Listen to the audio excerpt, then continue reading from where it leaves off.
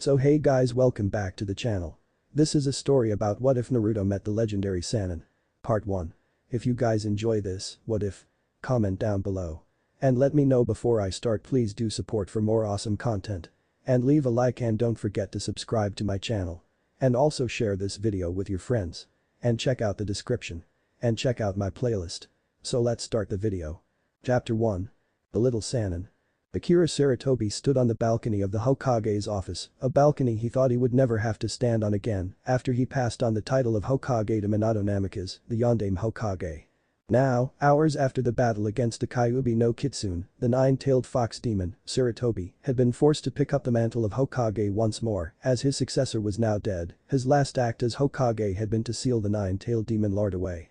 Sarutobi looked over his shoulder into his office where the baby that had been used for the sealing slept in its basket. "Oh Minato, why did you leave me with this? I'm too old for this." Standing before the desk of the Hokage was his former students, the legendary three, the Sannin. "We're sorry we're late, sensei," Jiraiya said sadly. His apprentice, the fourth Hokage, had died and he hadn't been here to help. The Toad Sannin was a wreck and only duty was keeping him there at this moment, his tears hidden from the world. "We came as fast as we could," Tsunade said. Her being here was something that had surprised Sarutobi. After the death of her brother Nawaki and her lover Dan, the third Hokage had thought she would never return to the Leaf Village again. Orochimaru said nothing, his serpentine eyes were looking at the baby in the cradle. "Minato used his own son," he finally said. "Yes," Sarutobi said as he sat behind the desk, his bones aching with the thoughts of what lay ahead of him now. Tsunade drifted to the cradle, a look in her eyes that her former sensei had never seen from her before. Naruto cried out and she reached in soothing him. "Shhh. All is well, little one," the slug Sannin said. "Where is your apprentice?" "Shizune?" the third asked. Tsunade looked up. "She went to the hospital to help out while we were here." Her eyes turned once more to the baby before her. She noticed the whisker marks and her hand moved aside the blanket. Jiraiya let out a whistle, startling her as he peered over her shoulder. "Minato did a hell of a job on that seal." "Yes. He used the Shikafujin," Sarutobi said, watching as the Sannin gathered around the baby. He watched them, he'd never seen them act like this before. "Yondaime used his life to power the seal," Orochimaru said, looking back at his former teacher. He curled an eyebrow. "What will this mean for the boy as he gets older?" Sarutobi was about to light his pipe, but a glare from Tsunade stopped him. He sighed and put it down. "Minato designed the seal to siphon off and cleanse the Kyuubi's chakra over time. By the time Naruto reaches his 18th birthday, the Kyuubi should be fully integrated and no more." Sarutobi watched as the blonde began to fuss and Tsunade picked him up and cradled him. She slowly rocked him and he calmed. He watched as Jiraiya looked at the boy. "And Kushina died in childbirth?" he asked finally. "Yes," Sarutobi said. "He has no relatives elsewhere?" Orochimaru asked, his eyes drawn to the babe in his teammate's arms. "No. Whirlpool had been destroyed. Kushina had no one left," Sarutobi said sadly. He watched as the three Sannin exchanged looks and wondered what that was about. "What has the council decided?" Orochimaru asked after several minutes of silence. Sarutobi sighed again, he was doing that a lot that night. "They are divided on the issue of Naruto." "Why?" Tsunade asked. "About what?" "Minato would want his son taken care of," Jiraiya said. "I'm surprised Rin and Kakashi aren't here demanding to take him in," the Toad Sage said. "They all caught the winds from their former sensei." "What?" Jiraiya asked. Rin and Kakashi had a long argument about the boy.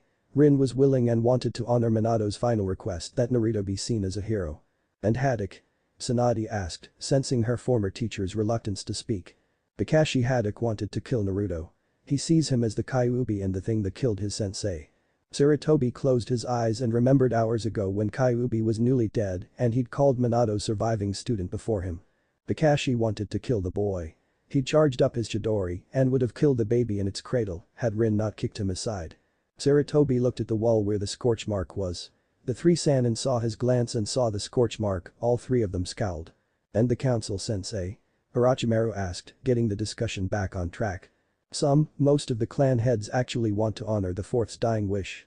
"As they should," Jiraiya said with a nod of his head. "Yes. But the civilian members and the head of the Uchiha clan side with them." Sarutobi didn't mention his former teammates were of the same mind, along with Danzo. Again the three Sannin scowled at the stupidity being shown. Tsunade was comforting Naruto. She got a bottle from the nearby supplies the Hokage had gathered and prepared it with one hand, the whole time humming a tune to Naruto who was in her arms. The two male Sannin shared a look before turning back to the Hokage. What will be done with the boy? Orochimaru asked. Sarutobi sighed. Since the first choice for his adoption won't or can't, I have little choice but to put Naruto in the orphanage under his mother's maiden name. Absolutely not. All three men turned to see Tsunade cradling the boy as he was eating from the bottle hungrily. That's just begging for some of those idiots to try and kill him. He needs to be protected. If Iwa learns that Minato had a son. You worry about outside threats, sensei, but you're blind to the knives in the leaf. Sarutobi always tried to see the best in his villagers, but in the past several hours he'd seen the worst, and he was disappointed. He never thought he would be, but the council and the actions of Kakashi here in this office. He'd heard the shouts from civilians on the streets when he'd retrieved Naruto from next to his father after the battle. It saddened him deeply. I'm not talking about not using his mother's name, sensei. Tsunade said. But. She looked at the babe in her arms, her eyes that held anger and hurt when she'd walked in here now held a tenderness that surprised her former sensei. I wish to adopt Naruto. She said finally. But Tsunade. Your travels. Sarutobi said. I will take him with me. A moving target is harder to focus on. But, alone. Sarutobi said. I'll have Shizune. Tsunade said. And me. Orochimaru said, surprising Sarutobi. And me as well. Jiraiya said. Sarutobi looked at his former student in surprise. Do you three know what you're doing? We'll learn as we go. Jiraiya said with his grin. Tsuhime here isn't going to give in, sensei. Besides, Orochimaru spoke up. With three Sannin raising him and protecting him, someone would have to have a death wish to try anything. Tsunade looked at the boy in her arms.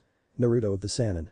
She said softly, and Sarutobi felt something run up his spine at that proclamation. He watched his students looking at the babe and he knew they had their mind set. Somehow during the time they entered the office, they already felt a bond to the child. Sarutobi wouldn't say it out loud, but he did as well. Minato's legacy. The Jinchuriki of the Kyuubi no Kitsune, the world's littlest Sannin. You indeed will be great, Naruto. Shizune was surprised when her friend and teacher showed up with the baby in her arms. She was shocked when Tsunade told her that they would be joined by Orochimaru and Jiraiya as well. I need you to gather things we'll need for Naruto here. Tsunade told her apprentice. The fools think he's Kyuubi and not a baby. How horrible. Shizune said. She looked at the baby and her eyes softened. He's beautiful. Tsunade smiled, her own gaze on the baby that was sleeping in her arms. You know, I was angry about being summoned back to Konoha, but the moment I laid eyes on Naruto here. Something in me switched. Her eyes looked up to meet the brown eyes of Shizune. I want him raised with love and care. Her eyes went to the sleeping blonde. Officially, Naruto has been adopted by all three Sannin. She said, sitting down and looking at the babe still. Naruto will have two fathers and one mother. She looked at Shizune. And an aunt. Shizune smiled and nodded. I'll get what we all need, where can I find you? Here. I don't want to risk him on the streets too much. Orochimaru was called to the council, his brother-in-law was killed in the assault. Oh no, not Tan-sama. Shizune said. Yes. Jiraiya will meet us at the gate. If I know the pervert, he's either at the memorial stone or visiting Minato's grave. Tsunade sighed. Until he becomes Chunin, Naruto-kun can't know about his mother or father. I'll tell him a bit about them when they're older, but I'll explain it for his protection that he doesn't know until he can defend himself. Chunin. Lady Tsunade, does that mean we'll be coming back to Konoha? Shizune asked. Sadly.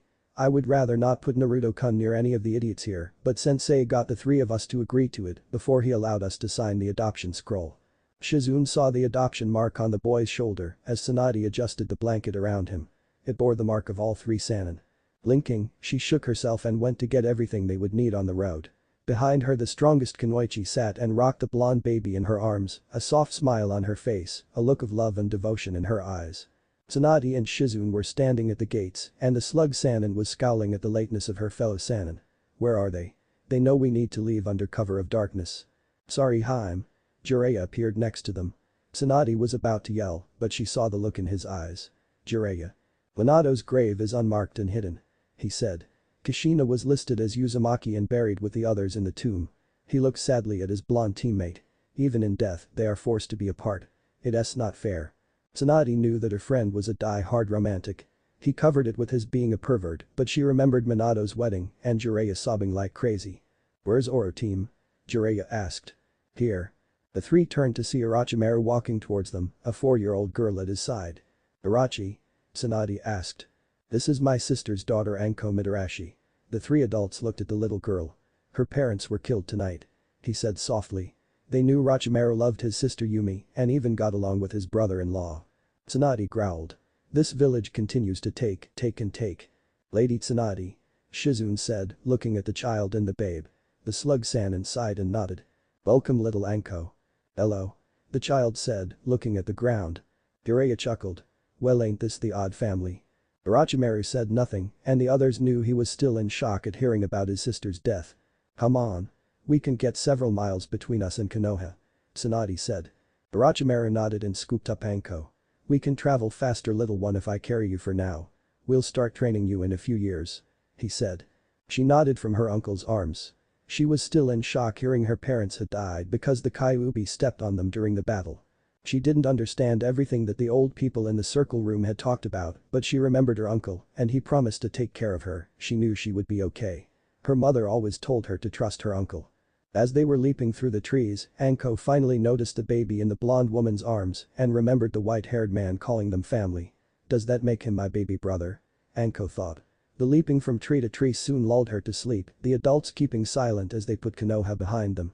From his balcony on the Hokage Tower, Akira Sarutobi felt the chakra signatures of his 3 most promising students moving further away. It would be many years before he saw any of them again or heard anything about the Sannin. Chapter 2. The Sannin, masters of the battlefield, legends amongst the ninja communities, powerful as Kages. Nothing they couldn't handle. Oh my god. Jiraiya said, staggering back from the table. Orochimaru was across the room as if he teleported, a sleeved arm covering his lower face. How could something so small make something so foul? The snake Sannin asked, his eyes watering. Tsunade, eyes crossed and nose scrunched, looked at Shizune. Well, what are you waiting for? Get the wet wipes and powder, stat. Shizune was frozen at the bottom of the stairs. She'd gone to get the bag from their room, the small roadside inn was empty save for them and the owner who was in the kitchen. It was simple. Naruto needed to be changed. What lay beneath the diaper had even the legendary 3 backing away in terror. Sweet Kami, what the hell did you feed him, Tsuhaime? Jiraiya asked, the smell was beginning to waver towards him and he was backing up. The toad sage would later swear it was a noxious cloud that Shizune would later make into a new assault. Tsunade seeing her apprentice frozen in place growled and grabbed the items from her and proceeded to change Naruto's diaper. Granted she swore the thing should be used to break an enemy siege, but she cleaned the boy up and after securing the new diaper, she kissed the gurgling baby's belly and got a laugh. Who's my little stink bomb? Yes you are. Yes you are. Jiraiya and Orochimaru watched their teammate talk to the baby and they shared a look. Tsunade's bravest of the brave for changing that. Weapon of mass destruction and insane for talking to a baby. Little Anko the following morning found out that standing in front of a baby boy while changing his diaper without covering his manliness ended up asking to be peed on. Her shriek of indignation woke up Orochimaru and Jiraiya who entered the room, Rasengan in Jiraiya's hand and Kusanagi in Orochimaru's. The male Sannin were blinking sleep from their eyes and looking for the threat. Tsunade was rolling on the floor laughing and little Anko standing there with tear running down her face, a total look of revulsion on her face that only someone who'd been violated like that can have. Shizune smiled and hid the camera away as she snuggled back under her blankets. Oh, little Naruto, you are going to have this family wrapped around your finger. And I'll have the blackmail. I mean a family album to prove it. The first 2 years seemed to pass quickly as Jiraiya and Orochimaru learned how to change diapers, feed Naruto with a bottle, and that he was a baby and couldn't mold chakra yet to begin the lessons both men thought he should learn. Little Anko meanwhile learned how to read and write and was starting to learn basic taijutsu from her uncle Irachi. Mama Tsunade made sure the children ate properly and that her male teammates weren't getting into too much trouble. Shizune filled albums with photo evidence of Naruto's first time crawling, which set the Sannin into a panic when the baby was seen crawling towards a stranger at an inn. Sadly a Tsunade packed punch, a hail of needles from Shizune, a low-level Rasengan, enema version, and Orochimaru's hidden shadow snake hand left the poor man a wreck, which Anko laughed at and asked that Uncle Irachi do it again. Naruto's first words were pervert, mama, shizy, oro team and Anko no. All were recorded by Shizune in the baby journal she'd bought for her little nephew that would be filled with all his first moments. Perver. Naruto mocked as he looked at Jiraiya, his chubby little finger pointing at the white-haired Sannin who looked shocked. As did the others, but Tsunade cheered and picked up the little blonde and kissed him for his first word. Tsuhaime. Don't encourage him. Jiraiya said as Naruto laughed and kept saying perver. When he got more motor functions he would add the T, but for a first word, Tsunade couldn't have been prouder. When he called Tsunade mama. Brought a tear to the blonde Sannin's eyes and she hugged her little one and kissed his face all over. Jiraiya, have you noticed the change in our home? Orochimaru asked as they watched the slug Sannin with the baby. Jiraiya nodded. Not something I thought I'd ever see from her again after Nawaki and Dan. The pair watched as Sanadi sang softly to their little one. Jiraiya looked at his friend. When did we get so soft? What do you mean we did? You've always been soft between the ears. Orochimaru said with a grin. Up yours Orochi team. Ueem. Naruto mocked and both looked over the fire in surprise to see Naruto pointing at Orochimaru with his little finger. Jiraiya laughed. That's right Naruto. Orochi team. Naruto would later name Shizune Shizi, despite the brunette's attempts to get him to change, he wouldn't. Enko no. Was mainly due to how often the Sannin would rush off to rescue the adventurous girl and their cries of Anko no. To the point baby Naruto took that to mean it was her name. Brat. Anko said, but the others saw that her little brother had her wrapped around his cherub finger despite their rough start of him peeing on her at the beginning. The Sannin and their family kept moving, never staying in one place more than a month at most.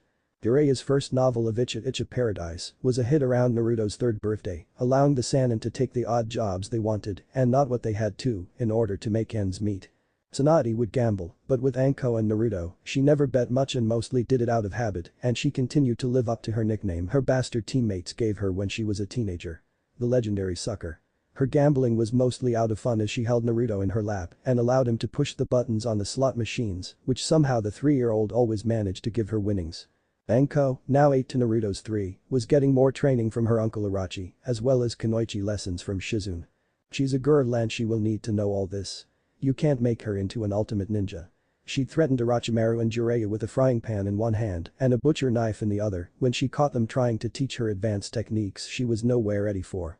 The first time she tried a fire-style attack Orochimaru had shown her, she passed out and the sight of a panicking Sannin in a small-town hospital would forever be etched in the minds of the doctors and nurses as Orochimaru hovered over his niece's bed, fear in his eyes as he prayed to Kami to bring her out of it alright. After Anko had awakened, Orochimaru concentrated on blunted shuriken and her taijutsu, swearing he would wait till she was 11 for academy age before he worked with the ninjutsus. Shizune approved of mild genjutsus, kawarimi and the bunshin that academy students learned. She also approved of the leaf balancing chakra exercise after getting a pair of brown eyes watering and a small girl pouting at her. Life with the Sannin was rather normal for a family on the move. They took some low-ranked jobs in towns they stayed in, then moved on. Things like that went on until Naruto's 5th birthday. Anko was 10 when the peaceful nomadic life of the Sannin would change. It was a cool October morning and 5-year-old Naruto was stretching outside the tent he shared with his Ka-san. Hiro-2-sen's not up yet. The 5-year-old noticed. Since his 4th birthday father Jiraiya had started him on simple exercises. They will help you later on Naruto. Your body needs to be in shape if you ever want to learn the skills your mother, Orochi team have. Sit-ups, push-ups, jogging and when the weather and location allowed, swimming. Aunt Shizi insisted I learn how to at least dog paddle. Naruto loved the water. His mom had a hard time getting him out of it once he got in. Parent. Naruto turned to see his sister coming out of her and their aunt's shared tent. Like him, she was dressed for their daily morning workout. No Ero pop? Anko asked, looking around. Naruto shook his head. Anko frowned and went to the tent where her uncle Orochi and Jiraiya stayed. She rapped on the tent pole. What is it? Orochimaru's voice came out. It's Anko. Is Ero pop in there? She asked. Orochimaru's head popped out the flap, he had half face of shaving cream, with his hair tied back in a top knot. No, he isn't. Orochimaru said, his gaze taking in the camp. Stepping out in his pants and a towel over his shoulder, he wiped his face. Naruto, go wake your mother. Anko, get Shizune up. The snake said. What's wrong uncle? Anko asked. Jiraiya may be a pervert and lazy at times, but he would never leave the camp, especially with the two of you expecting him. Orochimaru said, grabbing a shirt from his tent and grabbing his weapons pouch and sword. The Sannin never left the children unsupervised for training and they never left the camp unprotected like it was now. Orochi? Tsunade asked, coming out of her tent with her dressing gown as she tied the sash. The dove's missing. Orochimaru said. I'm going to look for him. I didn't want to leave the camp without someone here for the children. Tsunade nodded. If he's off peeping somewhere I am going to show him my newest detriment to perverts everywhere. Orochimaru nearly smiled. I would agree, but Jiraiya is never irresponsible when it comes to the children. If we were both out here he might be, but when he's supposed to be training them, he's actually a responsible adult. And when in Kami's name did that happen? The snake Sannin thought as he slipped from their simple camp by the river, his eyes looking for any sign of Jiraiya's passing or someone that didn't belong there. Orochimaru was 100 yards away from the camp when the net trap scooped him up. He felt weak and saw it was designed to sap chakra. Oh, no. Suheim. Protect. Darkness claimed him. Chapter 3. Sanadi glared at the path that had been left unguarded out of their campsite. She smiled proudly as she remembered the children setting the traps that even Jiraiya and his toads had been unable to find. My little Naru-chan is becoming a first-rate trap maker and he's not even 6. Sanadi thought proudly. And Anko is going to knock Konoha's socks off whenever we return. She saw Anko as a daughter and the young girl, while blood related to Orochimaru was loved by all three Sannin as much as Naruto. We never favor one over the other and they are protective of each other as siblings. She thought remembering the last trading town they'd been in and Anko had been bullied by some of the 16-year-old girls when she had entered a store looking for kunai and some chemical compounds to make her smoke bombs. Little Naruto had been at the door with Shizune and heard the girl mocking his Nissan. Flashback. What, you think you're going to be some kind of ninja? Don't you have to be part of a ninja village? One of the 17-year-old girls snarked. And look at those clothes. She dresses like a boy, but then, she is rather flat-chested. You leave my sister alone you trolls. Naruto roared. He knew Anko was self-conscious about her body. She's only 10, but being around Ka-san and Aunt Shizune. The little blonde thought as he tossed a tag he'd smuggled out Jiraiya 2 cents bag at the girls. One of them seeing the sizzling tag screamed and they scattered. Naruto smiled and looked at his sister who was glaring at him.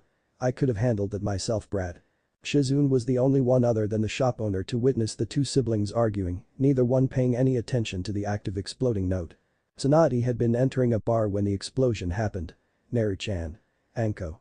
She was gone, the dust cloud was her only passing as she made it across town to see a surprised Shizune sitting on the ground holding a still squabbling pair of children. Her apprentice told her of what happened and Sanadi sighed before going to pay the store owner for damages. And flashback. Now she had the pair working on homework with Shizune while her eyes kept watch for her absent teammates. What is keeping them? She thought. I don't like this. We're too exposed. She muttered. Hey Orochi team, you got caught too.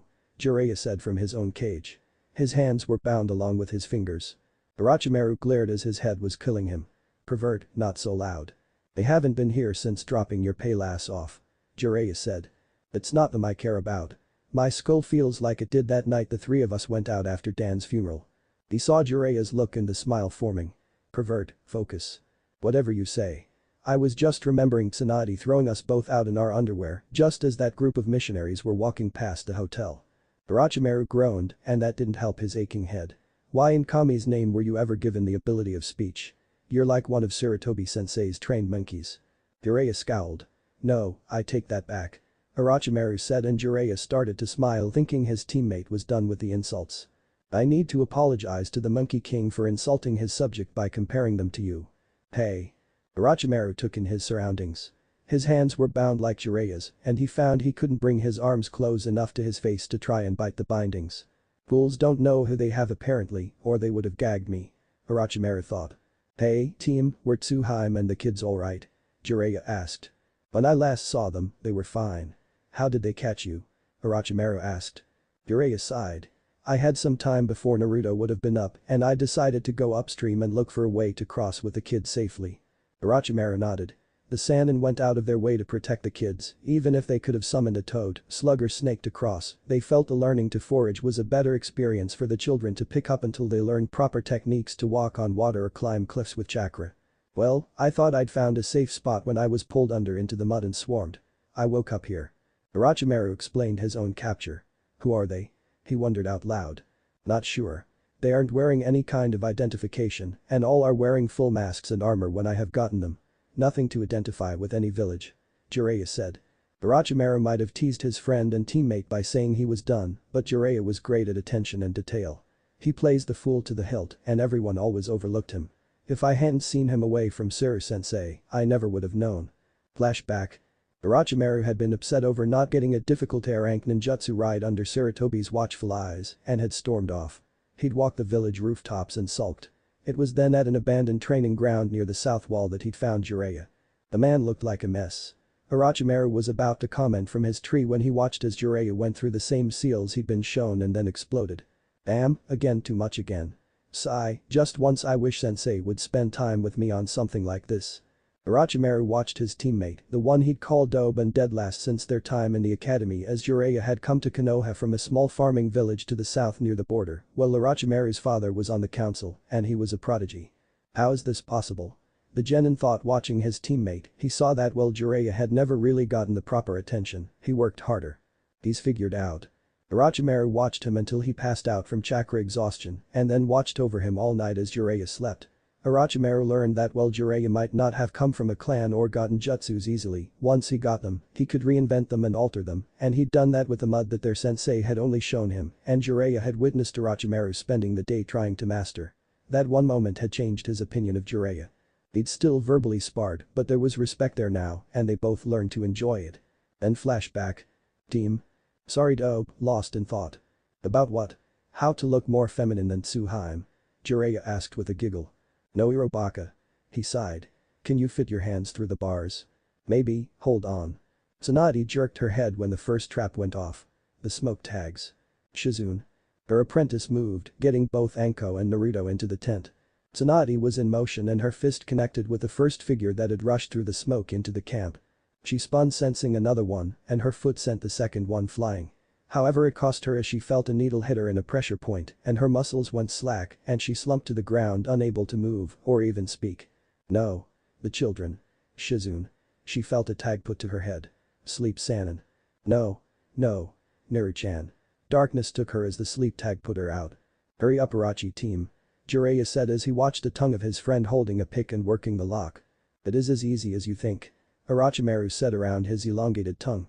He'd managed to get the pick he'd hidden in his belt itself and was now trying to pick Jiraiya's lock since he could get at the Toad Sannin's because it was a better angle than his own bound hands.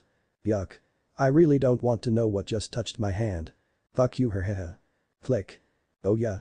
Jiraiya slid out of the cuffs and brought his hands up and worked the bindings around his hands and fingers. Orochimaru retracted his tongue and spit the pick into his lap.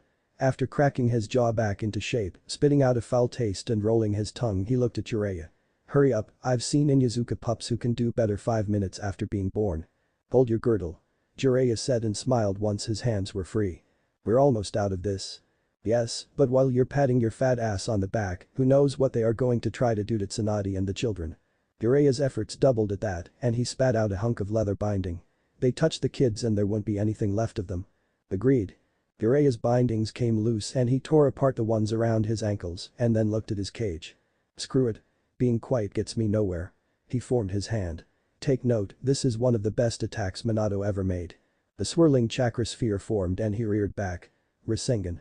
Sadly the cage never stood a chance as Jiraiya went straight through and hit Orochimaru's cage as well. The smoke cleared, but Jiraiya was already cutting the bindings. Once they were off, the two Sannin were on their feet. Pounding feet could be heard. We don't have time. Orochimaru put an arm out to stop him. My turn. The door opened and the black-covered ninja walked right into Orochimaru's attack. Acid cloud. He spat the noxious green cloud and as it hit and passed there wasn't anything but melting piles of bone. Why didn't you use that before? Jiraiya asked as they ran out into the obviously deserted camp. It's a wide-range attack. Orochimaru said, then smirked, of course if you want I can send you to the Shinigami early. Jiraiya snorted.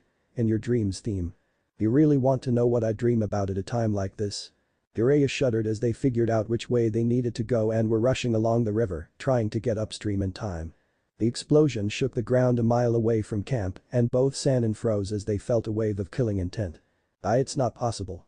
Orochimaru said as he stumbled, kept his footing, then returned to an outright run. The seal should be fine. It's Minato's best work, I should know. I taught him everything I knew and he surpassed me. Jiraiya said as they continued to run, trees and the river became a blur as the Sannin felt the oppressive killing intent coming from where they knew the camp was. Both had the same thought as they pushed their bodies harder. Please be okay. Please. Chapter 4. Kasan. Naruto watched as the strangers with black outfits and silver devil masks entered the camp and took out his Kasan. Naruto, Anko, stay here. Shizune ordered and they watched as she pulled her sleeve up revealing the launchers. Anko loved the weapon their aunt made. The figures turned towards them and advanced, still not making a sound. Stay back. Shizune warned. The attackers kept coming, one of them pulling a curved sword. Shizune wasted no time as she sent a hail of poison-covered needles flying at the attackers. The one with the weird sword swatted them aside. Shizune was right behind it and her scalpels tore into the person's armor before she flipped backwards to avoid the reverse swing of the curved sword. Anko and Naruto both stood back, the kunai in their hands. "We need to help." Little Naruto said, his blue eyes wide as they went to the still form of their mother. Anko slapped a hand on his shoulder. Aunt Shizune said, "We need to stay here." Blue eyes looked up at her in disbelief. Both children heard Shizune scream and watched her fall. "Aunt Shizy!" Naruto yelled, and again Anko's hand kept him in place. "Don't," she said, her hand tightening on the kunai in her other hand. The strange nun approached again. Naruto felt fear, not for himself, but for his mother and aunt. Anko snarled and lunged as the masked nin got within range. A black gloved hand caught her wrist and she dangled in the air, her legs flailing about as she tried to hit the man that hurt her adopted mother and aunt. "Let me go. Let me go so I can kill you." She struggled to break free, managing to pull herself up and sink her teeth into the gloved hand that held her. "Ah!" The man snarled and backhanded her hard, sending her several feet away where she lay not moving. "Ni-san!" Naruto screamed. He rushed to his sister's side and saw her unresponsive. He cried as he heard the man chuckle. "No Kyuubi, has being a human weakened you so?" The voice was deep inhuman sounding.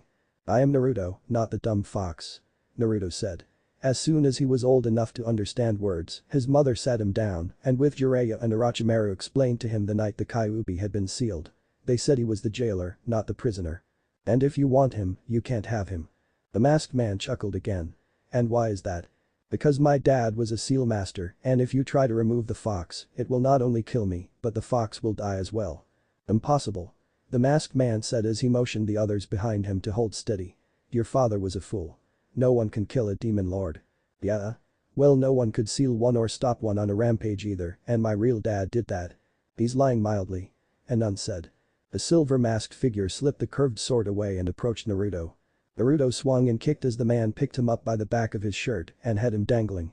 The man reached out and Naruto smacked the hand away, he got slapped hard. "Don't make this boy more difficult." He ripped Naruto's shirt. Naruto watched as the man's hand was engulfed in red chakra and placed it over his belly. The seal appeared. Crude. Naruto used a word he heard his mother say once. "Fuck you team." The masked man laughed. "Millard, we lost contact with the base." A nun reported. It seems the Sannin live up to their reputation," the masked man said. Naruto, while the man was distracted, pulled out his kunai and rammed it into the man's wrist. Naruto fell to the ground as the strange man clutched his wounded arm to him. "Kill the women, bag the boy," he said, stepping back. "Kill." Naruto felt a white-hot rage overcome him at the thought of his mother, sister and aunt being hurt. One of the ninja wearing his katana at his side reached for him and in an explosion of power Naruto was in motion, red chakra engulfing him as he snatched the sword and in a single motion, cut the ninja in half. "What?" the man said watching as one of his men fell to the boy. "Kyuubi?"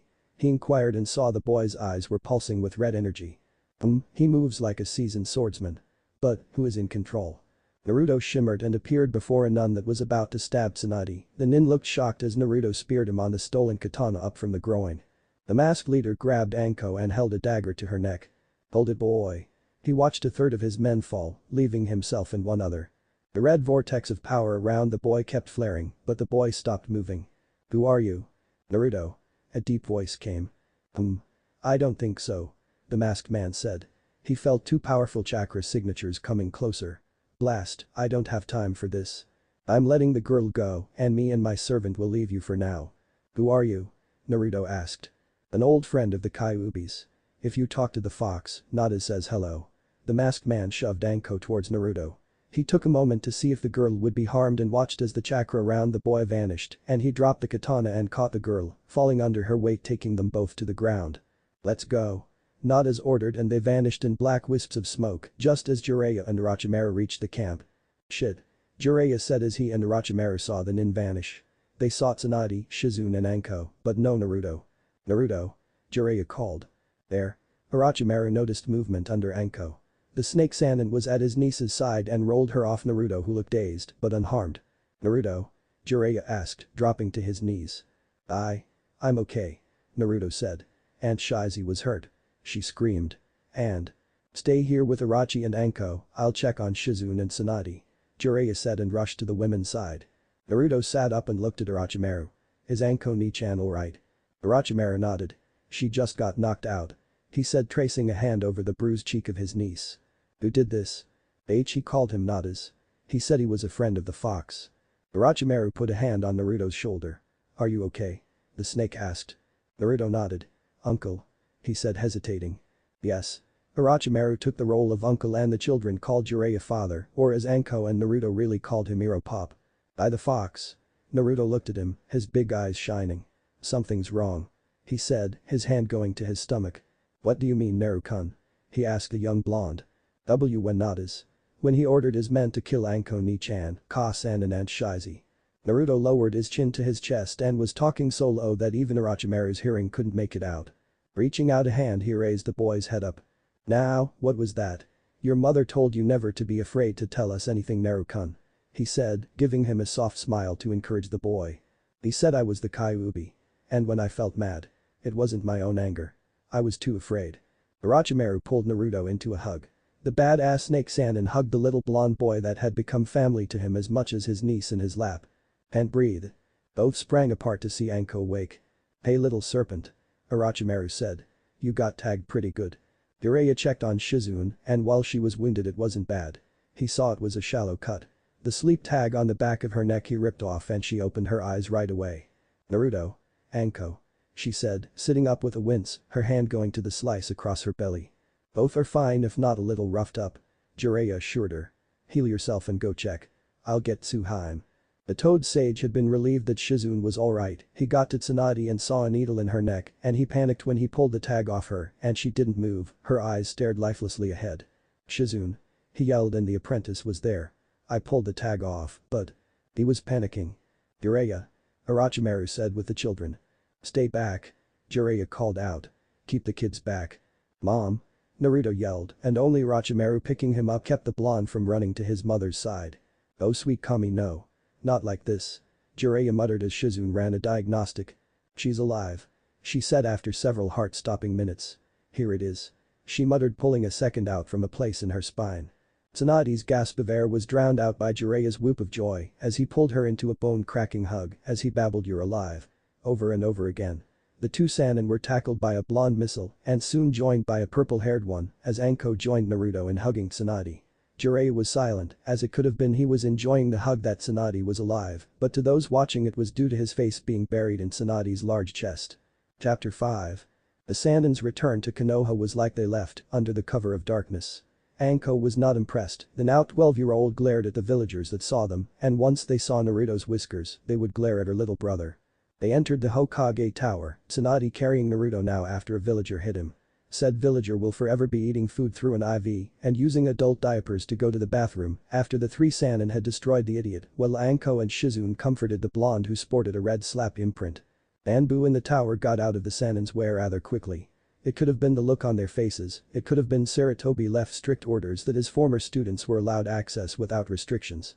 We'll go with the option of the amount of killing intent emitting from Tsunade as she stormed up the stairs, the blonde in her arms with the others a step behind her. You can't. Is as far as the secretary got in trying to stop the Sannin from entering the office before Tsunade's kick totally disintegrated the door and she continued on without slowing. Akira Sarutobi sighed looking from the ruined door pieces on his desk to the door as Tsunade strode in. Hello Tsunade. And Naruto, you've grown since I've last seen you. Tsunade's growl caused him to pause. I don't think we're going to be staying here sensei. Sarutobi blinked. What? Why? Orochimaru entered with Anko. Simply because several villagers tried to harm Naru-kun the moment we entered, mistaking him for the Kyuubi. Sarutobi looked at the two children in panic and saw Anko glaring at him while she rubbed a hand up and down her brother's back. You told them? Of course we told them. Tsunade said as she continued to hold Naruto. I will not lie to my son. Keeping him ignorant of what he holds would have been foolish.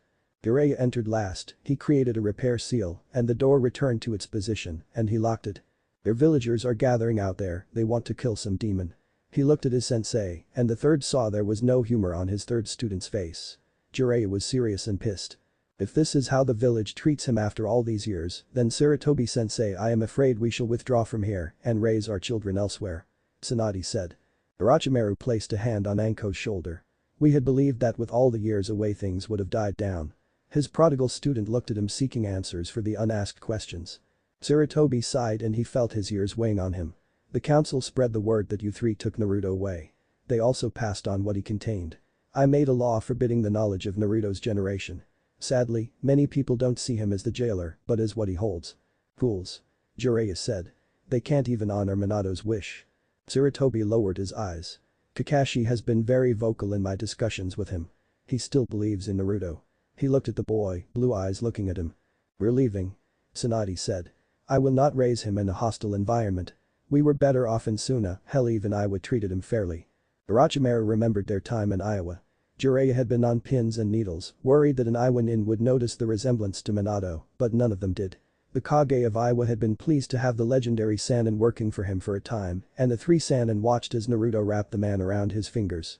When they left, Naruto had been offered a place in the academy, and the Kage had left a scroll of low-level jutsus for him to learn. Anko too had made friends in their time there, and the Sannin had nearly accepted settling there. Suna had been an adventure. Jiraiya found the Kazekage's son's seal on their second day there when the boy had tried to kill them. After the fixing of the seal, and the boy Gaara had been allowed to sleep, he and Naruto had become best friends and for 2 months had been inseparable. Naruto had sent letters back and forth with the Kazekage's youngest since they'd left. You don't mean that? Sarutobi said, panic setting in with the thought of the Sannin joining another village. No. Sannin said and Sarutobi relaxed. She shot Orochimaru a look and the dark-haired Sannin nodded. In our travels we've rescued many nin and civilians. We set up a hidden village and we talked about if things didn't work out here, we'd head there. Sarutobi looked panicked now. What do you mean, you've helped make a hidden village? None of our reports have even hinted at one. The three Sannin exchanged a look. It wouldn't be hidden if everyone knew about it. We have let the Court of Lords know. Jiraiya said from near the door. Sarutobi was shocked. Our children will not be raised surrounded by hatred. Sannin said her eyes were drifting towards Naruto and Anko. It was apparent the moment we walked in the gate, Naruto will never be accepted here. Sarutobi was going to respond when the door opened. Jiraiya moved further into the room as 3 members of the council backed by Rudanbu entered the room. Good, you brought it. The first member of the council spoke. Hand the demon over and we shall dispose of it. Sannin put Naruto down next to Anko. You lose your mind with your arm Danzo? She asked. Sannin, you will learn your place. The council has ordered the death of the Kyuubi to protect Konoha. The fools. Jiraiya butted in. You see the contents of a bowl and not the ramen inside. Sannin, stand down and allow the demon to be taken. Orochimaru drew a grass cutter and stepped in front of the children. I don't think so. Naruto is family and I will kill the man or woman who touches him. And I'll kill the second. Jiraiya said, a Rasengan in each hand, his eyes showing a seriousness they only saw on the face of the third Hokage. And I'll crush the council with my bare hands. Sannin said, cracking her knuckles. It was then that Sarutobi realized someone was missing. Shizune. He thought. Said Kunoichi appeared behind Danzo, the chakra scalpel in her hand pressed to his neck. But know this Councilman Danzo, it won't matter who starts it, you'll die first if you think I'll let you anywhere near that precious little boy who calls me his aunt. The room was tense, Sarutobi was trying to figure out how to salvage this and keep the Sannin loyal to Konoha and Naruto out of the council's control. There was no way he could see that wouldn't end in disaster. Fools, doing this they will ensure the Sannin turn on Konoha. Fill me girl and there will be no place in the world for you to hide. Danzo said, but he wisely didn't move. The Rudanbu with them tensed, their precious leader was in danger and they knew they couldn't get to her before she slit his throat. That and the 3 Sannin in the room would tear them apart like tissue paper. Sarutobi, have your student stand down this instant. Homura said, looking at the Hokage. Orochimaru snorted. The council members have gotten very bold ordering the Hokage about. He looked at his sensei. They forget who is the power in Konoha, they are there to make your job easier, not to rule. Sarutobi sighed. He'd allowed things to go on like this for too long, and now the council had consolidated power enough to rival his in control of the city. Uncle. Naruto said. Sannin looked at the blonde boy and smiled. Yes Naruto. Are these men like those that we met before? Orochimaru paused. Yes and no. Yes they are fools, no they aren't a threat. He finally said, his eyes turned towards the councilman and Rudanbu. And if they try to harm you, remember what we taught you and Anko. Naruto nodded and the council members watched as the boy and the teenage girl pulled out a pair of kunai. Remember, they come at you, kill. Orochimaru said. Sannin tensed. Now, how is this going to play out? Amura and Kaharu exchanged looks. It was Danzo that made the day worse. Kill them. Kill them all. He ordered his Anbu, snapping his head back and into Shizune's forcing her to release her hold. He slipped from the room. Rudanbu to me. Kill the demon child. Kill the Sannin. Sarutobi cursed while tossing aside his robes and hat. This just isn't my day. He thought as he went to battle. Chapter 6. Sarutobi's palm strike connected and he wished that the day wouldn't have been like this. He made a decision and he would live with it for the rest of his life. The rude Anbu collapsed as the professor entered the battle on the side of his students. When one got close to the children, the third Hokage's killing intent stopped the battle cold as his kick sent the idiot out the window. Anbu? He roared and a dozen Anbu appeared. Seize all root members, arrest Councilman Danzo, along with Hamura and Kaharu here. I want all members of the council in the chamber in half an hour, those that resist will be considered brought up on treason and executed. Sarutobi looked at his three students, his eyes softened seeing Tsunade on her knees in front of Naruto, checking for any wounds, finding none, she pulled him into a bone-crushing hug. "Ha-san. Air." The blonde said as Anko next to him was chuckling until Orochimaru did the exact same thing. "I'm too old for this." Anko roared, but Sarutobi noted that she wasn't putting up a struggle. His gaze went to Jiraiya who looked at Tsunade and Orochimaru who nodded and he turned his attention back to the floor where Hamura was under his foot. "They check the children and will do anything to protect them first and foremost. Now you old fossil, you threatened our children. You and the old farts like you have a grudge against a child that has never done you wrong. His father sealed the 9 tails into him to save this village, but I can tell you right now Minato would regret his sacrifice seeing how you bastards act." Both Sarutobi and the downed council members' eyes widened as Jiraiya spoke openly about the 9 tall and the boy's parentage. Sarutobi looked to see the boy's reaction, but saw none. They've told him. They told him what happened that night, who his parents were, but… Hiroto-san, what did Uncle Orochi tell you about playing with stupid people? Naruto asked from Tsunade's arms. He calls them mom, dad and uncle. Sarutobi thought about watching things unfold. Jiraiya smiles at the boy. Not to play around with people dumber than myself as they might get lucky. Orochimaru snorted, "Dope, there aren't people dumber than you." "Up yours Orochi team." Jiraiya said putting more pressure on the elder's chest. "I'm trying to think of one reason not to take a Rasengan to you and put you in your place 6 feet under." Sarutobi coughed. All 3 Sannin looked at him. "I would prefer that you don't kill them unnecessarily. I need to find out how far this power play goes." Jiraiya snorted. "The damn council." Tsunade stood, the blonde boy in her arms. "We're leaving. Shizune." "I'm okay Lady Tsunade, I'm sorry Danzo got away." Tsunade waved it off. "He's a cockroach, the man can be at ground zero of the Kyuubi rampage and only get a scratch. It's not your fault." Orochimaru looked at Sarutobi. "We shall be leaving Konoha and from this day forth we shall not be allied with it." Sarutobi watched as all 3 Sannin removed their Leaf 8 and placed them on the desk. Shizune never had been a ninja of Konoha and she followed the Sannin from the office. Sarutobi winced. He'd read the doctored reports that Danzo and his root had made. They claimed that they'd found experiments in Orochimaru's labs under the Sannin's home. Sarutobi had laughed and told them that the Sannin hadn't been in Konoha for some time. He then had a Biki search and mysteriously several wealthy people fled Konoha. The Yakushi clan being amongst them. Sarutobi should never have allowed the council to gain the amount of power he had and now if he ever wanted the Sannin to return, he would have to clean it all up. Everything over the last several years. "I hate this job." Sarutobi as he watched the legendary 3 walk from his office, their strange tight-knit little family with them, they never looked back. Tsunade held Naruto as they passed the market town, never once slowing down. She was pissed beyond reason that the old bastards would try that. "Ka-san." Naruto said softly, drawing her gaze enough to know that she was listening.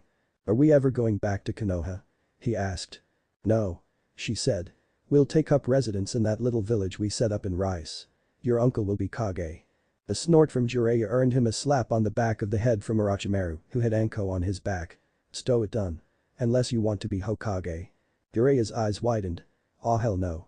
I hate the sheer thought of all that paperwork." Shizune was quiet. "But, what will we call the village?" "A hidden sound." Orochimaru said. "We found several nomadic ninja and samurai, along with villagers who want something better." Naruto looked at Orochimaru who continued as they raced further away from Konoha. "Many people do not like many of the rules and laws that the ruling families in many villages passed to support themselves. We set up this new village so that no law favors anyone. The Hokage of the Sound will be the one and only law. There will be no council. Ninja will be trained, no favoritism like there has been in Konoha and several of the other villages we passed through over the years." Naruto was thinking, it was Anko who spoke. "Who's going to teach?" she asked. "While Tsunade and Shizune set up the hospital and I run the Kage's office, Iro Baka will be helping with the academy." Both children smiled at the look on Jiraiya's face. "Me? I can't teach. Only until we have a more stable ninja force." Tsunade said. Many of the ninja we've talked to that are missing nin are those that were betrayed and fled or were disillusioned with the system. I'm sure that we'll find a suitable teacher amongst them." Jiraiya snorted. "Or freaks. What's he mean by that, Kasan?" Naruto asked. Tsunade sighed. "He means people that are as strange as him." Naruto's eyes got wide. "Is that possible?" That brought a laugh to the group as they continued to flee. They passed through the Valley of the End and out of Fire Country, not to be seen there for many years to come. Konoha. "No trace of them is Lord Hokage." Inu masked Anbu reported. "What happened?" Sarutobi sighed. "Danzo and his conspirators made a power play and it backfired. The Sannin have abandoned Konoha, with the daimyo's permission." He sighed. "They, along with Naruto, have left our country and are going to make a new hidden village." The Anbu's body language screamed disbelief. Danzo and his root tried to kill the adopted son of the Sannin. They took it like any parent would. Inu sighed. "We've captured 47 members of Root. However, Danzo has yet to be found along with 4 members of his inner circle." Sarutobi cursed under his breath. "Put the word out. Danzo and his Root are to be captured or killed on sight. Anything else?" "We lost sight of Ninrin and Yuzuka." The masked ninja said, his words hesitant as if it hurt to say them. "Where?" "Near the border. The Chunins that saw her were knocked out, no injuries like every other encounter." Inu said. The Hokage sighed. "Dismissed. This is not good. Danzo's out there with 4 of his best operatives. We've lost 3 Kage-level warriors due to the stupidity of the council, and Minato's 3rd student still hasn't been brought in." He pulled out his pipe and puffed on it. "I am not looking forward to the council of Kages in 3 weeks. Unknown mountain range. Report." A deep voice reported. Nadis stepped from the shadows and went to his knees. "I was unable to retrieve Kyuubi, my master. It is bound to the mortal child by some seal on his belly." The figure made of shadow and smoke snarled. "Then bring me the child. The barrier must fall. I am doing what I can, master, but I lost him after my encounter. It's like the boy knows how to mask his signature." "Then find the other 8. I will send my emissary when you have the other 8. "Should I confront the Kyuubi container again, master?" Nadis asked. "No. Leave it free for now. Allow it to grow in power, it will make taking over this realm so much more sweet." "What of the elder gods?" Nadis asked. "They know nothing for now. We must be careful. The last thing we need is for one of them to become involved." The shadow form shifted. "For now, leave the Kyuubi child free. When the time comes we shall take him and crush him." "By your command." Nadis sat on his knees, his head down. "I will send you soul collectors, you will use them to harvest the other 8. Do not fail me in this, Nadis." "I won't fail you." The shadow figure vanished and Nadis was alone. "I will do as you command, master, and Naruto Uzumaki, when the time comes I shall relish tearing the Kyuubi from you and seeing your eyes as life leaves your pathetic shell." Chapter 7. Naruto's 13th birthday was a sight to behold. All of Odo had been invited to the top rookie's birthday bonanza. Tokage Orochimaru smiled at his nephew as village-wide games were taking place, from simple events that civilians could partake in to challenges that even tested the greatest jonin amongst them. The Togakur had grown over the last several years. The village was hidden underground beneath a small farming village that was nestled in a valley that was very difficult to get to unless you knew the safe paths. Anko was thriving in Odo as well. She made jonin right before her 18th birthday and told the family in no uncertain terms she was going to be Naruto's jonin instructor and she'd hamstring any other candidates. Over the past couple years since leaving Konoha for the 2nd time, there had been several attempts on Naruto's life by mercenaries hired by Danzo secretly, and the Sannin felt it was allowed by the council of Konoha behind their former teacher's back, so they blamed the village hidden in the leaves even more. Jiraiya's first year as a teacher had gone surprisingly smooth after Tsunade had to beat him for hitting on the older students.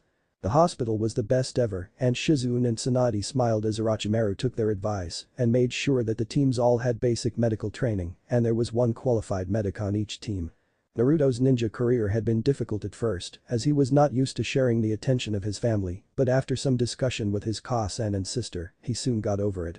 Meaning they caught him pouting and put him to the grindstone of Tsunade's training course that left Jiraiya a gelatin pool on the floor and a spar with Anko, which, while Naruto had done well, showed that his sister was mighty unstable. Unstable was Naruto's way of saying his sister was slightly insane. And who would blame her? It happened on Anko's 15th birthday. Flashback. "Come on." Naruto shouted to his sister as they raced around the forest around Odo's farmlands. The pair had snuck out and were playing a game of tag.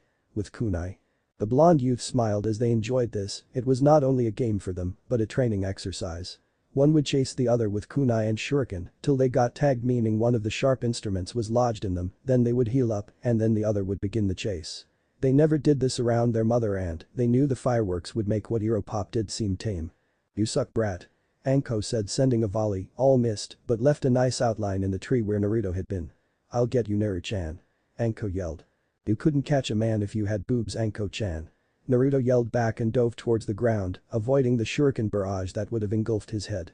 He laughed and looked over his shoulder to find his sister when he slammed into something, or more to the point someone. He looked up. Hello. The silver-haired man, who we'll call Elder Yakushi, reached down and grabbed a handful of Naruto's shirt and hoisted him into the air. "Well, look we have here. We escaped Konoha for our medical experiments and we still managed to run into the damn demon brat." "Auto," a boy of Anko's age said, adjusting his glasses. "Shouldn't we let him go?" "Let him go? Kabuto, you are as weak-willed as your mother was," the man said. "We kill him and present him to the mysterious Otokage and we'll ensure our place in the Sound Village." "Let my brother go," Anko yelled, descending from above. Her kick connected with the man's head, sending him flying, and he dropped Naruto. "Anko? Run. Get Uncle and Pop," Naruto said as he tackled another elder. Anko was caught from behind. The boy Kabuto kicked one. "Let them go. She's wearing a sound headband."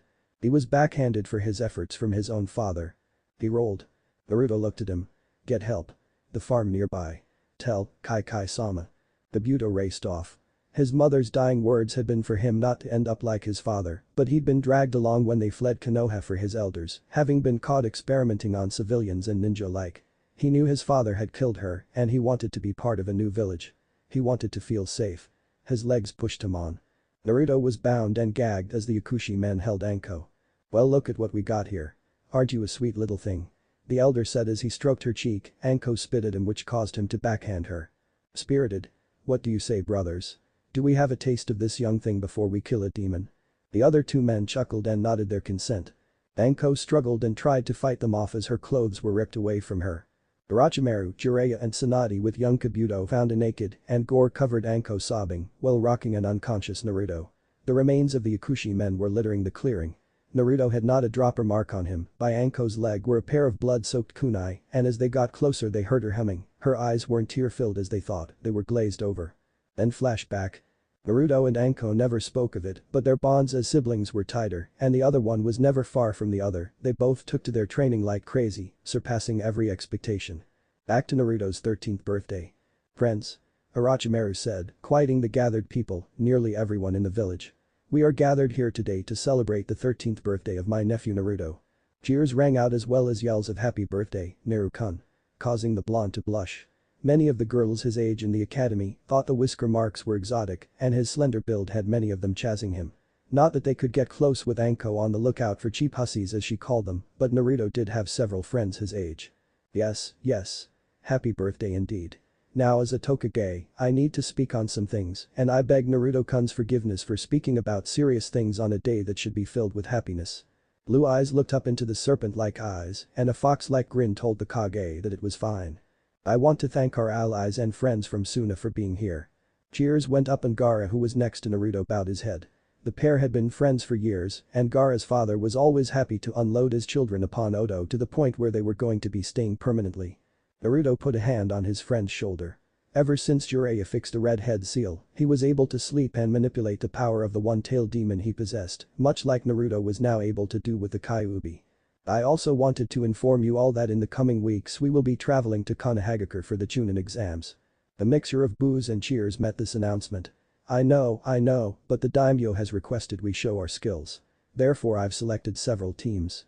He put a hand on his nephew's shoulder. "I am sure you all know that while in Konoha, I want the guards on their top form.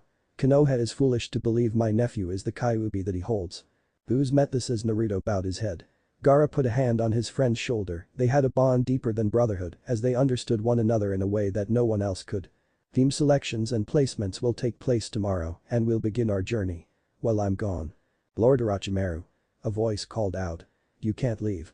Orochimaru smiled as several others protested, putting himself in danger. "I thank you all for the concern, but I cannot allow our genin nor my family to return to a place that means them harm without being able to protect them. While I am gone I will leave Zabuza in command." The former swordsman of the mist had been found in Wave near death after a confrontation with Konoha ninja. His ward, Haku, had been near death as well and it had taken a lot of Tsunade's skill to pull them both through. After saving their lives, the two joined up with the Sannin and Odo. Zabuza swore a blood oath to protect the Sannin and their family and do as they commanded to his dying breath. Haku, they found out, had been a year older than Naruto, posing as a boy and a hunter nin from Mist. Naruto looked around and found the pair, both nearby and protective even here in the hidden sound. Now, enough talk about serious matters. I do believe there is cake in presence. Orochimaru said with a smile as 6 ninjas came out carrying a cake that was huge, and even then they were struggling with the multi-layered cake. Happy birthday Naru. Orochimaru said, kneeling before his adopted nephew and hugging him. Thank you uncle. Naruto said, not embarrassed like most kids his age would be at the affection shown before others. He loved it when his family hugged him, it made him feel safe, secure and loved. Your mother, the Baka and I have a special gift for you. Orochimaru said as the other two approached. You didn't have to. Naruto began, but Tsunade placed a finger to his lips. You always say that brat. We wish we could have given you so much more over the years. You gave me everything I'd ever need Ka-san. Naruto said and was pulled into his mother's ample chest as she hugged him tightly. Baki's the luckiest man on earth. Jiraiya muttered. Orochimaru snorted and agreed. He is a heartbreaker. The snake agreed. Both men chuckled and remembered the Kunoichi battle royal they'd spied several days back that involved several women of various ages. Anko had been there trying to beat it into their heads to stay away from her brother. Sadly arrayed against her were Tamari, formerly of Suna, who had liked the blonde since she first saw him during their original travels. Haku, who had taken a liking to the blonde who had checked on her during her time in the hospital after she'd been rescued, and he'd brought her flowers, food, and would talk with her about her dreams of being a medic nin. Then there was Kin, a girl in Naruto's class, and Taiya, who was Anko's age and one of Orochimaru's personal guards in the Sound 5. Jiraiya had watched a brawl from start to finish and told his teammates about how violent and possessive they all were. Anko had returned home an hour later limping and cursing about red-headed whores who bite and stupid sand bitches that weren't good enough for her brother. She had ignored the adults who laughed as they saw her backside look like a pincushion, and they knew Haku and Kin were the cause as some of them had bells and some were covered with a thin frost.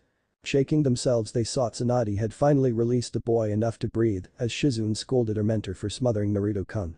As we were saying Naru. Orochimaru said, looking the boy in the eye, we have a gift for you from the three of us. It's very special, and with the danger of the coming exams, we each would feel better knowing you have this. He snapped his fingers, and Kabuto appeared with a scroll on a velvet pillow. The last Yakushi was loyal to Orochimaru and his family for taking him in after the fall of his last family. Naruto liked him, but didn't think he was worth his sister's attention, which resulted in several pranks that, while funny, had him dodging his sister's kunai collection, which now had climbed into 4 digits. Where the hell does she keep them? Many wondered, but Anko never told that her Iropop had placed seals on her wrists where she stored them, and they would return to with but a thought. Happy birthday Naruto-kun. Kabuto said with a smile. Thanks Kabuto. And stay away from my sister. He added, causing the adults to smile and the silver-haired medic to blush. Anko bopped her brother on the back of his head. Stay out of it brat. She muttered. Orochimaru knew this could dissolve into a very messy and bloody game again, so he pulled the attention back. The three of us have gotten you a very special contract, Naru-kun. Orochimaru said to the blonde, getting his attention. As you know, your mother, the Baka and I each hold a summoning contract. Your mother with the slugs, the pervert with the toads and I with the snakes, which your sister has signed as well. Naruto looked at his sister and smiled. He knew she had wanted to do that since they were little, and she'd gotten to ride on Manda, who had dropped his guise of wanting offerings when the two children had found a very sensitive spot that no matter what he did, he could never itch even when he shed, and they had scratched it, making the giant serpent purr and stunned the 3 Sannin at seeing the snake melt under their little hands. This is your personal contract with Naruto. No one has signed it. It was made by the great sage Sanzo. Naruto looked up at this. He remembered the blonde monk who had passed through Odo with his 3 very strange friends. Naruto had liked Son Goku, Naruto's outfit was based off his. After studying your seal, he made you a contract with the foxes, not the kitsune like the, but with the foxes which are different. Orochimaru said, seeing the boy's eyes widen at first. So, you won't summon them. The foxes are like the toads and other summons you've met. Tsunade put a comforting hand on her adopted son's shoulder. Sanzo was very careful after he saw your nightmare. Naruto looked down. A nightmare demon had slipped into Odo and had latched onto the blonde, feasting on him for days. Sanzo and his companions had arrived, and after dispelling the demon they had set up wards around the village and had stayed for a month after. Naruto was ashamed of his nightmares in which the Kyuubi had either broke free, killing everyone he loved or cared about, or the worst one was Naruto had been possessed by the Kyuubi and had done the killing, raping and pillaging himself. It had prompted the secondary seal from Jiraiya to ensure him a peaceful night after that, as Naruto had taken to becoming an insomniac, fearing that if he slept the Kyuubi would take over. It had been heartbreaking for the three, and they assured him it couldn't happen. Thank you uncle. Ka-san. Pervert. He said, hugging each. Jiraiya made his protest of being called a simple pervert, but a head bop from Tsunade shut him up quickly. You remember the hand seals? Tsunade asked her son, who nodded.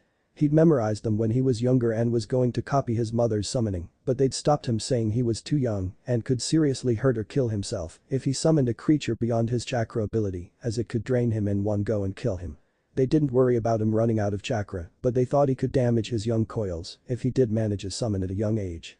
Then let's go. The three Sannin led Naruto through the crowd, and once they were above and outside the farming village, with the rest of the guests following, they nodded. The three and Anko went through the signs, and 4 puffs were made. Pitsaya the slug, Gamabunta the toad, Manda the snake along with his mate Kota. Naruto looked at them and gulped, his hands were in motion, and he finished it. He slammed his palm to the ground, summoning jutsu. A huge puff of smoke appeared just as big as the others. Naruto gulped as behind him the citizens and ninja of Itagakure were stunned. Chapter 8. The smoke cleared, and standing there with the other 3 boss summons was a beautiful female fox. The reddish-brown fur, white marks and black paws. Beautiful. Naruto breathed. The summon looked down, and everyone would swear it smiled. Why thank you. The giant fox said. Naruto blushed. I am Naruto Uzumaki. My first summoner. Hello young master. She said. Gamabunta snorted. Jiraiya spoke up. Hey, Bunta, why don't you show me the respect she just showed Bagaki? Snort, because you're a pervert. Gamabunta said to his summoner while Manda and Kitsuyu chuckled. Can I ask your name? Naruto asked the giant fox. Izumi. You may call me Izumi. The giant fox said, looking down fondly. I know uncle, the pervert and Ka-san have had to take tests to earn their contracts. Naruto began. Your test was taken the day you were born, Naruto. You hold the Kyuubi, a demon fox, at bay. Your strength has been proven. When Monk Sanzo contacted the spirit realm and asked for us to be your summon, me and all my children agreed. You've proved to us the kindness of your heart, the strength of your will. You are the fox summoner. Izumi said, crouching down low so her face was close to Naruto. The teenager surprised everyone when he stepped forward and hugged the giant fox's muzzle. Thank you, Izumi-sama. I will do my best to use you and your children with the honor that you deserve. Demon foxes like the Kyuubi were different from summon foxes. Odo saw that right away as Naruto and his summon bonded. Tsunade stood back with tears in her eyes. A handkerchief appeared and she saw Jiraiya with a smile. Argaki, something special. The toad sage said with a soft grin as he watched as the fox stood with Naruto on her head. The fox bounded off. Naruto's shout of joy was heard by all. Yeah, he is. Tsunade said, taking the piece of cloth and wiping her eyes. Orochimaru stood by them. We've each helped raise him. And when he's older. He looked at his fellow Sannin. I want him to be the next Otokage. The three watched as Naruto spent time bonding with his summon, their own standing by watching as well. Orochi. Tsunade said.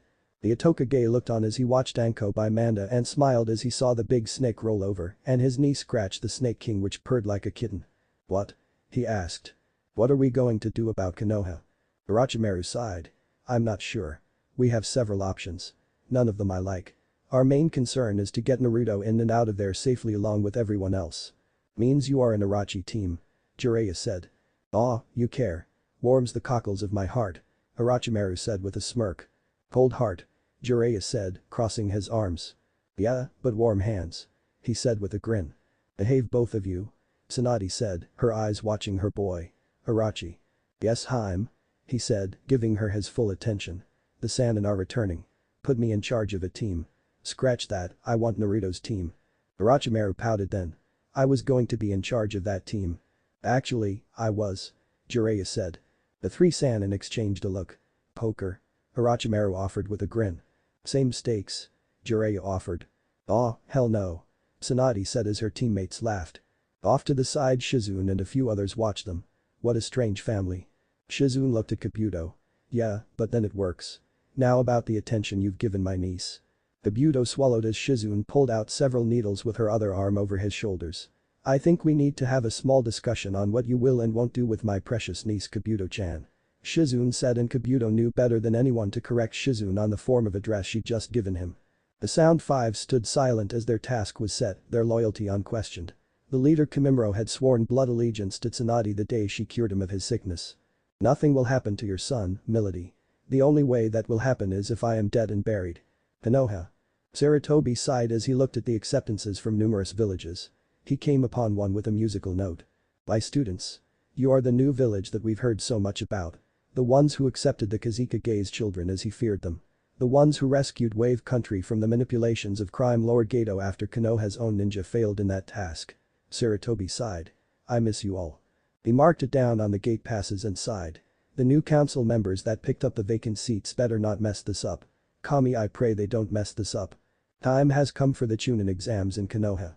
The Odonin were walking in their squads. Naruto under his mother's watchful eye was teamed with Gaara and Kin. The three had worked hard over the last few weeks becoming a solid team, each covering the other's weaknesses. Temari, Haku and Ryu, another of Naruto's classmates, formed a team under Anko's command. His sister had demanded the two girls say so I can keep a better eye on them and them away from my little brother. That was before she heard Kin had been placed on Naruto's and Gaara's team, causing her to swear.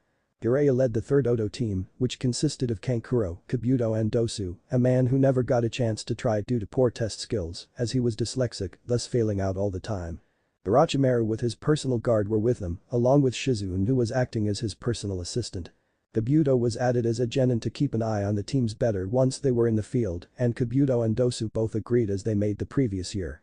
Temari had waited as she had wanted to team with Naruto, and Haku's medical training with Tsunade and Shizune had kept her from trying the year before as well. It doesn't seem fair, does it mean Orochi team? Jiraiya said, walking next to his teammate. What doesn't? Orochimaru asked from beneath his straw hat. That we're only entering one true genin team, a second partial genin team and a third team to protect them all. Do you trust Konoha to not try something? The Itokage asked. Jiraiya sighed. No, you're right. I doubt Sensei cleaned them all out. The last assassin led right back to the Konoha council. Both men were not pleased with the assassination attempts on the blonde they considered their son/nephew. I still liked Tsuhaim's answer for dealing with them. Orochimaru said as they continued to walk, the gates of Konoha came into sight. Jiraiya winced. Popping their head like a grape and mailing the remains to Konoha with postage due as kinda. What am I saying, that is just like her. Both men smirked then looked over their shoulders to see their teammate listening to the blonde boy next to her who was talking a mile a minute. I hear I was been sniffing around. Jiraiya said. Orochimaru nodded. I warned them off. I also got a warning about a mutual annoyance called Nadis that was seen in Kiri not too long ago.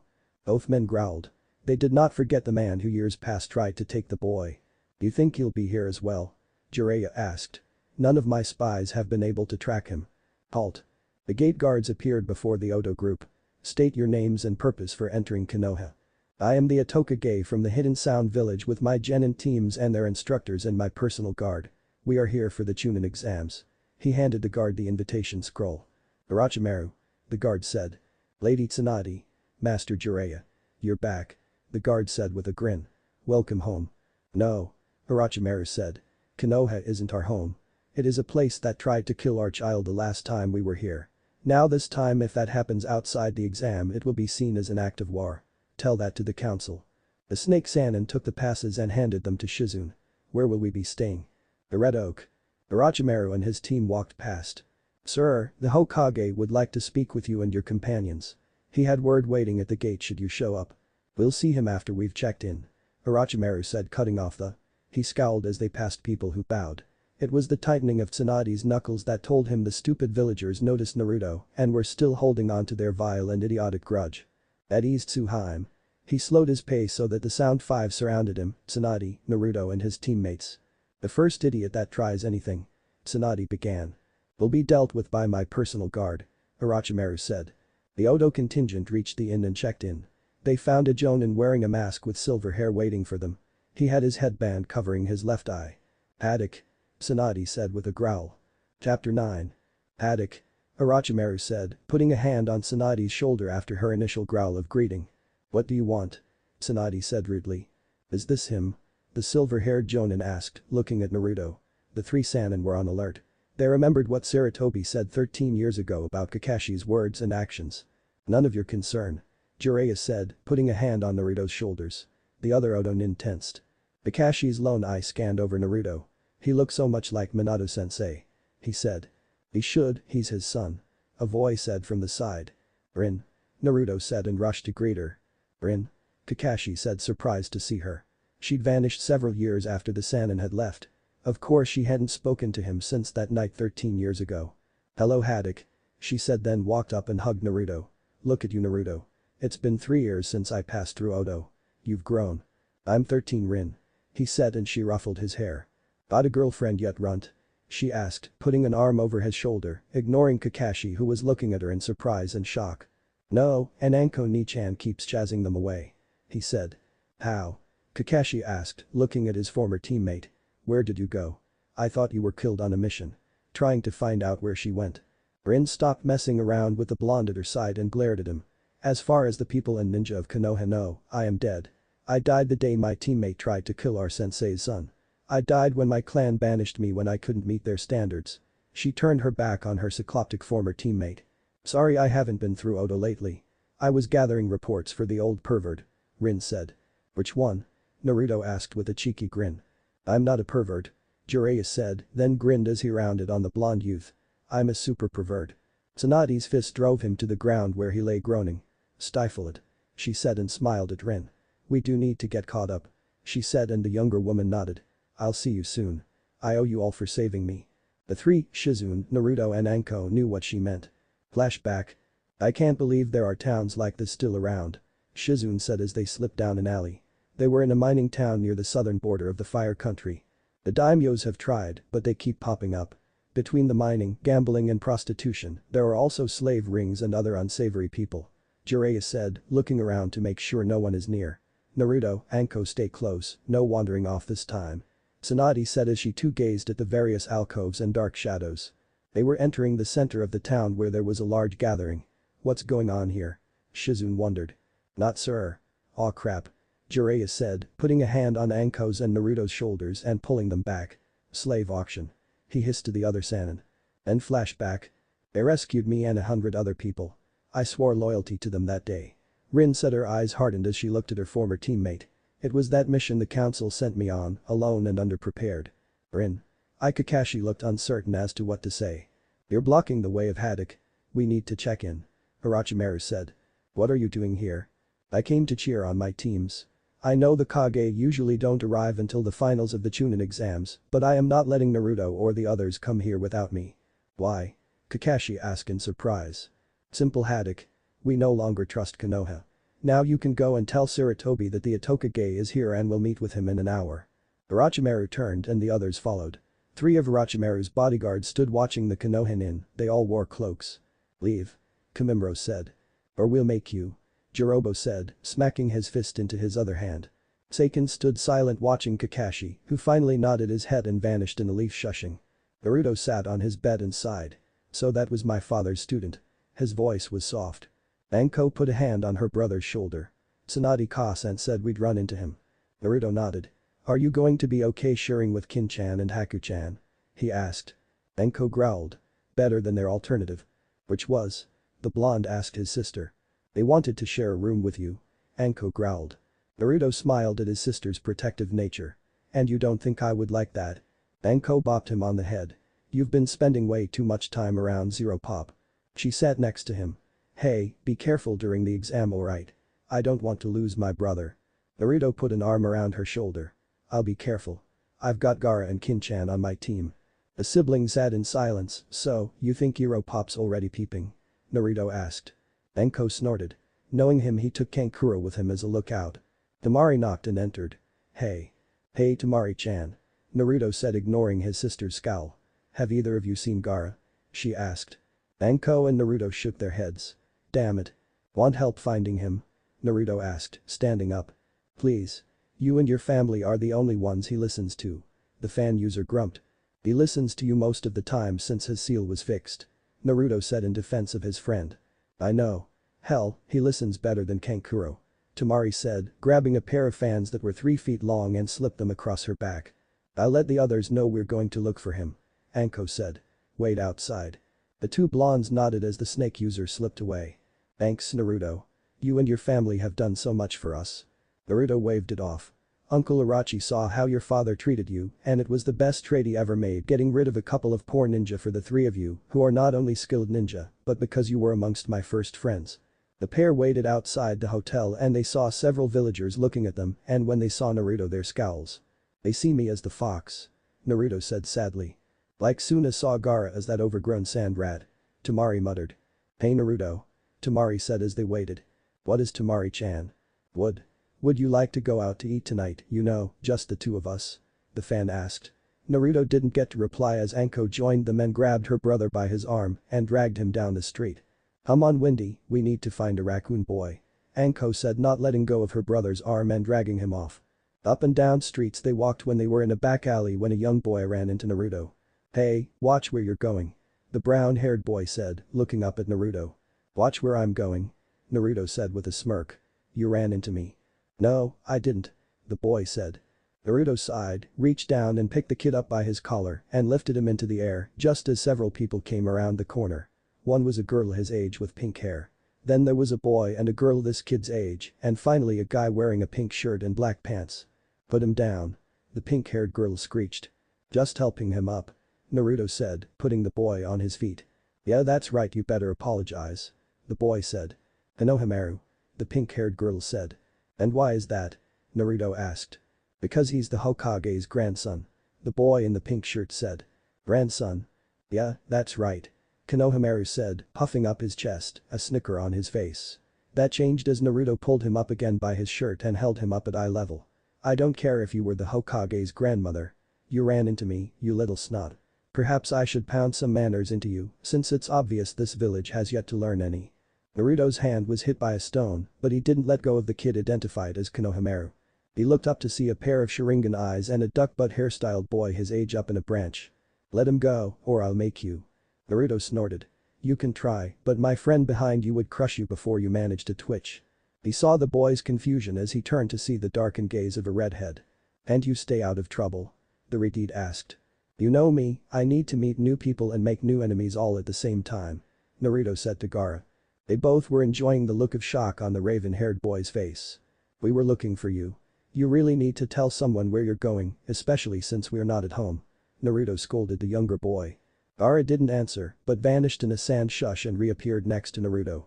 Naruto looked at the boy and rapped him on the forehead. "Don't be so rude next time, Squirt," Naruto said and put him back on his feet. Then with Gaara, Temari and Anko turned to go.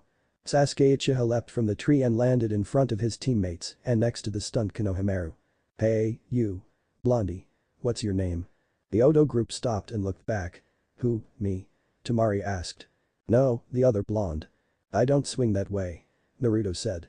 "Besides, it's bad manners to demand things without first introducing yourself." "Don't care," Naruto said, cutting him off. "We have more important things to do than play with a bunch of rude Konoha genin and children." Naruto was turning when he saw his way blocked by Kakashi Haddock.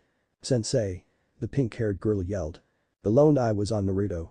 "Be rude to yourself, Naruto," Kakashi said. Anko hissed. "I really don't think you have room to talk to Cyclops. And I know for a fact that his mother wants you nowhere near him." Kakashi ignored her and took a step towards Naruto. "I wish to speak with you." Chapter 10. The Odo contingent formed ranks around Naruto while Anko pulled out a pair of wicked-looking knives. "Leave," she said. Kakashi looked at her, then at the knives, then over her head. "I want to speak with Naruto," he said. "Not happening," Anko said. Naruto heard from his mother and Rin about how Haddock thought he should be killed hours after his father sealed the Kyuubi inside him. "I don't have anything to say to you, Jonin Haddock," Naruto said. He flared his chakra. It was a signal he and his family developed when he and Anko were young and they were faced with a threat beyond their skills. Naruto knew Anko was skilled, but Haddock had the Sharingan from his dead teammate and they were in Konoha. Naruto flared his chakra in the set pattern and saw Kakashi's eye focus on him. "Calm down, I don't mean you any harm," he said. "Sorry, don't believe you. You were willing to kill me a few hours after I was born. And the last time I was in Konoha I was threatened with death again," Naruto said. Gaara next to him looked at the Cyclops and he popped the cork on his gourd. "My friend has asked you to leave," he said low. Temari had pulled the fans from her back but had yet to open them. Behind them they could hear the genin they'd met moving closer. Temari turned. "Stay back, this doesn't concern you," she warned. "That is our sensei. You fight him, you fight us," Sasuke said and Temari saw his eyes. "Crap. We have another Sharingan behind us, the one with the duck-ass style hairdo." Gaara turned his body so he could see both the Jonin before them and the genin coming closer. Stay back. He said. Kakashi-sensei, are you okay? The pink-haired girl asked. Everything is fine, Sakura. Kakashi said as he took another step forward. Stay back Haddock, you've been warned. Anko said. He ignored her and continued to approach. He was nearly upon them when Komimura appeared. You were asked to stay away from them, Naruto especially Haddock. The leader of the Sound Five intoned. Kakashi was about to speak when Sasuke leapt towards the Oto Genin. Sasuke no. Too late, the last loyal Uchiha was caught in a fist made of sand. Gaara had turned to face the Genin once Komimura had arrived. Konoha Anbu appeared seconds later. Let him go. A hawk mask Anbu ordered. No. Gaara said. He attacked the heir of the Otokage, and the Jonin there was told to stay away and ignored it. Komimura looked at the Konoha Anbu. So this is the famed Anbu Millard we were talking about. I am not impressed. Kakashi looked at the group. The captain stood down. This is all a misunderstanding. They have the Uchiha. The hawk said. Sasuke got too eager and attacked in a situation that he shouldn't have become involved in. I'm sure our Oto allies will release him. He said looking at the red-headed boy. Naruto put a hand on Gaara's shoulder. Toss him. And that's what Gaara did. Sasuke landed several feet away, he rolled to a stop at Sakura's feet, who yelled about the treatment of her Sasuke-kun, and the Oto Nin were lucky that he allowed them to catch him. We're heading back to our hotel now. Anko said. I'm afraid you and the demon will be detained. The hawk said. On what grounds? Anko asked. Attacking a Konoha ninja and disturbing the peace. Naruto snorted. If I was to disturb the peace, you would know it. Naraniasan, stow it. Anko hissed. I'm sorry you think this concerns any of you. But we are the ones being harassed. Be that as it may, the demon child is coming with us. Hawk said. I don't think so. The Anbu turned and froze seeing Orochimaru and Tsunade standing there with the Hokage. Orochimaru looked at his former teacher. Nothing changes. He hasn't been here and yet they hate him. He looked at Tsunade who walked past the Anbu and stopped looking at her son. You just can't avoid getting in trouble. She said ruffling his hair. Not my fault Kasan. Haddock is persistent in talking with me and won't take no for an answer. Tsunade glared at Konoha Jonin. I told you to stay away from him, Haddock. He shrugged and looked at the boy. Kakashi, report to my office. Sarutobi ordered. Anbu, stand down. Now. He roared the last part when it looked like they were going to refuse. Orochimaru, Tsunade. I am sorry about this. We will remain for the exams, old man. Tsunade said. But I am going to make one thing perfectly clear, an attack on Naruto will result in war. And trust me when I say he's made several allies for Oto. Orochimaru nodded. Suna, Iwa, Kiri all have allied with Oto. Komimura. Tsunade said, getting Oto Nin's attention. Thank you for being prompt in responding. He bowed his head. No need to thank Lady Tsunade. He then looked at Naruto and bowed to him. None shall harm him. Sarutobi looked at the Oto contingent. Suna, Oto, Kiri, Iwa. This has the potential to be a disaster, and the council demanding that Orochimaru turn Naruto over to Konoha isn't helping matters. The morning of the Chunin exam came around and Kakashi Haddock had been chased off the hotel property several times. He refused to state what he wanted, but he wanted to speak with Naruto alone. Like that's going to happen. Anko said. The only other commotion had been Anko finding Kin and Haku snuggled up that morning with Naruto. She had ignored Gaara and his teddy bear glaring at her for yelling, and she managed to avoid the shower of needles from the two girls before she got hold of them by their ears and dragged them out the whole time lecturing stay away from my brother. Naruto was nervous as they approached the academy, his mother was behind his team with Komimura, both refused to allow the teams to wander alone after the incident several days back. Tsunade's rant about the stupid council was heard when a messenger had shown up with a scroll demanding to hand over Naruto. Sadly Naruto heard the messenger was going to be on a liquid diet for the coming month and might be able to sit down within 2 months. Relax brat. Tsunade saw his nervous energy. Konoha never changes its exam. The first part will be psychological, the second will be survival, and the third round is a single elimination tournament. Sounds stupid. Naruto muttered. Are you thinking of waiting another 6 months and taking the exam in Iowa? Tsunade asked and Naruto could hear the hope in his mother's voice. Nope. Already put it off so Gaara and I could team with Kin-chan. Said girl blushed at her teammate's statement. You got your pipes? Tsunade asked. Yes mom. Don't take that tone with me, young man. You have your survival gear sealed in your scrolls. She asked the 3 genin as they walked. Ahead of them was Anko's team and behind them was Jiraiya's. Yes. The 3 said. Gaara. You have your instrument? Tsunade asked. Yes, Lady Tsunade. He said and she saw the scroll on his hip. Kin. I have my flute and the medical packs you prepared for us back at Atagakur Lady Tsunade. she said. You'd think you were taking this test Suhaim. Jiraiya said, coming closer. I'm worried. She admitted. With a scroll from the council and Haddock's insistence at speaking with Naruto. It will be fine. Jiraiya said. Hey brat. What Pop? Naruto asked. Don't call me that. Jiraiya said and sighed. You have it right. Yeah. Naruto said. Good. Be careful there. The Toad Sage said. He fell back to be near his team. Kabuto. He spoke slowly. Watch over them. I know Anko's got her team doing it as well. But with the Council of Fools making demands. Do you think they'll try something during the second part of the exam? The Glasses teen asked. Yes. Also, keep your eyes out for Kakashi Haddock. He's been stalking Naruto since we got here. His team has the Uchiha. Orders? Jiraiya handed the scroll to Kabuto. Either seal the Sharingan or eliminate him. As you and the Otokage command Lord Jiraiya. Kabuto said, pushing his glasses up. Kuro and Dosu nodded, understanding their orders as well. You're not fooling anyone. Drop the Jinjutsu and get out of the way. They heard entering the building. Naruto shook his head. What a dumbass. What do you say? The pink-haired girl turned around. I said your boyfriend is a dumbass. The Jinjutsu was set up to get rid of weaker teams. Sasuke turned to see the teenagers they saw a couple days ago. Fight me? He demanded. Naruto and his team ignored him and walked past. Sasuke, pissed at being ignored, reached out to grab Naruto when another hand grabbed his wrist and squeezed hard. You shall not touch Naruto-sama. A teen said. He was wearing white clothes and a black trench coat. He had a red headband keeping his spiky brown hair out of his eyes. Ryu, don't waste your time on the Konoha trash. Tamari said. Save it for the second part of the exam. Ryu let Sasuke go with a snap, staggering the Uchiha back. The Konoha genin glared as the Odo teams moved up the stairs. Sasuke-kun? Sakura asked while their teammates stood there in shock. Above a pair of eyes with bushy eyebrows looked at the Uchiha and made a decision. Naruto looked around the room. There are a lot of teams here. No one I know. He thought. He frowned seeing 3 figures. Shadow Society. He thought seeing the black and blue masked figure next to the orange and black figure with a third figure sporting a skull mask. Naruto. Gin was next to him. What's wrong? Scorpion and Sub-Zero are here. He gestured. Who's Skull Bearer? She asked. Not sure. But things got more dangerous. Naruto said. Pass the word. Avoid them at all costs. Gin nodded while Naruto watched the trio. It's been a couple of years. He thought. Chapter 11. Flashback. Naruto and Anko were at a nearby fishing village, having slipped away from their family who were busy getting a Togaker set up and running. The 2 children had even managed to slip away from their guards. The simple reason was they were tired of being watched. Ever since the episode with Kabuto's family they had been heavily watched. Are you sure we're fine here? Anko asked. She was still rather subdued and quieter since that day.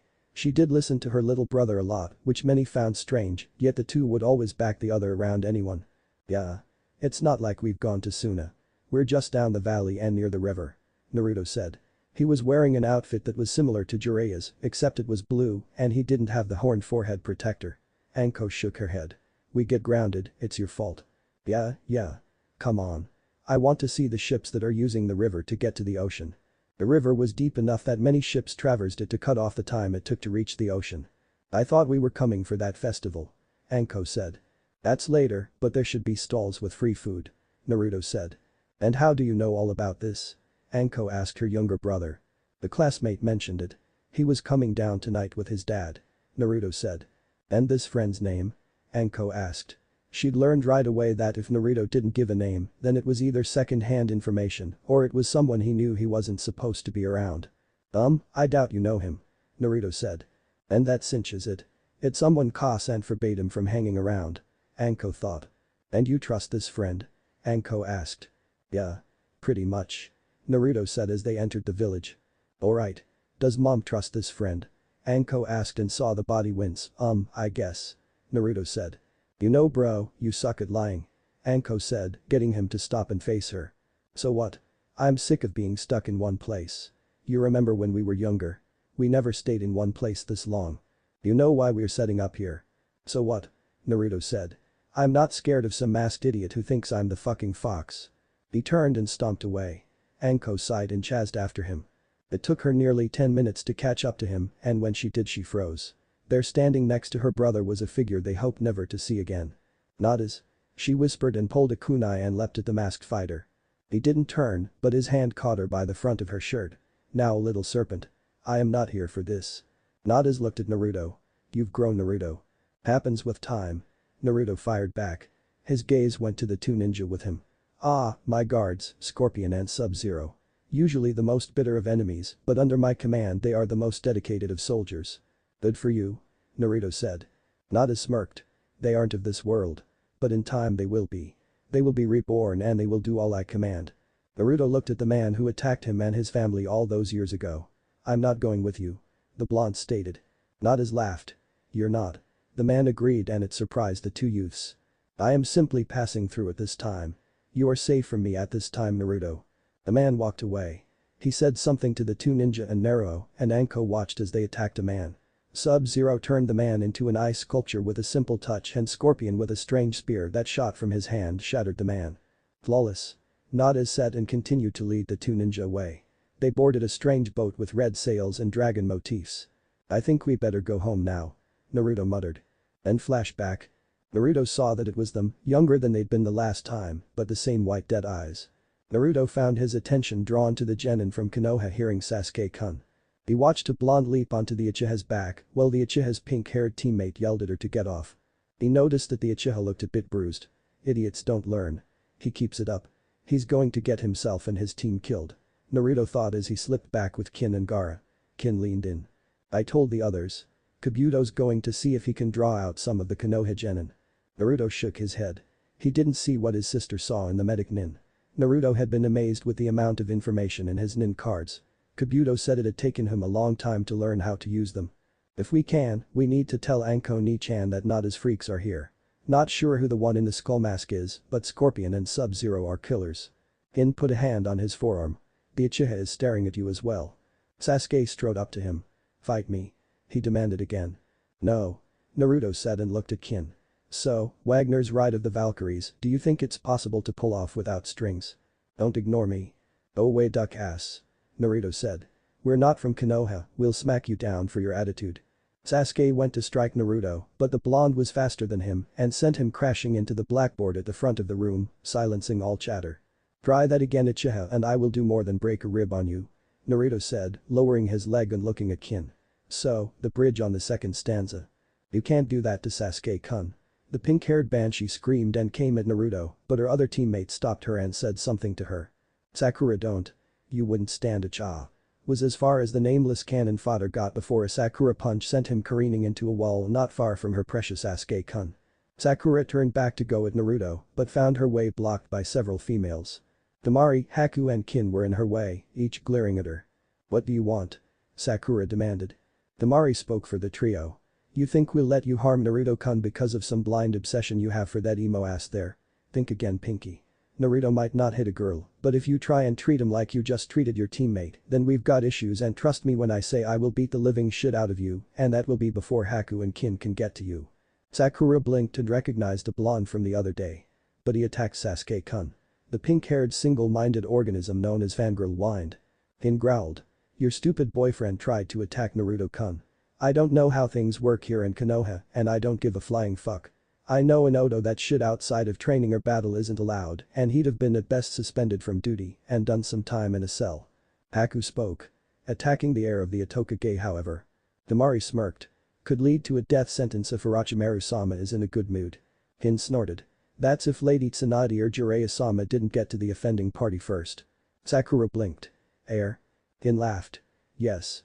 He is the child of the former Sannin of Konoha and the heir of Shadai Itoka-ge. But that doesn't matter to the little girl. You see, in Odo, we are all treated equally. Naruto-kun, despite being the child of our leaders, is treated the same as anyone else, and he asked for it that way. Temari snorted. The amount of times he's gotten in trouble with Anko-sensei is in the triple digits easily. Sakura was now looking at Haku, as if trying to place her. Haku meanwhile recognized the pink-haired girl from the disaster in Wave, but said nothing. There was a loud explosion at the front of the room, and smoke billowed around. Shut the fuck up, you punks. A rough voice bellowed. When the smoke cleared, they saw a tall scar-faced man sporting a Konoha hit I-8 and a black trench coat. Behind him on either side was a squad of Chunin dressed up in Proctor's uniforms, including the two that Sasuke had unveiled earlier in his arrogance. The man, who appeared to be a special of some kind, continued in a smoother tone of voice. I am the examiner of the first test of the Chunin selection exam, Ibiki Marino. Naruto looked at the test. What the hell? Ka-san was right, they really don't change their tests. Slowly over the next hour Naruto wrote the answers in shorthand that Shizune and his mother taught him. Screw them. I am not giving away answers so others can cheat. He thought after flipping his paper over when he saw several of the Konoha using skills or bloodlines to cheat. His eyes saw that the girl next to him, another Konoha, had indigo hair and a pair of pale lavender eyes. He saw her looking at him out of the corner of his eye and smiled. Not another one. Anko's going to go spar. He thought. Naruto knew he was pretty good looking. His mother and aunt informed him of this. Not to mention the birds and the bees talk. Shudder with charts. Naruto knew they had given him the talk about sex because his Ka-san didn't trust Hero Pop to do it and Uncle Irachi turned the weirdest shade of red when he'd been asked to do it and said ask your mother. And rushed off. Naruto saw the girl was looking at him still and winked at her which got a deep blush from her. Yep, Anko Ni-chan is going to go spar. Haku, Rin and Tamari were scattered around the back end of the room and all three scowled seeing the female Konoha and eyeing their Naruto-kun. That bitch better step off. Were three of the same thoughts the three possessed. They also pictured various means of chazzing the girl off. It was Haku who thought of the easiest way. I'll just let Anko-sensei know there is a Konoha tart sniffing around her little brother. With that in mind, Haku created an ice mirror in the palm of her hand and slipped a note through it before going back to work on the test Lady Tsunade had informed them about before coming to Konoha. Sasuke was fuming. That Odo dope has the power I want. Power I need to kill him. I need it. He was pissed he couldn't seem to copy the blonde Odo-nin's moves, even worse he seemed to be washed out when he looked at him with his Sharingan. Sadly Sasuke was unaware of the seal Jiraiya put on all the Odo-nin to counter this years ago as a way to keep Odo's secrets secret. I will learn your secrets. No one denies an Uchiha. Under his skull mask, Nadis smirked. Sub-Zero and Scorpion were reborn, severing the ties with their old world. He smiled seeing Naruto here, but he wasn't the objective. His eyes searched out and found the target of this mission. Sasuke Uchiha. You are wanted by my master. He looked at the test the proctor had handed out and finished it with a simple wave of his hand, the answers filled in, and he turned it over. His eyes once more looking for the blonde. I may not be allowed to capture you for now Naruto, but one day, your power will belong to my master, and I will be rewarded. During the hour there were many eliminations as people were caught cheating. Ibiki however remained silent, his eyes were on the blonde in the second row next to the Hyuga heiress. Sarutobi said to keep watch on him and prevent anyone from attacking him. Ibiki was surprised to see him finish the test in the first 15 minutes. He also watched as the boy teased and flirted with the Hyuga heiress, getting her to turn redder than a tomato. What is the Hokage planning for you? He called out the 10-minute warning as several more teams were eliminated. Too many of them remain. Hopefully I can thin them out with the torture of the last question. Ibiki laughed, chilling many of the students and getting a few to quit and one even wet himself. Life is good. Chapter 12. Tsunade glared at Kakashi as they sat in the waiting room. Jiraiya and Anko were finding it hard to hold her back. Stay away from my son Haddock. I won't warn you again. The blonde Sannin snarled. I just wished to speak with him. Konoha Jonin said calmly. The other Konoha Jonin were looking on. Many were surprised. Surprised that the famed copycat ninja was without his usual orange book. I don't think so. Tsunade hissed. I remember the Hokage telling me of your actions all those years ago, Haddock. His father asked you to raise and protect him, but hours after he saved this village and died, you tried to kill his son. You tried to kill him before the Hokage and your former teammate. You had your chance Kakashi Haddock, I won't allow you another. As entertaining as this is, does anyone know about the first exam? A grass Jonin asked. It was Asuma Sarutobi who after lighting his cigarette while ignoring the glares from others answered. They'll be lucky if they pass. Why is that? Kurana Yuhi, a Jonin of Konoha asked. Kakashi turned his gaze from Tsunade, looking at her before he answered. You're still rather new as a Jonin, so I'm not surprised you don't know. Know what? Kurenai asked. It was Asuma who spoke again, exhaling a cloud of smoke. The head proctor for the first exam is the head of Konoha's interrogation unit, Ibiki Marino. Several Jonin winced hearing that name. Many looked at the Odo contingent as they all smiled. Anko jumped as something cold touched her hand. She saw a palm-sized ice mirror appear and a note slip into her hand. A second note already? She thought. The first had been a warning from Haku about Naruto warning them about Scorpion and Sub-Zero being in the exam. After reading the new note, she scowled and looked at Konoha Jonin. Which one of you is the sensei of a female Hyuga? Naruto sighed out loud, he was bored. He saw particles of sand gather on his desk and soon they formed words. Do you need help? Shake head yes or no. Naruto shook his head no. Do you want to play a game? Naruto smiled and nodded his head yes. He watched as the sand became the familiar tic-tac-toe board. With a smile he lazily traced an X in the top left square. The sand shifted and formed an O in the center square. Naruto made another X in the bottom left corner. An O formed in the left center square blocking him. He put an X in the center right box blocking a win for Gaara. An O formed in the upper right box. Naruto put an X in the bottom right corner. Damn. Draw. Formed in the sand. Naruto smiled and shrugged. Another game? Before Naruto could reply, Ibiki spoke from the front of the room. Alright you snots. It's time for the 10th and final question. Now here are the rules. If you take this question and fail, then you will never rise above the rank of genin. What? Screams filled the room. Naruto saw a teen his age with a dog stand. You can't do that. The boy yelled. Shut up. Ibiki snarled and flashed his killing intent. My test, my rules. You can leave now if you want and take the test again when some other pansy gives you this test.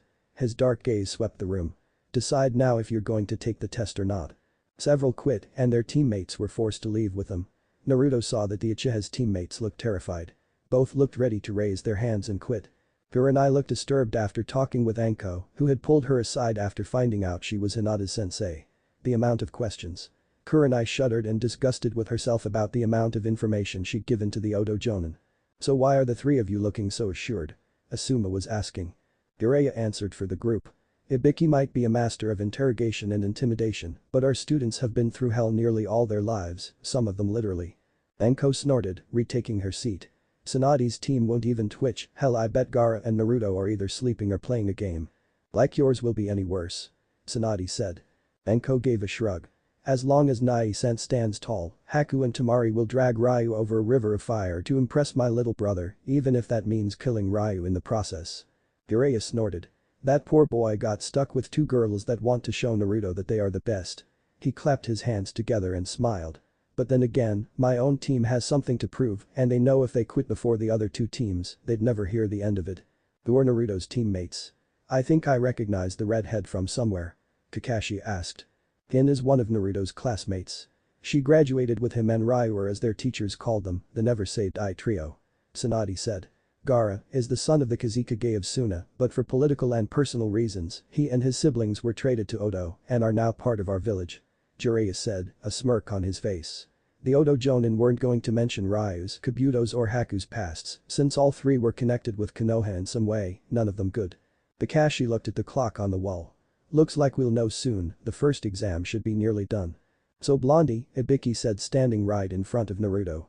You gonna go crawling back to Odo? Naruto yawned loudly. You say something Scarface. I was about to take a nap while you weeded out the wheat from the chaff. Ibiki smirked. I asked if you were ready to quit or are you willing to bet your ninja career and stay a genin for life if you fail. Naruto snorted as another team walked out. Bring it on. My sister is scarier than you or this test when it's her time of the month. Besides, I'd like to see you enforce that genin thing outside of this village. Ibiki scowled as several victims, i.e. genin that looked ready to quit, didn't. Damn brat. It took him minutes to disrupt an hour's work. Ibiki thought. And besides, even if that was possible, and I do get stuck as a genin for the rest of my life, it doesn't matter. And why is that? Ibiki asked, curious to see what the blonde would do now. It just means I'll be the world's strongest genin that will be able to kick a Kage's ass. So bring on your 10th question, because Naruto Uzumaki Namikaze won't back down no matter what, that's my way of the ninja. Never say die. Testify. Ryu and Kin yelled from their seats, and the Odo group chuckled at that. Naruto looked at Ibiki. Give me your best, I'll take it, chew it up and spit out the change. Crap, he's dispelled the fear effect. Does anyone else want to save their ninja careers and quit now? Last chance. Ibiki looked around and sighed mentally while keeping his face blank. 42 remain 14 teams. He tallied it up. No one? He asked when no one moved. Well then, you all pass. He said and smirked at the looks of disbelief as gasps of surprise and yelled, what about the 10th question? And the sighs of relief filled the room. The people around the room smiled. Ibiki pulled off his bandana and the room fell quiet as he began to speak. Anko twirled a pair of kunai by their rings as she looked at Kakashi. So one eye, if Ibiki's the first exam, who's got the next phase? The gathered Jonin senseis looked at Kakashi. The copycat ninja sighed. Sadly it's not a ninja. The Hokage felt that the second test would be more difficult and didn't want any show of favoritism, so he contracted an outside source. Well, spit it out. Who's in charge of the second exam? Anko demanded. Kakashi sighed. He's got many names, but the one he's given us at this time is Luyan. Jiraiya dropped his saucer, his eyes widened. Did you say Luyan? Yes, why? Kakashi asked and many in the room looked at the Sannin as he paled. Jiraiya looked at Tsunade who looked at him in concern. Lu Yang is the given name of Master Pure Yang, also known as Lu the progenitor by some Taoists. He dresses as a scholar and wears a sword strapped to his back that will dispel evil spirits. Why does that name sound familiar? Tsunade said. Lu Yan is Lu Tung Pin. One of the 8 immortal deities revered by Taoists.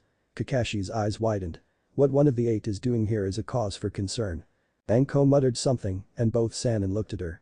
What? She sighed. Before the exam started I got a message from Haku. Nadis freaks are here as well. Sub-Zero and Scorpion with an unknown third. They're de-aged and sitting in on the exam. Who is Nadis? Kakashi asked, seeing the two look worried. A threat. Jiraiya muttered. Think we can grab the kids and hit the border before they realize it? Tsunade asked, concerned for her adoptive son's safety overriding all. No. Naruto won't run. Anko said. And the others will close ranks around him. Jiraiya nodded. The second stage of the exam just became more dangerous. The remaining teams looked at the scholar who was drunk and standing at the front of the room looking at them with complete boredom. You couldn't have lost a few more Ibiki-san? Luyan asked. Feel the room. The drunk looked at the group with bleary eyes. Bah. They'll be cut down to half or more by the time they reach the end of my exam. The man let out a belch and sighed. Alright, report 2. Pulled out a scrap of paper and tried to focus his eyes on it. Forest of Death, the nice Chunin here will escort you. And where will you be? A brave genin asked. You held up his gourd. Refill. With that he vanished in a burst of water and then got up and started to hear the kids out. Ibiki sighed before collecting the tests. He got to the one where the blonde was sitting and read the note. Damn brat. I just might try to hire him someday.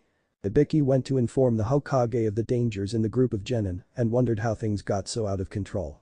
I blame Danzo and his people for creating the weakness in Konoha, but the bastard still hasn't been found.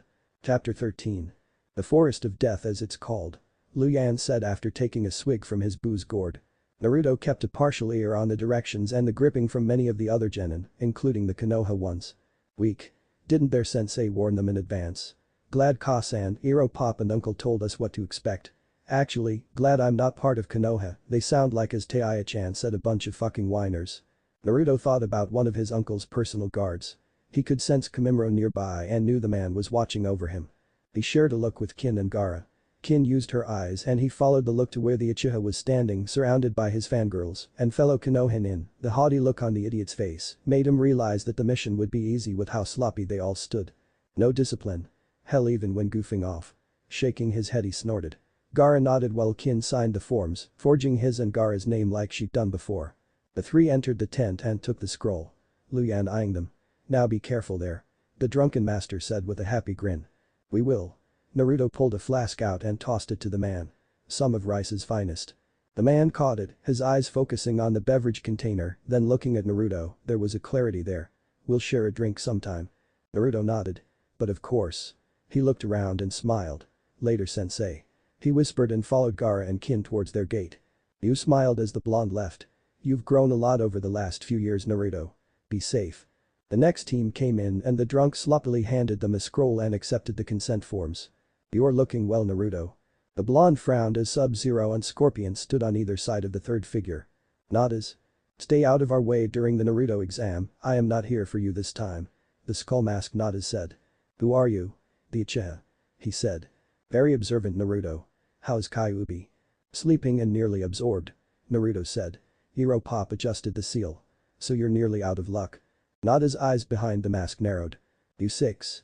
No fighting before the exam. A call out. Good luck, Naruto. Nada said, leading his team away. Naruto narrowed his eyes. Eat shit and die soon, bastard. Gaara chuckled at this while Kin pouted. You've really been around Taiya too much, Naruto-kun. She said. Gaara looked at her and for some reason the comment bubbled up and you wish it was you he was close to.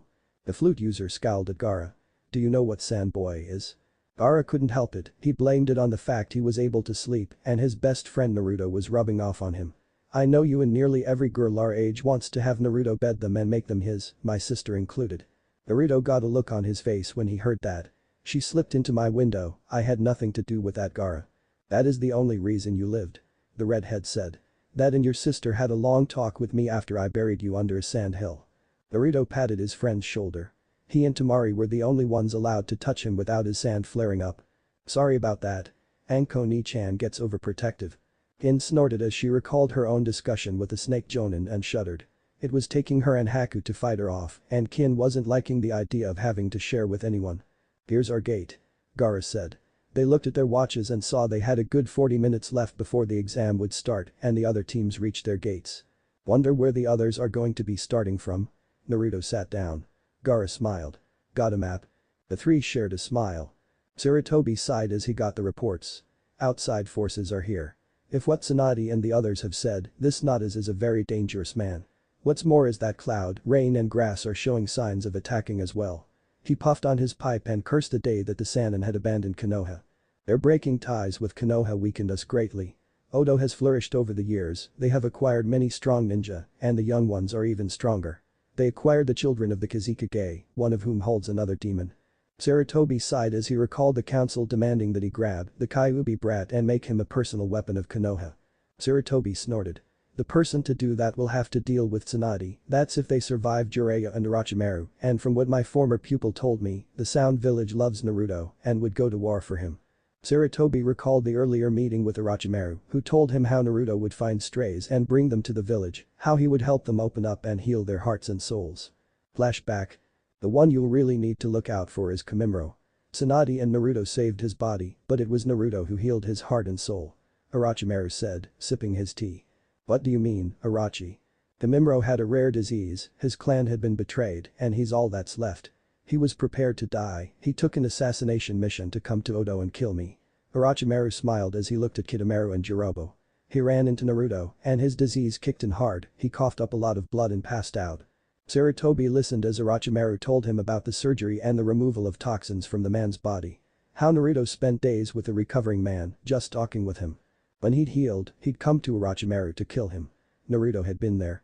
I won't say what happened between them, it was special, but from that day Kamimuro swore his life, his blood and his future clan to Naruto and Tsuhime. Orochimaru looked over his teacup. And let me just say, if your council tries anything, Kamimuro will lay waste to Konoha. Us too.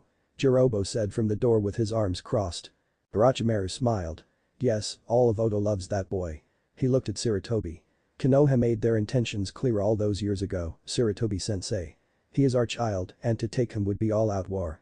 We have allies, some are yours, but push comes to shove. Orochimaru gave a Gaelic shrug. Then flashback. Sarutobi looked at the monument. Minato, you may have saved this village, but we damned your child and it will come back and bite us on the ass, and this time, I don't think we deserve saving. Naruto was leaning against a tree while Kin was laying with her head in his lap. He was playing with her regular flute and she hummed along with him. You really are a talented Naruto-kun. Kin said as he paused. Thanks Kin-chan. He said. Both looked to see a figure approaching. Uchiha. Gaara said. He had his eyes closed and was using his sand to watch the other teams with his floating eyes. Odo dope. Sasuke said. So Kin, do you and Haku-chan think you can handle Anko? Naruto asked, ignoring the dark-haired Konoha teen. Kin's eyes widened as she looked up at Naruto who smirked at her, then winked. Ooh. She thought as her heart sped up as he leaned down and gave her a peck on the forehead. Don't ignore me. Sasuke yelled. He moved to attack, but a Chunin appeared. Move along Uchiha, report to your gate, your team is waiting for you. Sasuke seethed. This isn't over. You say something duck ass. Naruto said as he adjusted the flute and played a little ditty that seemed to match the stomps as Sasuke stormed away. Flirt later. Gaara said as he stood. He rolled up the map and stood. It's nearly time. Kin scowled as she sat up. Naruto stood with the ease of a cat. Or a really hot fox. Kin thought looking him over she jumped when he pulled her to her feet. Daydream later Kin-chan. I'm sure I can fulfill whatever you're dreaming of. Gaara sighed as the girl was blown back with a fountain nosebleed. Sigh, you just had to push her buttons now. Naruto shrugged. What can I say? Hero Pop told me to have fun during the exam. You do know they are going to claim you one of these days. You can't keep the clueless facade up forever. Gaara said. I've heard Temari planned to tie you down and in her words make a man out of you all night long. Naruto paused from helping Kin and looked at his friend. And you're going to kill me? Gaara paused and looked at him. No. I'd like you as a brother-in-law. Naruto watched his teammate gather the scroll up. He looked at Kin and wiped the blood from her upper lip and nose. Wake up Kin-chan. He said softly. No, I want to dream more of Naruto-kun. The girl said, taking his hand and clamping her hands around it and holding it against her chest. Naruto swallowed several times and looked around, thanking Kami that Anko wasn't here, nor his mom. Kami, they'd kill her and lecture me. He thought as he shook her again. Come on Kin-chan, Anko will kill you otherwise. The girl was on her feet looking about wildly. Naruto smiled and put her spare flute in her hands. Come on, it's time. He said. She watched him walk away, her eyes going from the flute to the blonde, and then she recalled what he'd said and she made a squeee sound just as the buzzer sounded and the second task of the Chunin exam began with the teams leaping deep into the forest. Chapter 14. Bored now? Naruto said as he twisted Iwa Nin's neck around with minimal effort. You and Anko have short attention spans. Kin hissed as she pickpocketed the bodies of the Iwa ninja they'd just fought. Gaara, surrounded by sand as it flowed back into his gourd, gave the puddle that had been his opponent a disappointed look. The gear was blood-soaked from his attack, the flesh being liquefied under the pressure. Another earth scroll. Naruto said, finding the scroll in his opponent's belongings. Head for the tower? He asked. We haven't encountered the Uchiha. Kin said. Naruto shook his head. With Nadis and his freaks here, it would be a bad idea to remain as exposed. They had encountered a grass team 2 minutes in and got the heaven scroll. They'd been searching the last hour for the Uchiha, but came up empty. And we haven't seen the others either. Kin said. Gaara? Naruto asked, seeing his red-headed friend pulling out the map. Kankuro and his team are coming from the far north. Haku's team is coming from the west. He said, pointing at the locations on the map. Good thing we all carry sand vials. Kin muttered. Gaara nodded and pointed at the map. The Uchiha's team would be coming from this way.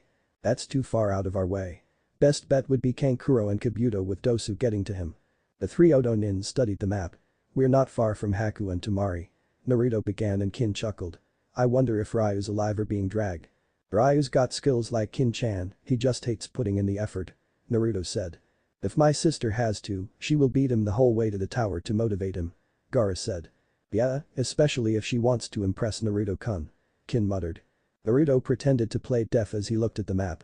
Nada's team should be in that area near Sasuke. Well, I don't relish the idea of him getting the Sharingan, we're not close enough, and with Scorpion and Sub-Zero backing him. The wave of killing intent from the distance stopped him. That came from near Haku and Temari's location. Naruto said, and not wasting time, leapt to the tree and put on speed. Kin and Gaara right behind him, the three sharing the thought of please be alright. Get back you bastards. Temari yelled, using her fan to create a wind cyclone to send the kunai back at the trio of Sunanin. Just my luck, we run into Sunanins, and they have a grudge and orders from my father to kill me, Kankuro and Gaara. Bastard. The blonde wind user snarled. Haku was entertaining the other two, while Ryu was dealing with one of the forest's inhabitants, in the form of a pair of tigers. She used her fan to send the kunai back to Sunanin. She blinked when a hand appeared in the nin's chest. Seconds later the Sunanin was ripped apart. Standing there was a ninja in gear similar to the ones that Naruto had warned them about, but its markings were different and in blood red. Cyrax, you fool. Another voice said, and Temari saw a man with a half-metal face plate. We're supposed to join up with the others. Shut up Kano. The one identified as Cyrax intoned in a cold, emotionless voice. Finish off the Suna fools or give them to Jade. The one called Kano snorted, his lone eye focusing on Temari. Well, hello pretty. Temari leapt back to a higher tree, her eyes taking in the two men. What do you want? You're not part of the exam. Kano chuckled. You're right sweetness, we're not. But we can't let you inform the authorities now, can we? Ryu below finished off the tigers with a spinning uppercut. Haku was with her against these two, and she knew there was another one out there somewhere. Not good. If they're here with the ones Naruto said to avoid, this is going to get uglier than Kankuro seen coming out of a shower with his puppet. Temari thought. How about we saw nothing and you leave us and our teams alone? She tried to negotiate. Negative. Cyrax intoned. No witnesses. But we wouldn't have witnessed anything if you didn't involve yourselves in our fight. Ain't she something? Sounds like one of them lawyer types. Kano said. Haku, not wasting more time, launched a series of needles at Kano. He flashed his killing intent as he smacked them out of the air, it was oppressive and deadly. So dark, so rich with murder. Haku and Temari both thought. Sorry love, but business is business. We'll make it quick. Kano said, drawing a large knife. He licked the blade. Scream for me. He said before leaping. Naruto and his team arrived as Kano was straddling Temari and had his knife in a reverse grip and was about to plunge it down. One moment Naruto was there, the next he was kicking Kano off the blonde fan user. Who the hell are you? Kano demanded. Naruto, and you were attacking someone precious to me. Naruto-kun, look out.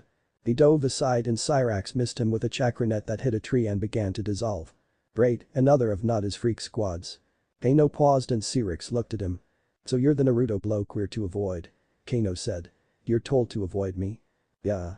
The boss says if we engage you, we are to back off immediately. He looked at Temari. Looks like you'll owe me a scream later pretty. Come near her again and I will kill you. Naruto growled. Kano smirked and shivered theatrically. Ooh. So scared mate. Just be glad I honor my contracts. He turned towards his partner. Let's go. We need to hook up with Jade and get to the Uchiha. The two shoe-shined away. Naruto helped Temari up as Haku landed next to them. Are you both okay? Yeah. The one called Kano is quick, he seemed to shimmer as he moved. Temari said. Ryu climbed up the tree and sighed. Are we done? Can we go to the tower now? Haku nodded. We've got our scrolls, we were just trying to find the Uchiha. Naruto nodded. Gaara has sand eyes on the other teams. We know where he is, but Nada's team is nearby and Kasan wants us to avoid them, so the mission will have to wait. Unless this Nada's gets to him first. Temari said as Gaara and Kin joined them. So what are we going to do? Ryu asked. Head towards the tower, but we'll hold off entering for now. I want to see if we can slow down any of the other teams. Naruto decided. If we're lucky we might get the Uchiha that way. That close to the tower? Kin asked. Naruto shrugged. In this phase of the exam we can kill until they reach the tower. Haku and Temari nodded. Gaara looked at the Chunin that littered the ground. Temari explained. Seems father needs a lesson in family bonding. Gaara said coldly. We'll deal with him soon enough. Uncle Itachi won't like that he tried this either. We can deal with it.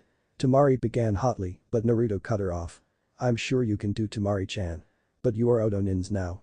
That is constituted as breaking the contract your father the Kazekage made with Uncle Itachi when he traded 3 ninja for you. He looked at the others. Well, let's go. Gaara, the map. The sand user pulled out the map and used his sand-made markers. We're here. The Konoha genin are here, and the Uchiha's team is here in what we've been told is dark territory due to the size of the insects and other beasts there. It is also under a permanent veil of darkness. Nadis and his freaks throw off the plans and it's best if we avoid them. Nadis is easily Sannin level and Scorpion and Sub-Zero are near Jonin level. Ryu snorted. Near yours or Gaara's level then. Well we're strong we aren't going to show our abilities here. We're in enemy territory. Konoha's our enemy? Ryu asked in surprise and the others groaned. Don't you ever listen during briefings? Kin asked. Did you say something? Ryu fired back only to get a triple smack across the back of his head from the 3 women in the group. As I was saying. Kankuro and his team are coming from the north and will have to cross the tower to come towards us and the Uchiha. And they aren't aware of the added freaks. Haku said. Unless they have another team other than the one we just saw, then we'll assume no. Naruto confirmed. Well, it's settled. We'll set traps along this route and hope for the best. Temari said as she grabbed her large fan. Move out. Naruto ordered and they took to the trees. Anko looked at the message she'd just gotten from Haku and shuddered. She hurried over and pulled Tsunade aside. We've got more trouble Kasan. She said slowly. Nadis has another team in the forest, independent of the exam. Damn it. Naruto ordered the mission to change in the field. He's ordered your team and mine to set up a trap for the Uchiha, but it seems like Nadis is after him as well. Shit. Tsunade said. Naruto told the team to not engage the freaks or Nadis and if it looks like they got the Uchiha, they'll enter the tower and abandon the target. Tsunade was relieved to hear that. So they got the scrolls. Enko smirked. Haku said Naruto's team had their scroll 2 minutes in. Tsunade smiled that's my boy. Enko smiled. That's my little brother. Should we tell Ero Pop? Enko asked. Nah. I think he's off peeping on the bathhouses again. We'll let him know later. What about Uncle O? Tsunade smiled. He's with the Hokage. It wouldn't be right to disturb him. You just want to hold on to this and gloat later. Damn right. Tsunade said. But we can let Kimimaro know. I'll go find Bones. Anko shushed away and Tsunade saw the Konoha Jonin were still talking about their students. Be careful Naruto. Be damn careful. Chapter 15. What is keeping that cross-dressing brother of yours? Naruto asked Temari and Gaara. Both the Sabuku siblings shared a look and shrugged. Kabuto and Dosu should have been able to keep him out of trouble. Naruto hated waiting. It was one thing he shared with his Kasan. Neither had the patience to wait long periods. He looked to see Kin cleaning her battle flute, Haku was meditating, and Ryu was asleep against a log, his headband covering his eyes. Temari and Gaara were playing shogi, and Gaara was losing badly. Naruto was pacing back and forth now as sitting still was eating at his nerves. Bara, what's? Same as you asked me before. Their positions on the map haven't changed. They're all in a sit and wait pattern. The Konoha Genin teams have moved up, but they all seem to be converging on the Uchiha's position. Naruto bit his lip. Popular bastard, isn't he? What do you think? He asked the Sabuku Sibs. About what? Temari asked. Should we go see what's happening? Naruto asked. You said we should sit and wait. Temari said. Yeah, but I didn't think they were going to be dragging their feet. Naruto said. Hey. They all looked up to see Kankuro, Kabuto and Dosu came around the tower and made for them. What took you so long? Naruto asked. Kankuro shrugged and went to talk to his siblings. Naruto looked at Kabuto who pushed his glasses up. Forgive our tardiness, Naruto-sama. We ran into a squad that is aligned with Nadis. Damn. Naruto muttered. They won't be around any longer. It's what took us so long as they proved to be decent fighters. Dosu nodded. They identified themselves as Reptile, Smoke and Rain. They were all dressed similar to Scorpion and Sub-Zero, but different colors. Yeah, I kicked ass. Kankuro said and the others sided as boasting. Kankuro did fairly well, he lost a puppet called Reptile spat acid. Bastard was fast too, he could blend into the foliage like a chameleon. Kankuro said from where he was raiding his siblings' packs for food. Lost my backpack and 2 of my puppets. You still have Crow? Temari gestured to the wrapped puppet. Yeah. Dosu saved him for me. They're dead and we've sealed them in a scroll to hand over to Lord Orochimaru. Kabuto continued. How was your task? Naruto went on to explain the other team and how Nadis was stalking the Uchiha. He showed them the map. They're in this area called Dark Territory. It seems like a waiting game, no one has moved according to Gaara's sand eyes. The snake slithered out of the foliage from the tower. Lord Naruto. Asia. Naruto went to his knees and held out an arm for the little snake. What are you doing out here? Message from your mother and Anko. The Odo ninja were on their feet and gathered around. Report to tower. Scrub mission. The little ass pissed. Well, that's that. Naruto said. Thank you, Asia. He stroked the snake's head. I'll make sure Ni-chan gets you some mice. Thank you, Naruto, you are kind. The snake dismissed itself and Naruto looked at the Odo group. Well, you heard the orders. Uchiha is out of our hands. Head to the tower. Kabuto stopped him. I'm afraid we didn't get a heaven scroll, Naruto-sama. He said. Naruto looked at the others. Anyone got a spare? Shakes of head and Naruto groaned. And the only teams left are in Dark Territory. Wonderful. Kabuto straightened. We will go on and get a scroll. We could help. Naruto began. No, Lady Tsunade would not be pleased. Our team will do it alone and join you as soon as possible. Go to the tower, Naruto-sama. Naruto narrowed his eyes, then sighed. Very well, Kabuto. Don't die, my sister would be most displeased. Gin and Haku snorted and Temari shook her head as well. After dividing up the supplies to rearm Kabuto and the others, the 6 genin entered the tower, while the last Odo team headed off toward something far more dangerous. Naruto and the others opened the scrolls and were greeted by Tsunade and Anko. They were ushered to a side room where Orochimaru and Jiraiya were waiting. Where's the other team? Orochimaru asked to get to his feet. They didn't acquire a scroll yet. They did run into another team of Nada's freaks. Naruto said. They reported everything and Orochimaru did not look happy. And with them all in Dark Territory, anything can happen. Orochimaru hissed. He's after the Uchiha. Yes, he's admitted as much as the one called Kano. Naruto looked at the others and turned around. I'm going. No. Tsunade, Anko and Orochimaru said at the same time. We need to stay here. But what about? Naruto started to complain. We need to trust their abilities. Orochimaru said sadly. Konoha is watching us carefully. If you go charging back out there.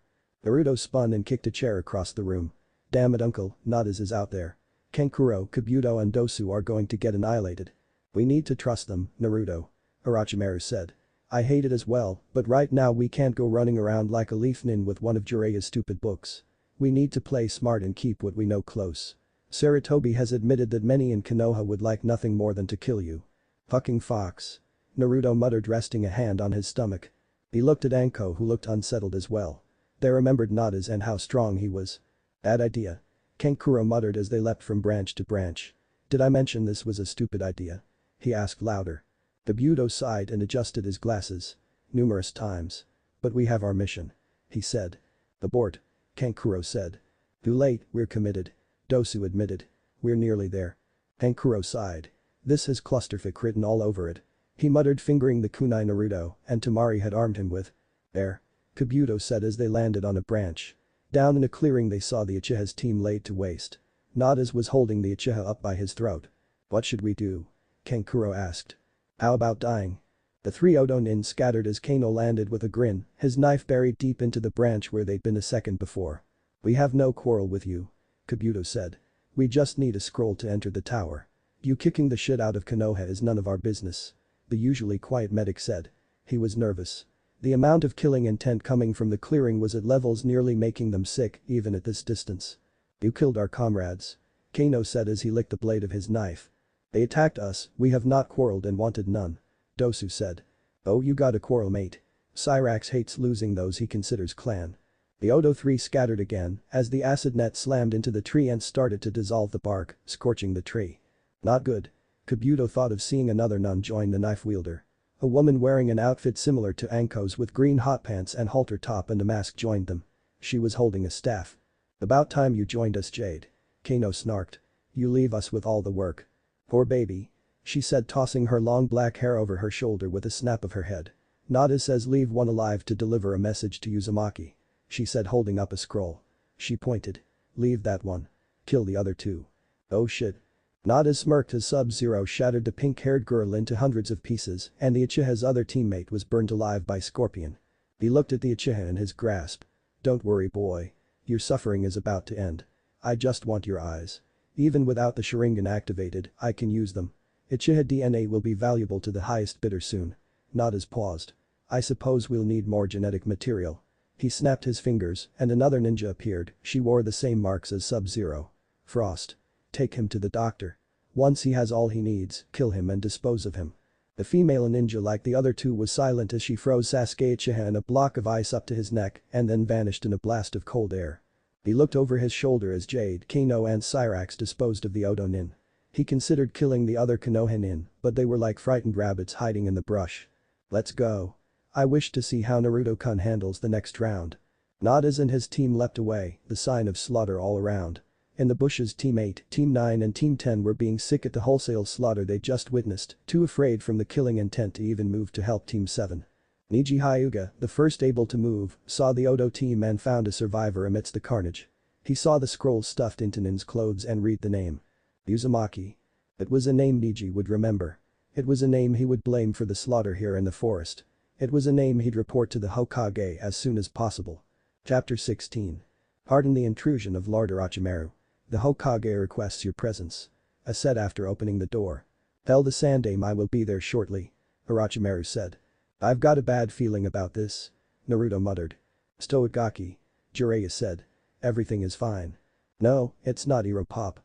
Kabuto and the others should have made it back by now," Naruto said. "Anko, stay with your brother and the others." "Dope, come with me," Orochimaru said. "What about me?" Tsunade asked. "Protect them home," Orochimaru whispered to her. "Naruto's right, something feels off." She nodded as she pulled out a deck of cards. "Anyone for poker?" Orochimaru looked at the escort he and Jiraiya picked up. His personal guard, along with nearly 20 Anbu. "Something is wrong here," he hissed. Jiraiya said nothing, but Orochimaru noted the serious look in his friend's eyes. "Trap?" the Toad Sage asked. "Not from Sarutobi-sensei," Orochimaru said. "Danzo?" The Otokage snorted. "That old warhorse is on the run. I doubt he'd mess with us now." "The council then?" Jiraiya suggested. "And start a war?" Orochimaru signaled Jirobo. "Make sure Kamimuro stays close to Naruto," he hissed. "Already done, Millard. Seiken and Yukon want to know if we should kill any of the Anbu." Orochimaru shook his head. "Not right now. They're just watching. I'm sure the Hokage has an explanation for this." The powerhouse of the Sound Four fell back. They reached the tower and entered, ignoring the secretary who entered the Hokage's office. "Orochi, Jiraiya, come in, come in." Once they were seated, the third sighed as he took his own seat. "I have some disturbing news. Several genin teams were killed in the forest by an outside force. We were made aware of them by our genin teams who managed to avoid them," Orochimaru said. "Not all of them, I'm afraid." "What? What do you do?" Jiraiya paused. "Kankuro. Kabuto. Dosu. I'm afraid 2 of them are dead and the third is in critical condition. The man who did this called himself Nadis." Orochimaru closed his eyes. "Which one survived?" "Kabuto Yakushi, and that's due to a bloodline he's got for rapid healing," the third said. Nadis and his team arrived in the tower, but there were other witnesses. A genin team saw what happened. They witnessed the death of 2 Konoha genin and a kidnapping of a third. We're sorry to hear this, but what does this have to do with us, Iritobi? We need to check on our genin. The scroll was left with the survivor. The Hokage said, holding up a bloodstained scroll. It was addressed to Naruto Uzumaki, but the genin that found them opened it. He believes that Naruto is responsible for what happened. Figures, the Gaki's not even there and Konoha blames him. Nadis left a message. He wants Naruto to participate in the Chunin exams, not pulling him out. He wants to see how strong he is, and if Naruto can win, he will return our stolen genin to us unharmed. He lies. Orochimaru said. We have no choice but to believe him. You must keep Naruto in the tournament and not pull your genin out. Unacceptable. I am not risking my son for a genin of Konoha because some psychopath wants to play games. The genin in question is Sasuke Uchiha. If you don't aid us, the council will see this as collaboration. We have no treaty with Konoha, so why should we care what those bastards who, if I remember correctly, ordered assassination missions on our son? Orochimaru said, cutting him off. Really, sensei, you think we don't know what's going on around here? The under-the-table missions by the council, the backroom dealings for kidnappings. Jiraiya said. Your former teammates are still in contact with Danzo and they influenced the civilian council even though they were stripped of their titles the last time we were here. Orochimaru continued. We will mention this to Naruto and allow him to make an informed decision. Orochimaru said. Jiraiya stood. Now if you'll excuse me, I have a genin to check on. I'll let Tsunade and the others know. Jiraiya stood and left. The two Kage looked across the desk at one another. Orochi. Save it, Sarutobi-sensei. I will not endanger my people, not for Konoha. The Uchiha is your problem. He stood. Be careful of Nadis and his freaks. They are as strong as any of the Sannin. Sarutobi paled. All of them. In their own ways. Each of them has powers that put the Genkai of Konoha to shame. Explain. Please. One of his lieutenants is called Sub-Zero. The most we've been able to gather on him is he's a. He controls ice like none before. His co-lieutenant is called Scorpion. He's got some sort of symbiotic spear, he also seems to manipulate fire and can't be killed. What? I saw members of the Akatsuki attack him. The first to die were the immortals Haiden and Zetsu. They fell to one man, if that's what we can call him. Naruto at the start of the exam sent word back that they were de-aged. I'm getting too old for this shit. Sarutobi muttered. The Odo Nin filled the hospital after Jiraiya told them of the death of Kankuro and Dosu and the critical condition of Kabuto. Gaara-san swirled around him angrily. They will pay. He kept repeating. Damari was holding on to Naruto, sobbing at the loss of her sibling. Gin and Haku were with Anko, trying to keep her from going out alone and hunting. Tsunade and Shizune were in the room with Kabuto now, while Jiraiya had left after seeing his student. The look on his face was rage. Kamimuro stood near Naruto, his eyes in motion as he looked for a threat. We should never have let them go alone. Naruto said as Tamari's sobs lessened. It's my fault. No. Tamari said, looking up at him. Tamari, I was in overall field command. Naruto said. He looked at the others. We're going to do this. But we'll do this smart. He said. I don't think this is a good idea. Ryu said. Noted. Ka-san said there is a preliminary before the third round. If you feel you can't do this, withdraw now. There will be nothing said. What are you going to do? Haku asked from next to Anko. I will continue on. I need to see what Nadis has planned. Naruto informed them. The others wasted no time in stating their intentions to continue on as well. Bro? Anko said, her voice cold, nearly emotionless now. What? If you meet up with any of his freaks, kill them. Kill them all. The last day came and went and the last teams entered the tower. Hayate gave the speech and two of the Konoha Genin teams gave up. They saw what happened in the forest and with Sub-Zero and Scorpion standing there, they didn't think they could pass. Niji Hyuga, Tenten and Rock Lee stayed in it for Konoha. Odo, Naruto, Tamari, Gaara and Ryu stayed in. Kin and Haku pulled out after a look from Tsunade. Nadis pulled out as well, surprising everyone. Scorpion and Sub-Zero remained. Well, since we are down to 9, we shall then move on to the final round without the need of a preliminary round. Hayate said, seeing what was left. You will have 1 month to prepare. In times past this used to be a one-on-one tournament, but this year we are going to do something different. Hayate coughed several times before speaking again. In 1 month's time we shall have a come-as-you-are battle royal until the last 2 remain where they will battle to declare the winner. So will there only be one Chunin? One of the Konoha Genin asked from the back. No. This is an evaluation of abilities and skills. Hayate said. I wish you all well and we shall reconvene in 1 month's time. As they were leaving, many of the Konoha Genin were giving those that had remained in a wide berth. Naruto smirked as he passed a Hyuga girl and gave her a wink, which caused her to gasp and turn red. Hinata. What's wrong? her teammate with the dog asked. Naruto chuckled and kept walking. Kin, Haku and Tamari all glared at the girl as they passed her by. The message to her was clear. Stay away from my Naruto-kun bitch. Nadis watched with a smirk. Good. Good. Soon you shall come to me, Naruto. Konoha will sacrifice you to me to get their Uchiha back. I am quite afraid that he won't survive however. He laughed as he faded into the shadows, his laugh echoing off the arena's walls. Chapter 17. Naruto-kun. Haku said, sticking her head in his room only to find him gone. She checked the other rooms with no success. Lady Tsunade. Yes, what is it? Do you know where Naruto-kun is? The Odo Nins were not amused. You know, this can be considered kidnapping. Kakashi Haddock looked at the blonde tied to the pole, his lone eye shaped like a U. Forgive me for the way our meeting is going, but I needed to speak with you, and while I think I nearly convinced Lady Tsunade to allow me to speak with you, it would have been supervised. Naruto snorted, his hands forming pure chakra blades as he began to slice his bonds. I do believe I said you had nothing I wanted to hear. Kakashi shrugged. Be that as it may. He sat down across from Naruto. I did you a disservice the day you were born. I know. Ka-san told me how the village treated me on the day the Kyuubi attacked after my own father sealed the nine-tailed fox inside of me. Kakashi looked down. My only apology is that I was not in the right frame of mind after hearing the death of my sensei and his wife. I was filled with grief and it controlled my actions. Naruto shrugged his shoulders. If that is all, I have things to do. No, that's not all. Kakashi said. There are things you need to know. Things I can tell you about your father. Haddock-san, let me be blunt. Sannin has taught me everything my father knew, he's told me about my parents. There is nothing you can say that will surprise me. Kakashi looked at him and was about to respond when the wall exploded and a pissed-off Tsunade led the way. Behind her were several kunoichi.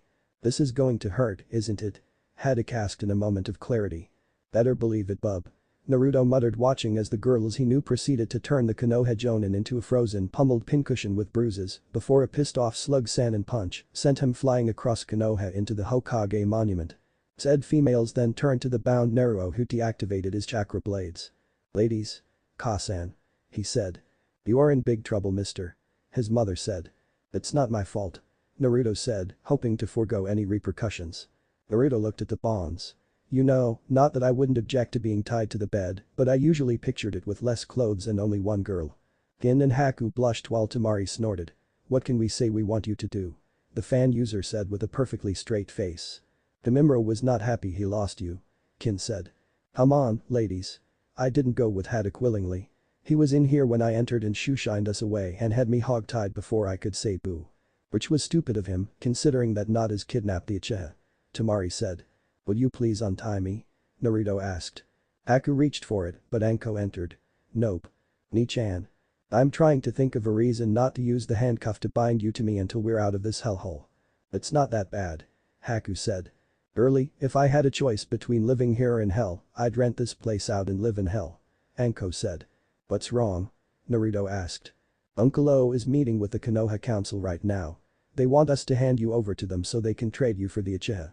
Naruto snorted. And where is Ka-san? She is having words with Haddock. I think she was about to give him a full exam. Naruto winced. And Pop. Where else? Anko asked with a smirk. He never changes. Naruto said with a sigh. Now, let me go. If it's as bad as you say, having me loose to defend myself would be the right course of action. Anko sighed and nodded. Haku released him and as she was leaning over him, she shot him a grin and kissed him. Hey. 3 voices lanced out. A pissed-off Anko was kicking the girls from the room while Tamari and Kin were yelling about unfairness. Naruto smirked as Anko slammed the door after hurting the last kunoichi from the room. You know Anko Ni-chan, you can't keep girls away from me forever. Naruto said, rubbing his wrists. Want to bet? I'm not Ka-san, I actually have luck. Naruto fired back. Anko grabbed a chair, spun it around and straddled it. Kidding aside, I'm curious which one will get through and claim you. Naruto laughed. Maybe it's a Konoha kunoichi. I saw Hyuga I could faint or blush with a look and a wink. Stay away from the Konoha crowd. You have 3 girls that will kill for you already. Naruto smiled. So, you're saying make a harem with them? Anko sighed. You know, I believe it would take all 3 to keep you out of trouble. It's not my fault everyone wants me. Naruto said with an innocent look. Anko snorted. You okay? Naruto asked. Anko shot him a look. I know how you feel about Kabuto. You don't need to pretend with me sis. Anko looked away. I want the bastard who did that to him. She admitted. Even with his advanced healing factor, he's in critical condition. We'll get him. I promise you. Nadis and his freaks will pay. Anko nodded, blinking several times to clear her eyes. Don't take stupid risks. It's me. Naruto said. That's what I'm talking about. The siblings sat in silence for a while. Why did Kasan want Haku and Kin out of the finals? Naruto asked. Anko sighed. I'll be the first to admit Haku is damn scary, especially with those ice mirrors. But she wants them to be fully rested in case Nadis tries something. Haku is the best defense we have against Sub-Zero. Naruto was twitching his foot. You want to go train? Anko asked. Hell yes. Neither could sit still for long and being cooped up in the hotel was driving them insane. Naruto pinned a note to the bed and they shushed away. Demimro sighed as he watched the siblings spar. He'd followed them and he had to admit to himself he was amazed they stayed in one place for so long. Anko needed to vent about what happened to Kabuto and Naruto's energetic ways left no room for him to be confined without millions in property damage. Why the fuck are they all the goddamn way out in the middle of bumfuck nowhere? Taiya asked, leaning against a tree. Demimro remained quiet. He knew of the sound for Taiya would be the best beside himself to protect Naruto from outside harm. The explosion below showed the siblings laughing as more explosions sounded around them. That is some fucked up shit. The redhead muttered. It is how they bond. The bone user said. HMPH. They watched as Naruto altered between 6 different fighting styles, Anko's own Hibi style keeping her in motion as they went to pure Taijutsu. He is cute. If you're into that shit you know. Demimro sighed. Can you be quiet for 5 minutes? Fuck no.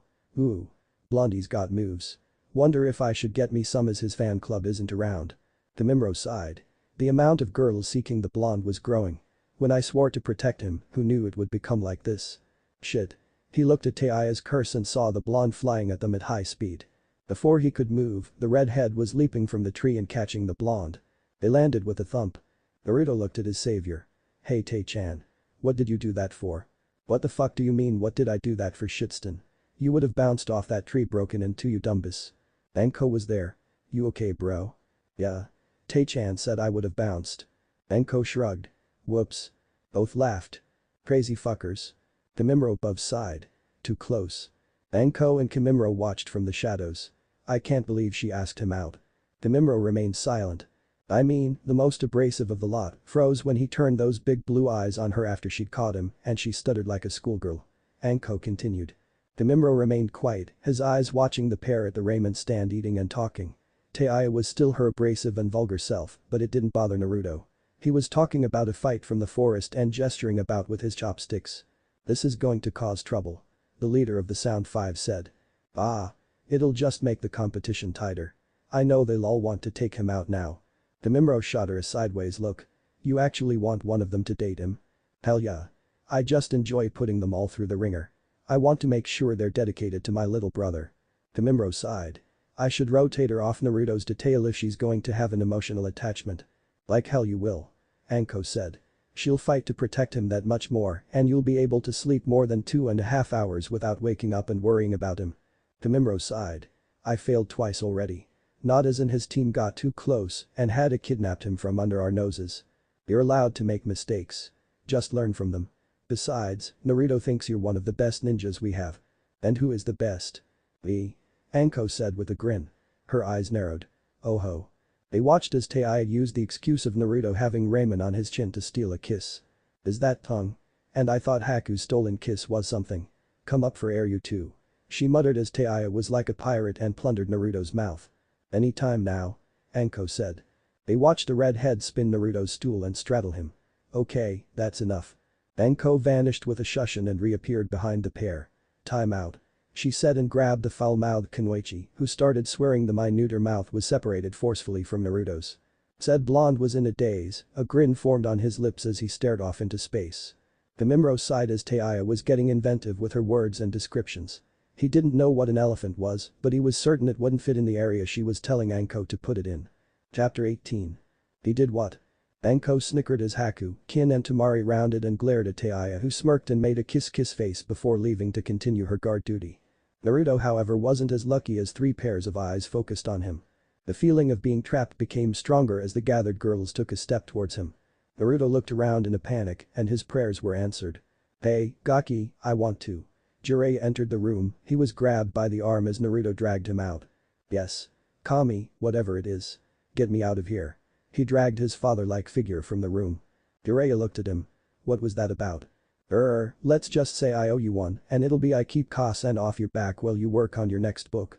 Naruto said as they walked the corridor. Jiraiya smiled at the pass he'd just gotten. What hero pop did you want hero pop? What? Oh that. You want to listen to the bullshit that the Konoha Council is trying to get Itachi team to agree to? A Zanko like Dango? Naruto asked back with a grin. Council chambers Konoha. You will surrender Naruto Uzumaki to us or what? Orochimaru asked, quivering an eyebrow as he crossed his arms. You seem to think Itagakure answers to you. I am the Kage of. Odo is not recognized as a power in the nations. You have no right to call yourself Kage. A counselor snapped. Do you really want to piss me off more elders? Odo is not answerable to Konoha. Fine, as the duly appointed leader of Itagakure I deny your request of the transfer of Uzumaki Naruto to your oh so scrupulous hands. Orochimaru said with as much sarcasm as he could. You have no. Elder, you best not finish that sentence. Orochimaru said. The Sannin legally adopted Naruto, he is ours, and you bunch of old farts can kiss my baby smooth pale ass. I will destroy this village before I hand over my boy to a bunch of traitors who did nothing but try and kill him over the years. He looked at Sarutobi. I am sorry, but due to the actions of your council Lord Hokage, I am hereby withdrawing my remaining teams and we are leaving. You can't do that. Several voices called out. Why not? Orochimaru asked, crossing his arms and raising an eyebrow. You would condemn Sasuke Uchiha for the sake of the demon? Homura, one of the Hokage's former teammates asked. The Uchiha means nothing to me. Orochimaru said. You all seem to forget once again, I am the leader of Itagakure and not part of Konoha. Because of your lax security measures, 2 of my genin are dead and a third is in critical condition. Of course our plan was to apply the seals and remove the Sharingan from said Uchiha and destroy Konoha's biggest bullshit Genkai. Orochimaru, while a prodigy, believed in hard work. The Sharingan was a shortcut and he'd hated it when he was younger and as leader of his own hidden village, he saw it as a danger, thus the plan to remove it. But now Nadis has it and he wants Naruto to compete in the finals. That alone is sending danger warnings up my spine. Tsunade's gone mental and Kamimuro has the Sound 5 rotating their shifts between protecting me and protecting Naruto. Orochimaru. Sarutobi said calmly while he lit his pipe. What will it take for you to keep your teams in the Chunin exam? Orochimaru pretended to think it over. He knew Naruto would take part, despite the knockdown drag-out argument with his mother, Naruto was not giving up. He wants to show them what the son of a Sannin can do. Mentally smiling he allowed his serpentine eyes to drift over the council of Konoha. Bastards don't deserve to live. I am so tempted to declare war on Konoha just for their stupidity about Naruto. Sigh, but Tsuhaime has said we are to be on our best behavior. You have nothing we of the hidden sound want. Orochimaru said finally. Lord Orochimaru. Hayashi Hyuga called. What of an alliance by marriage? The Hyuga clan leader said. Hayashi had spoken with his daughter who told him of her reaction to the blonde Odo Nin. To the rest of Konoha and the Hyuga council, he seemed to be cold and uncaring about his eldest daughter, but within the walls of his own estate, he loved his daughter and talked with her often. The deception they put up for the others that he was an uncaring bastard was for her protection. Between? Orochimaru asked. Yukin had spied on Naruto during the exam and told him how the Hyuga heiress had reacted. And how the other girls reacted to her as well. He thought with a mental smirk. Naruto Uzumaki and my daughter Hinata. It would form an alliance between Odo and Konoha. And between the Sannin and the Hyuga. Orochimaru cocked his head. I will need to speak with Naruto and Tsunade. I will not force a marriage upon him, no matter the political reason behind it. And I will not hand any kind of control of Naruto into Konoha's hands. Naruto listened as his adopted uncle spoke to the council of Konoha. Man, they have way too much power for a body that is supposed to advise the Hokage and do his paperwork. The blonde thought. He nearly choked on air as the Hyuga mentioned marriage. What? I'm too young. Naruto mentally rallied and next to him he could feel Jiraiya shake with his restrained laughter. Shushing away he left the Toad Sannin under and appeared on the Hokage monument. Jiraiya appeared moments later. What's wrong? Uncle Orochi's going to have to make the marriage. The blonde said. What? Gaki, he's going to think about it. Jiraiya said. Naruto stood atop the image of the 4th Hokage looking out over Konoha. He'll think about it, but I already know that in order to get what he wants for later on, he's going to marry the Hyuga girl. Don't get me wrong, she's cute in that mousy type of shy girl way that makes me think she's going to be a wildcat in the bedroom. Naruto smirked at the look on his adopted father's face. Pervert. He muttered. And I know he's going to do everything possible in the marriage contract to limit Konoha's contact with me, but it will happen. He smiled. I wonder why the Hyuga leader even suggested it. What do you mean? Jiraiya asked, surprised at this. Uncle Irachi knew there would be a political marriage somewhere down the road. We talked about it before we left Odo. He thought he would have to be the one to bring it up or hint around it. The Hyuga brought it up, meaning there is something he wants. You're getting too good at this, Gaki. Jiraiya said, shaking his head. What do you expect, Hero Pop? I've been trained by the legendary 3 since before I could walk. Add in what Auntie Zune teaches me, Kimimaro, and his 4. Jiraiya smirked. Along what your prospective girlfriends teach you. Naruto blushed, then paled. Oh Kami. What am I going to do about them? Gaki, you're thinking like a regular ninja. Jiraiya said with a huge grin. What do you mean? Naruto asked. Jiraiya put an arm over the blonde teen's shoulders and gave him a lecherous grin. I mean, as the last Uzumaki and Namikaze, as well as our child you fall under clan restoration laws. Heh, you my boy get to have numerous wives, minimum of 4. Naruto closed his eyes. Ka-san's going to kill me. Jiraiya laughed as he started to explain to Naruto his ultimate defense of the chakra shield and how to land after one of Tsunadi's thunderous hits. Spill. Aya found herself surrounded on 3 sides and her back to the wall. Kin, Haku and Temari were all armed, 2 with needles, and the other blonde was holding bladed battle fans closed.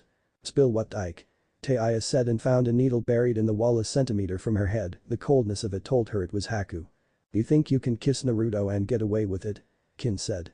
You're supposed to protect him, not molest him. Temari said as she snapped open a blade fan and held it inches from the redhead's neck. He's mine. Hell no, he's not, bitch. After the reaction while sitting in his lap as we kissed, he's definitely interested in me and not some bitch that blows, a weak flute player and icicle. You 3 out of the running in our next date, I'm going to claim him. There won't be a next date, you foul-mouthed whore. Kin snarled. Yeah? And what do you think you and your skinny ass can do to stop it? Unlike you 3, I've actually felt what he's packing, and let me say it's long, it's hard, and with his stamina, it will be a ride of a lifetime. Ice formed on the wall behind her and she looked to see Haku's eyes white and frost forming in her hair. Temari went into a battle stance. Before anything else could be done, the 4 Kunoichi were wrapped in sand and their eyes went to the door where Gaara stood, not looking happy. Lady Tsunade and Lord Orochimaru wish to see you 4. I suggest you cool your loins. And why the fuck should we do that, Sandy? Aya asked. Because it has to deal with Naruto, and I don't think Lady Tsunade is in the best of moods as she isn't drinking and Shizune isn't in the room. 4 sets of eyes widened. Anko is retrieving Lord Jiraiya and Naruto right now. Whatever this is, it isn't good. Gaara walked away, the sand around them dissolving and following him like a lost puppy. I didn't know he could talk so much. Aya said. He usually doesn't. He and Naruto seem to communicate with looks and grunts. Kin admitted. However, it's gotten better. That's the most he said without Naruto prompting him. Kin said as she slipped her away. Temari looked at where her brother had gone before she slipped the battle fans away. We better go. Whatever has Lady Tsunade mad isn't good and it always centers around Naruto. Chapter 19. You're joking, right? Orochimaru looked at Naruto with a raised eyebrow. Of course he's joking about Naruto-kun. Haku said. Kin and the others looked at the Sannin/leader of Itagakure, their gazes telling him he better be joking. It's no joke. Orochimaru began, but he leapt aside as Tsunade's fist took out the wall he'd been leaning against. I told you never. My uncle and grandfather never wanted those laws, they were passed by stupid civilians looking for ways to marry into the clans. Time, please. Jiraiya began. Don't chime in, you bastard. You know how I feel about that. It's one thing for Naruto to date several girls, but there will be only one fucking wife. And she sure as hell isn't going to be some slip of a girl he's never met other than in passing. Haku, Kin, Temari and Aya were sharing looks and similar thoughts. Naruto was looking at Gaara, who Naruto would swear was laughing behind his sand armor, while the sand kept the face impassive. Orochimaru sighed. I swore I would talk with Naruto, I did. He's not doing it. Fuck your agenda, Orochimaru. Tsunade said.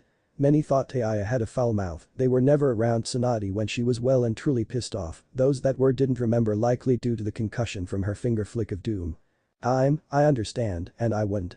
Orochimaru was saying, but Tsunade wasn't in the mood to be placated. Damn right you won't.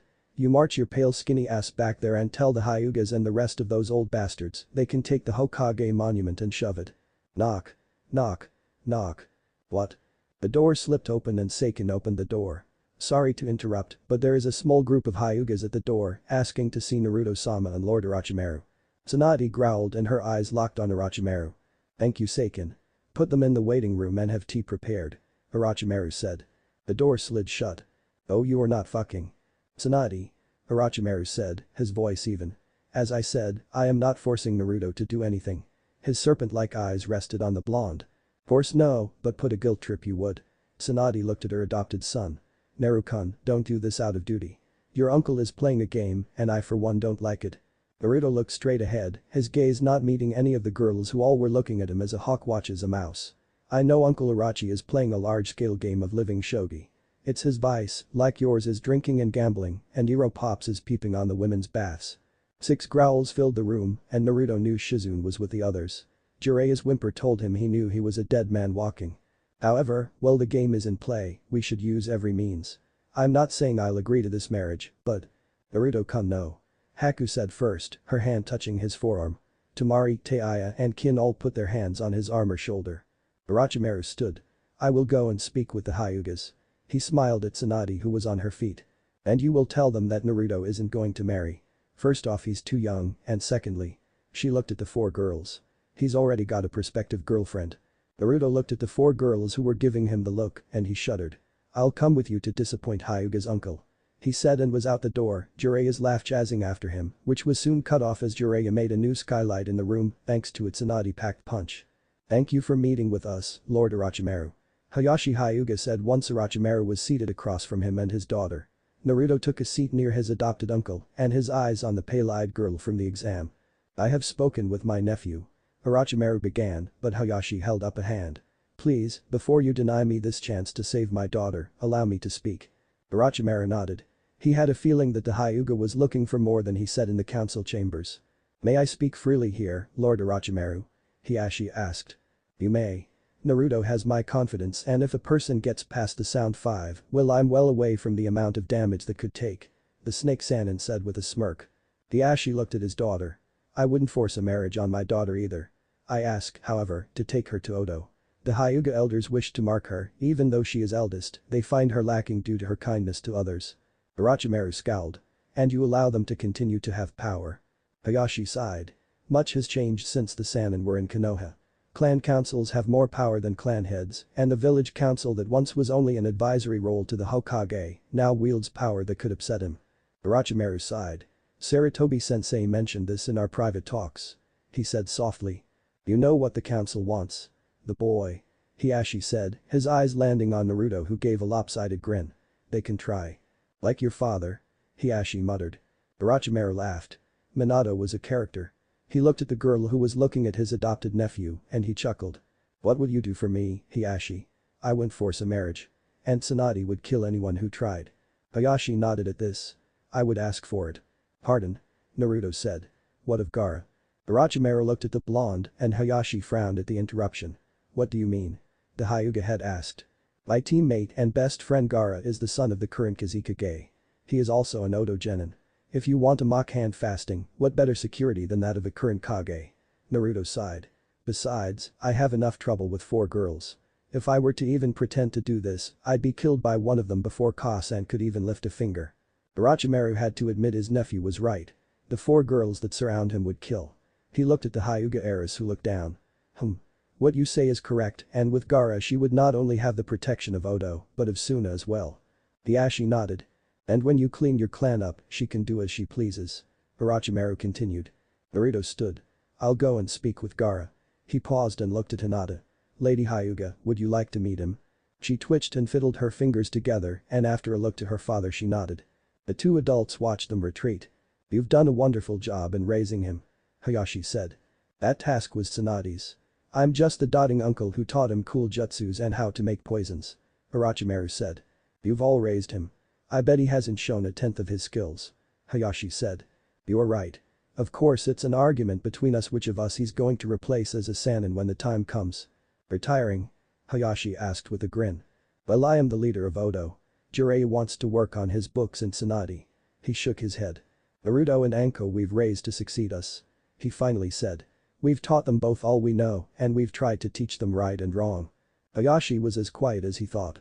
I always wonder how things would have turned out if Naruto had been raised in Konoha. Orochimaru snorted. He'd either be a cold emotionless weapon, an idiot, or dead. You really don't see Konoha doing well for him, do you? Itachi, since the day he was born and the Kyuubi sealed in him, he had numerous assassination attempts, one of which was his father's own pupil. His return here for the exams has been nothing but looks of hatred. Itachi bowed his head. He remembered Minato, and from what he could see, his son, raised by the Sannin, would surpass him in every way, including in ways of the heart. Naruto had to laugh at the look on his friend's face when he'd locked him and Hinata in the same room and told them to get to know one another after he explained the plan. "You're in a good mood, Naruto-kun," Haku said, appearing out of an ice mirror. "I am Haku-chan." Just introduced Gaara to his future bride and locked the door with a time delay seal. Haku looked back at the room. "Isn't it your room as well, Naruto-kun?" the ice mistress asked. "Oh. Yeah." He scratched the back of his head and looked back sheepishly. Haku chuckled. "Come with me," she said and created an ice mirror and pulled him in just as Kin and Taiya came around the corner. "That bitch." "Haku-chan," Naruto said as they appeared atop the Hokage monument. His question was cut short as Haku leaned in and kissed him. Time stopped for Naruto as the girl in his arms pressed in closer, her kiss short-circuiting his mind and kick-started his libido. "Elsewhere." "Report." Nadis ordered as he looked at the examination room. "The Uchiha's chakra has been drained and we've already removed his eyes," a scientist reported. "Good. News from Konoha?" Nadis asked. "They are in an uproar. They are trying to force Orochimaru of Odo to turn over the Kyuubi brat." Nadis snorted. "The Sannin will let Konoha burn before they hand over Naruto." Nadis muttered and stopped. "Get me Kano. I have a job for him." "As you command, Lord Nadis." The skull-masked Nadis stood looking at the tank where Sasuke Uchiha floated in chemicals with numerous tubes running into him. "Don't worry, Sasuke. You'll be returned to Konoha. Just different than when you left." He looked at the two tanks of chemicals. "Chemical X, wonder what it will do to you."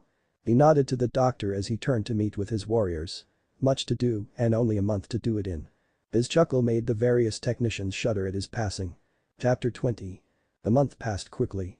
Konoha's council continued to try and force Odo to give them to Naruto for their sacrifice of getting Sasuke back.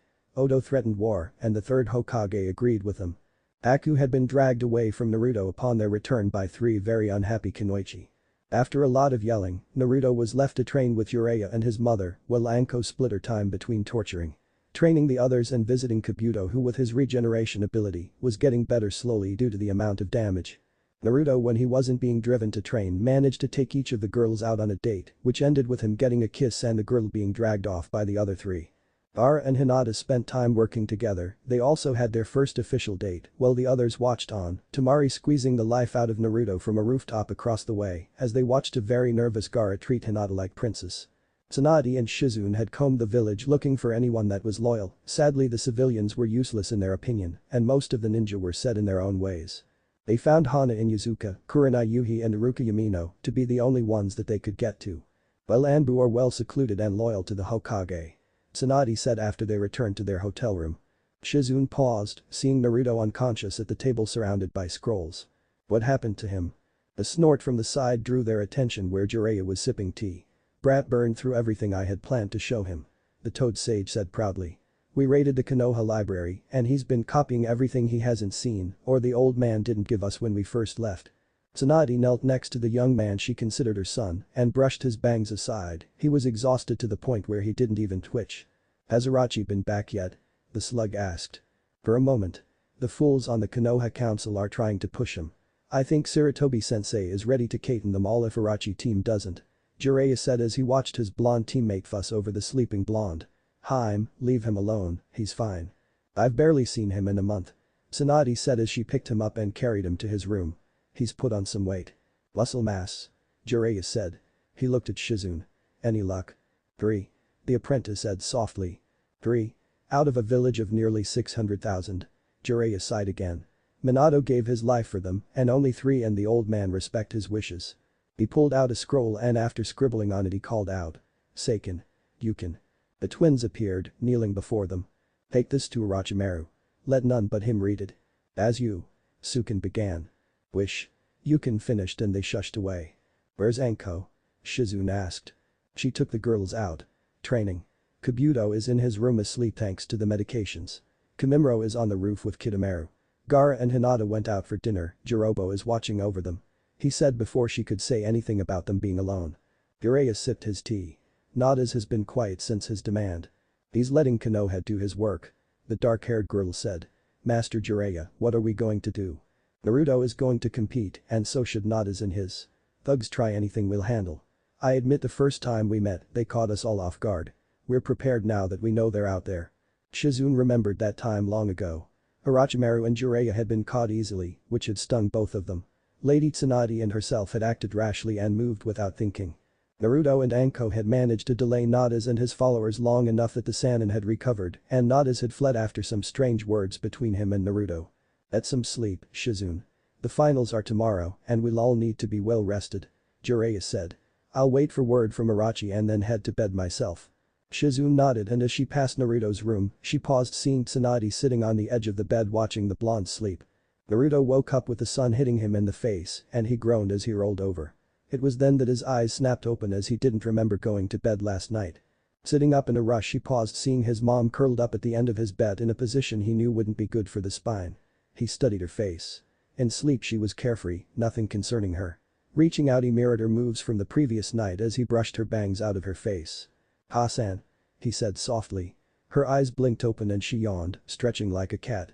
"Morning Naru-kun," she said and pulled him into a hug down next to her like a teddy bear. "Did you sleep well?" she asked. "Yeah. Did you?" "I slept. Are you ready for what happens today?" "No, but I will be," he said as she let him go. He looked around and noticed that Gaara was gone already. "He slept in Jiraiya's room," she said. Naruto nodded and gathered his belongings for the day as he went to shower. Tsunade waited till he was gone. "This works better," she said, "or I will castrate myself as a pervert and get some snakeskin boots." Naruto found out the others had gone ahead to the arena while he was getting ready, leaving him with Kimimaro and Jiraiya. "Nervous kid?" the toad asked. "A bit. It's not about the exam, but Nadis and his freaks," Naruto admitted as they walked the nearly deserted streets as all of Konoha was turning out to see the finals. "Do you worry about the Naruto-sama exam?" Kimimaro said he had a pair of bone swords strapped to his back. "The five will make sure nothing happens to you." "And my family," the blonde said. "Nor your family." Naruto was quiet for a bit. "You know, you and the others are considered part of the Kimimaro family, Kimimaro." The leader of the Sound Five paused and looked at him. "We are tools. You and your family. You are part of the family. You and the others have become family over the years, don't say otherwise." Jiraiya smirked. "Give up on that Kimimaro. Naruto made his decision a long time ago." The bone user bowed. "Thank you Naruto-sama," he said. "Do you think Konoha will try something during the exam?" Naruto asked his adoptive father figure. "They do and the Sandaime will have heads," the toad said. "And if he doesn't, your mother will." Naruto laughed at that. "Cos and does have a temper," he agreed. They stopped finding their way blocked by several men wearing tan and black armor. "Oh look Pop, pretenders," Naruto said. "They think that by wearing the Suna headband we'll believe that they are from Suna," Sannin said. "Allow me some milk," Kimimaro said and he was in motion before the fake Sunanin could state their business. Several spurts of blood and 6 bodies hit the ground dead before they fell, bone spikes in their throats. "Impressive Kimimaro," Jiraiya said. "You no longer need hand signs for those." The white-haired ninja bowed. "It is thanks to Naruto-sama.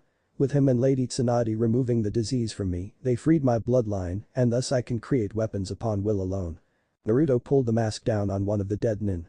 "I recognize this one. He's one of Konoha's." Jiraiya sighed and pulled out a scroll. He sealed the bodies and pulled out a watch. "We need to go. The finals are about to start." Naruto yelped and started to run.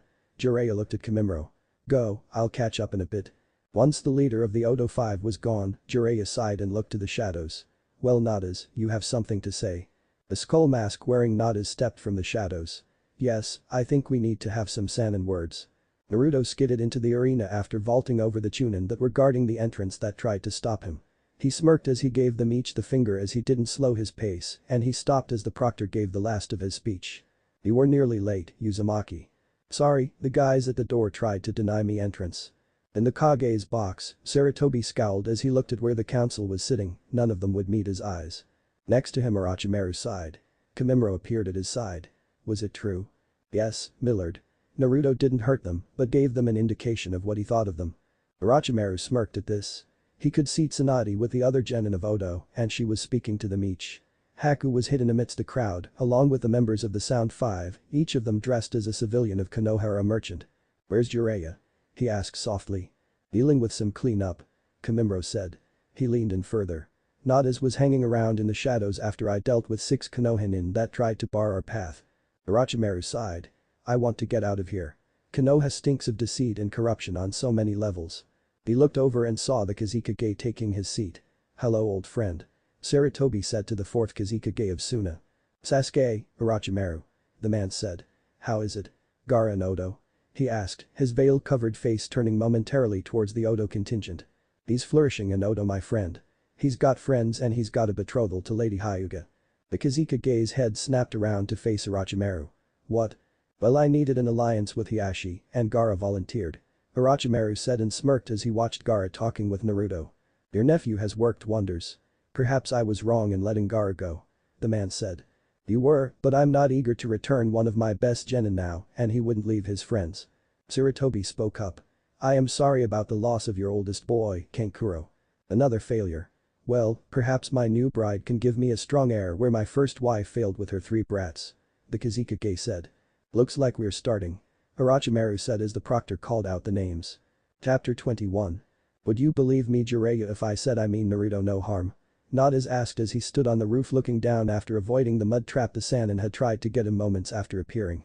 Would you believe me if I said I wouldn't trust you as far as a 10-year-old academy student could throw the monument? The white-haired sage fired back.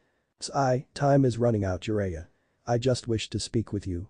You said that years ago and then you left and went to capture Naruto. I could have killed you and your family that day if I meant Jiraiya. Nadis countered. I have had numerous chances if I wanted to. Your freaks killed my students. Nadis waved a gloved hand. Bah, 2 useless idiots and some Konoha genin died. Kabuto lives, I'm told, and should make a full recovery with time. Jiraiya ground his teeth. Kankuro was a friend to Naruto's. Nadis shrugged. He's really unimportant in the end of it all. He was barely decent as a puppet master. His death served its purpose in motivating Naruto to continue. What do you hope to accomplish with this? Jiraiya asked. You never should have modified the seal. Nadis said. It threw out all the plans of others and now I need to make things balance out drastically. Jiraiya leapt to the rooftop across the way. What do you mean? Konoha will not be getting the Uchiha back.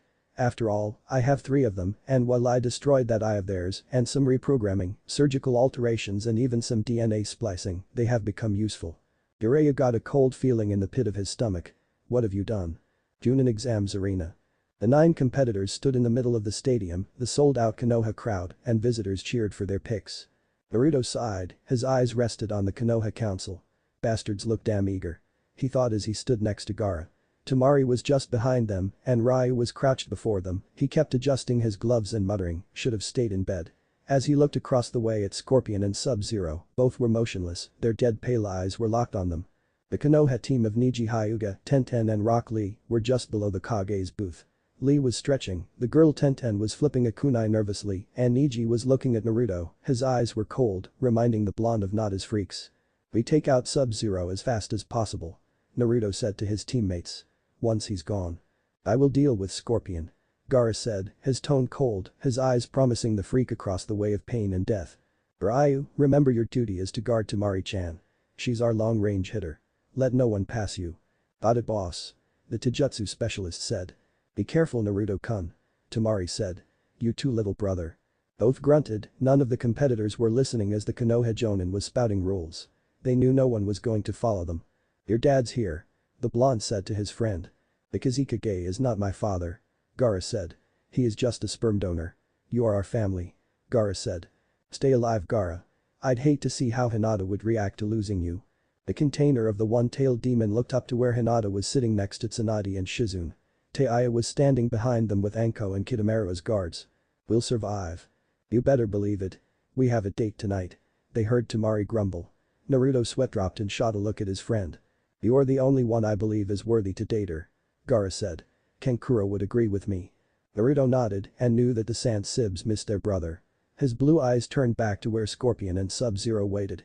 I declare that the final round of this year's Chunin exams is ready to begin. Jonin called out and the fans cheered. The gong sounded and all hell broke loose. With the sound of the gong the east wall exploded, taking out most of the spectators sitting there.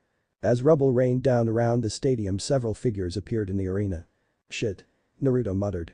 It was echoed in the Kage's booth by Orochimaru and in the sensei's booth by Tsunade. Surrounding Sub-Zero and Scorpion were several new figures. Kano and Jade. Naruto muttered, his gaze hardening. It was then that the smoke cleared and the other three figures were revealed and gasps were heard. Three Uchiha were there, two of them were well known in Konoha, the last was recognizable to a Hokage, a Kizukage and the Itokage. Madara. Sarutobi whispered the name.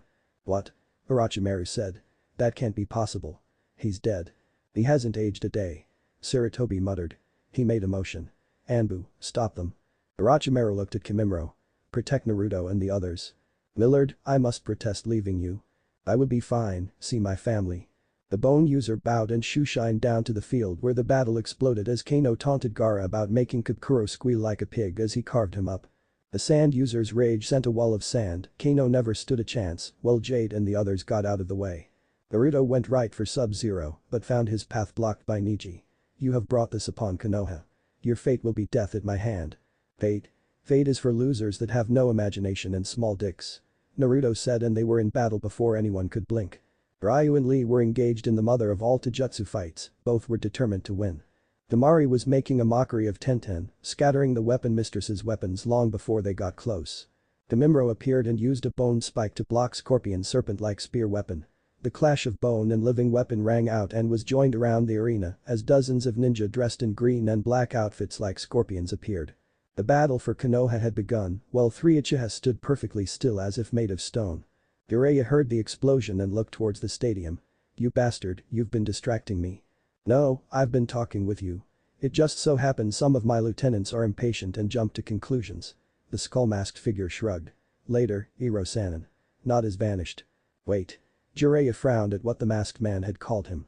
Another explosion and he swore loudly before leaping from rooftop to rooftop, praying to reach the battle in time. Naruto swore as Neji attacked. Cut it out, you idiot, can't you see that Nada's forces are invading? I have my orders. Neji said. The council has ordered your death and it is my destiny to deliver your fate. Naruto twisted and twirled, avoiding the deadly strikes. This nut job is serious. Naruto thought as he sidestepped and then slammed Neji's arm with a palm strike that spun the Hyuga away. What of the alliance between the Hyuga and Oto? Meaningless. Hinata is weak, her removal from the main house was foreseen long ago. Neji said as he tried to connect again and failed. Your uncle, her father made an alliance, attacking will break it. If that is what it takes for me to fulfill my duty to Konoha, then so be it. Neji said.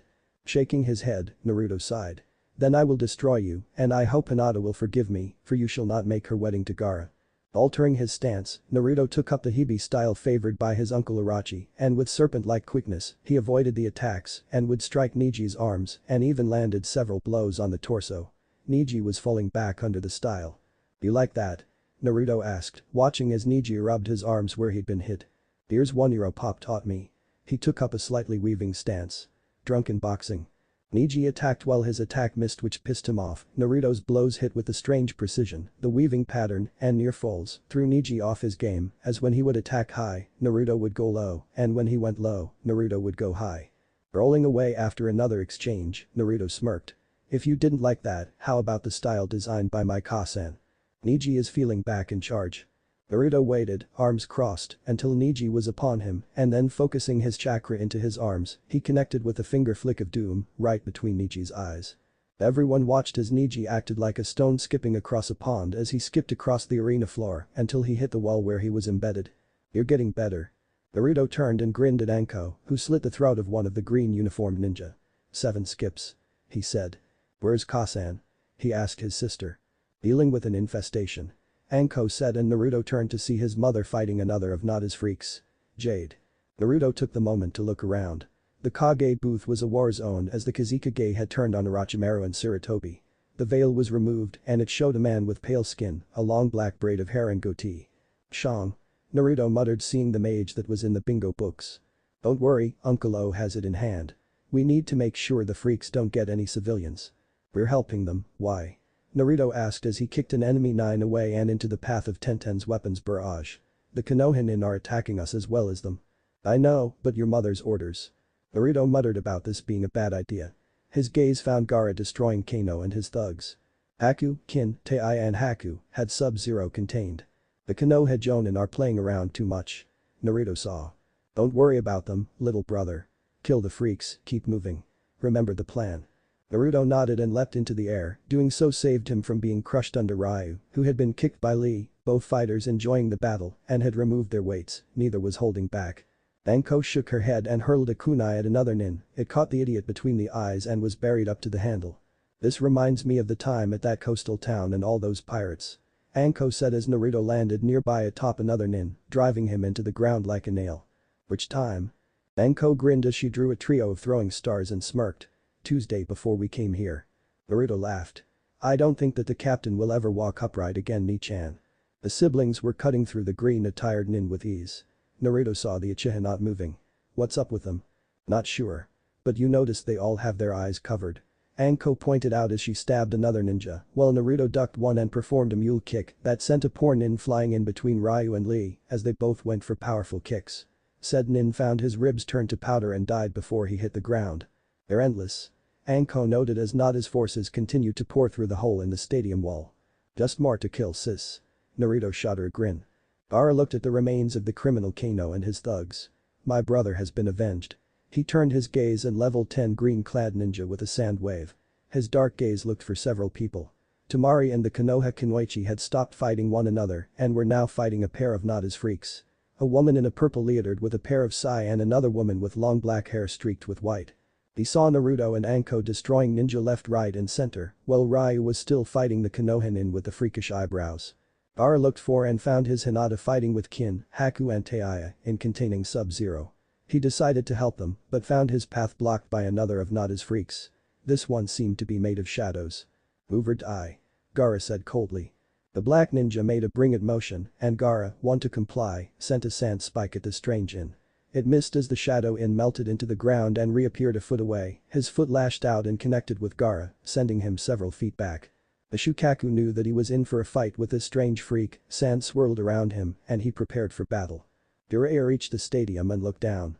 He wasn't sure where Nadis went, but he could see his help was needed in several places, he just didn't know where to start. Hello, Jiraiya-kun. He turned to see a man wearing the markings of a monk and a wide-brimmed hat. Hung Lao. Jiraiya said softly as the monk reached up and pulled his hat off. Chapter 22. Can we talk about this? Jiraiya said, seeing the monk of the White Lotus Society. No. The hat spun through the air making a soft buzzing sound. Jiraiya dropped and rolled, the gleam of the razor edge telling Jiraiya he just saved his undertaker from having to make a closed casket. Picking up to his feet, Jiraiya looked at the man and saw the hat return. Nice seal work. Hung Lao smirked. You think you have the market on them? No, but I always like learning new things. Jiraiya finished his and speared a wad of mud at the monk who smirked. You've gotten faster. Or you are slower. The two met in a dizzying display of punches and kicks, the last one sent Jiraiya skidding across the ground, but he rolled and landed on his feet. The buzzing sound again warned and Jiraiya ducked and one of Nada's thugs was decapitated. Nice. I aim to please. You're not still mad about that, are you? Jiraiya asked. Yes. A series of kicks and Jiraiya flipped over Kung Lao and kicked him hard. Lao for his effort spun in the air and sent a fireball at him. Jiraiya cursed and slapped his sleeve out. Damn it, do you know how expensive this was? Sorry. Kung Lao said with a grin. He moved to grab his hat again which had reappeared on his head. Wait. Jiraiya said. Kung Lao lowered his hand and raised an eyebrow. Fine. Here. Jiraiya said and pulled out a gold-covered book. Itachi the Ultimate Final Fantasy Platinum Edition Omnibus. He said and handed it to Kung Lao. The only edition. The hat-throwing monk smiled as he took it gently, cradling it like a newborn baby. Are we square now? Hung smiled and whistled. 40 monks wearing blue robes entered the stadium. We're square. Hung Lao took his hat off and threw it, decapitating 3 of Nada's ninja. Attack. The monk swept across the field separating Konoha nin and Odo forces from Nada's and attacking the green-clad ninja with skull marks. In the Kage booth, Orochimaru and Sarutobi looked at the man who had posed as the Kazekage. Shang Tsung. Orochimaru said with distaste. Nada's is really scraping the barrel's bottom if you're here. The Chinese mystic smirked. Why are you surprised by Sannin? All these souls will be mine. Not today's sorcerer. Sarutobi said as he ripped off his robes showing his battle armor underneath. So the old man has some life in him. I will enjoy taking it from you. Shang said, stamping his foot, a staff appeared next to him and he clutched it. Orochimaru shook his head shedding his robes as well, grass cutter was in his hand. You won't get a chance to be a sorcerer and your gods won't hear your screams. Shang snarled and spun, an arc of fireballs flew through the air. Sarutobi, a master of combat, used a seal-less and a stonewall sprang up blocking the fireballs. The battle just started when the tide changed. Shang cursed. "Damn that monk." He began to summon. "I hope you like this," Shang said, finishing the last seal. "No." Smoke rose, and when it cleared, a humanoid figure with 4 arms, a long top knot of black hair, brownish skin, and was 8 feet tall. "Oro. Destroy them," Shang ordered. The 4-armed beings roared and strode forward. Shang kept lobbing fireballs, keeping the former teacher and apprentice off balance until Goro was upon them. Then he chuckled. "It has begun." Overhead the sky darkened and thunder and lightning crashed. The Turo and Anko paused as the blue-robed monks evened the field. "Oh. That's no fun." Anko pouted. Naruto chuckled. "Deal with it, Ni-chan." He looked around, the monks had separated many of the current fighters, his gaze looked for 2 certain freaks. He took a step but was bowled over and realized it was a battered Gaara atop him. "What the hell?" Gaara groaned as he sat up. "New freak." Naruto looked and saw the shadowy figure. "Shit. Noob sabed. Not good." Naruto got to his feet. He'd been trained by the Sannin, but the shadow ninja was just that, a living shadow. He'd seen him in action from a distance once when he was 9. The Nuke 9 never stood a chance. "Where does he keep getting these people?" Gaara muttered as he stood as well, sand rushing to surround him and rebuild his armor and the gourd on his back. "Rejects, outcasts, distant lands," Anko said. "Pop has a whole dossier on Nadis and his people. They've mainly kept to the mountains for the most part, but they have come down and collected bounties on Nuke Nins." She pointed to where the 3 Uchiha were standing amidst the carnage. "It seems they've made a collection on Uchiha." Naruto shook his head. "We'll worry about the Uchiha later. We need to get the freaks out of here. Sabit, Scorpion and Sub-Zero are the biggest threats." "Aw, don't you love us anymore, Naruto-kun?" The blonde turned. "Princess Katana, Sonya," he said, greeting the women. One held a slender sword, the princess in blue held a pair of battle fans that would have made Temari droll. "You've gotten even more handsome, Naruto-kun," Princess Katana said with a smile before pulling her mask up covering the lower half of her face. "It's a shame we won't have time to sample you." "Anko, Gaara, we need to split up." Anko Ni-chan helps Gaara with Sabit. "I'll hold off the princess and her personal guard." Gaara looked like he wanted to protest, but Anko knew her brother was trained enough to do as he said. "Don't die Gaki, you have to decide which girl you're going to date," Anko said and turned to face the shadow ninja. Gaara paused. "It better be Temari," he said in that cold dead tone he used to have before he came to Itagakure and his seal had been fixed. Naruto gulped and then turned back to the 2 women. "Ladies." He dodged the sword and used a kunai to block Katana's fans. Jade cartwheeled out of the way of its Tsunade punch and winced watching the crater in the wall. Jade pulled out her collapsible bow staff and swung with all her might at the blonde head, but Tsunade caught her weapon and held her immobile. "Why is it," Tsunade began, "that whenever my little Naru-kun is happy and things are just starting to go his way, you freaks show up?" Jade tried to kick her, but Tsunade blocked it with a kick of her own, neither woman let go of the staff. "Because he belongs with us," she said. "Whole day in hell," Tsunade said and pulled the staff hard. Jade, surprised by that, hadn't let go and was dragged into a chakra-enhanced punch that sent her sailing into the air and out of the stadium, where she landed only her and Kami knew. Aku was getting tired blocking Sub-Zero's attacks. She wanted nothing more than to go on the offensive with the others, but she couldn't. That would leave the others open to the Crimeancer's attacks. Hinata's attack seemed to affect him the most, while Kin and Taiya were suffering from frostbite from an earlier attack. Their sound attacks had proven ineffective against the ice user. She used the ice mirrors of her bloodline to block Sub-Zero's attacks. The Taijutsu was handled by the other 3, but even they were getting tired as the freak's aura was sapping their strength as if they stood in the middle of blizzard. The cold effect was dulling their senses and they had to do something about it soon. Scorpion and Kimimura were at a standoff. Neither got the edge of the other, their uniforms were slashed and burned. Scorpion's symbiotic spear had been decapitated twice and regenerated its head. Kimimura had bone blades running down his forearms and bones were sprouting along his legs like wicked blade spikes. Their punches and kicks met with bone-cracking force, neither showed it. Monks tried to get between them and died violently at the hands of a fireball from Scorpion. Kimimura used that and Shushin behind him and rammed both forearm bone blades in Scorpion's back and out his chest. Still the orange and black clad nin didn't make a sound. Kimimura pushed him off his blades and used a moment to gather himself, his eyes looking for Naruto. He saw him fighting Katana and her guard. He took a step before stopping as Scorpion's spear exploded out his chest from behind. "Get over here." Kimimura felt himself yanked back, the kick sent him into the air and he looked to see Scorpion materialize above him and with an axe kick send him rocketing back to the ground where he impacted leaving a crater. Kakashi slit the throat of the skull-marked ninja in green and black. He turned and saw the three Uchiha standing there. Rushing across the field he grabbed his prized student. "Sasuke. Sasuke, you're back.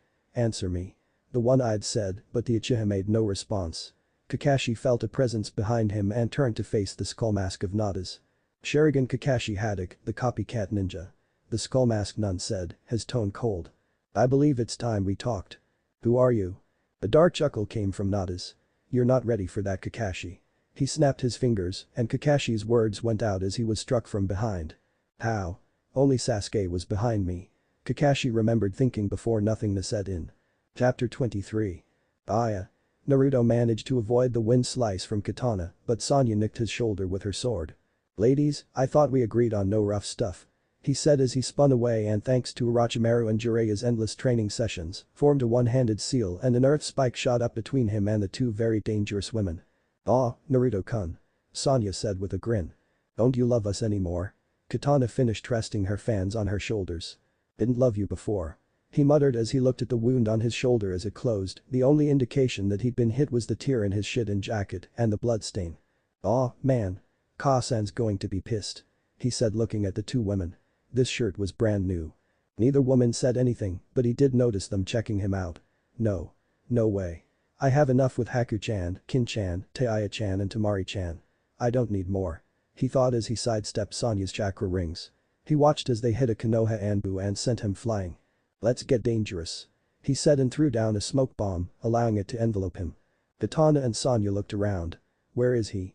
"I don't know, princess, I can't sense him," Sonya answered, bringing her katana up into a defensive position.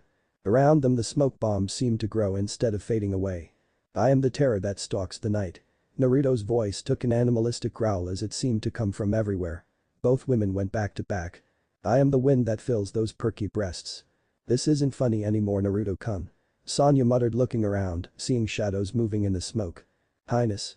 Use your fans to remove the smoke." Katana did and was frustrated when the smoke stayed where it was. Sonya tried to dispel it, thinking it was but that didn't work either. "I am."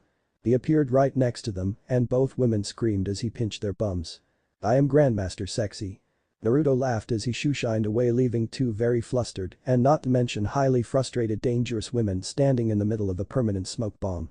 Ankuro was a genius when he made those. Naruto thought sadly of the now dead puppet master and his chance to make useful items while he was developing his puppets. The only way to dispel that smoke bomb is to throw the second concoction. Naruto pocketed the second half of the capsule and smirked, hearing the two women in the middle of it swearing. Who knew a princess knew those words?" he said as he went to help Gaara. Sarutobi ducked the strike from the four-armed lizard-skinned creature and lashed out with a kick that didn't do more than make it huff in annoyance. Orochimaru sent the snake hand at it and the serpent's fangs sunk into flesh, having more effect and injected their venom in the monster the Chinese sorcerer had called Goro. "I'll deal with the beast, you deal with its master," Orochimaru said as he ducked and weaved. "We can take it together," Sarutobi said. "But that gives the wizard time to plan something more," Orochimaru said as he rolled around the punch from Goro and hit a nerve strike that had no effect. Sarutobi looked to see Shang Tsung standing where they'd last seen him, but he had a monk's staff with rings and he was reading from a scroll. "What are you sorcerers doing?" "Ah, the aged monkey professor," Shang said, stopping his reading. "Leaving your former student alone is very foolish. He is a prince amongst his kind, warriors born and bred. Your student, while one of the Sannin, won't win against him alone. You're overconfident in that being's abilities. Orochimaru might no longer be my student, he might not even be a member of the Leaf, but he is a skilled warrior and should never be taken lightly." Shang Tsung chuckled. "So then, you wish to fight me?" Sarutobi nodded and took up a stance. "Ah, monkey style. Appropriate for the man who holds the contract to Enma and his clan." "Fight me, sorcerer," Sarutobi said and lunged. Shang laughed and waited until the third Hokage was nearly upon him before he conjured a flaming skull fireball and sent it screaming at Sarutobi, catching him point blank in the chest and tumbling backwards. "Ahahahahaha. Konoha shall burn and my master will have what is rightfully his." "And what is that?" Sarutobi asked. His armor was cracked and he found it hard to breathe.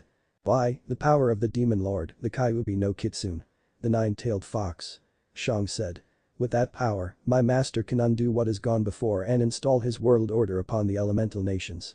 Shang began chanting, then the monk's staff glowed and the rings lifted as if carried on a breeze. Shang's hair turned white and he aged rapidly before Sarutobi's eyes.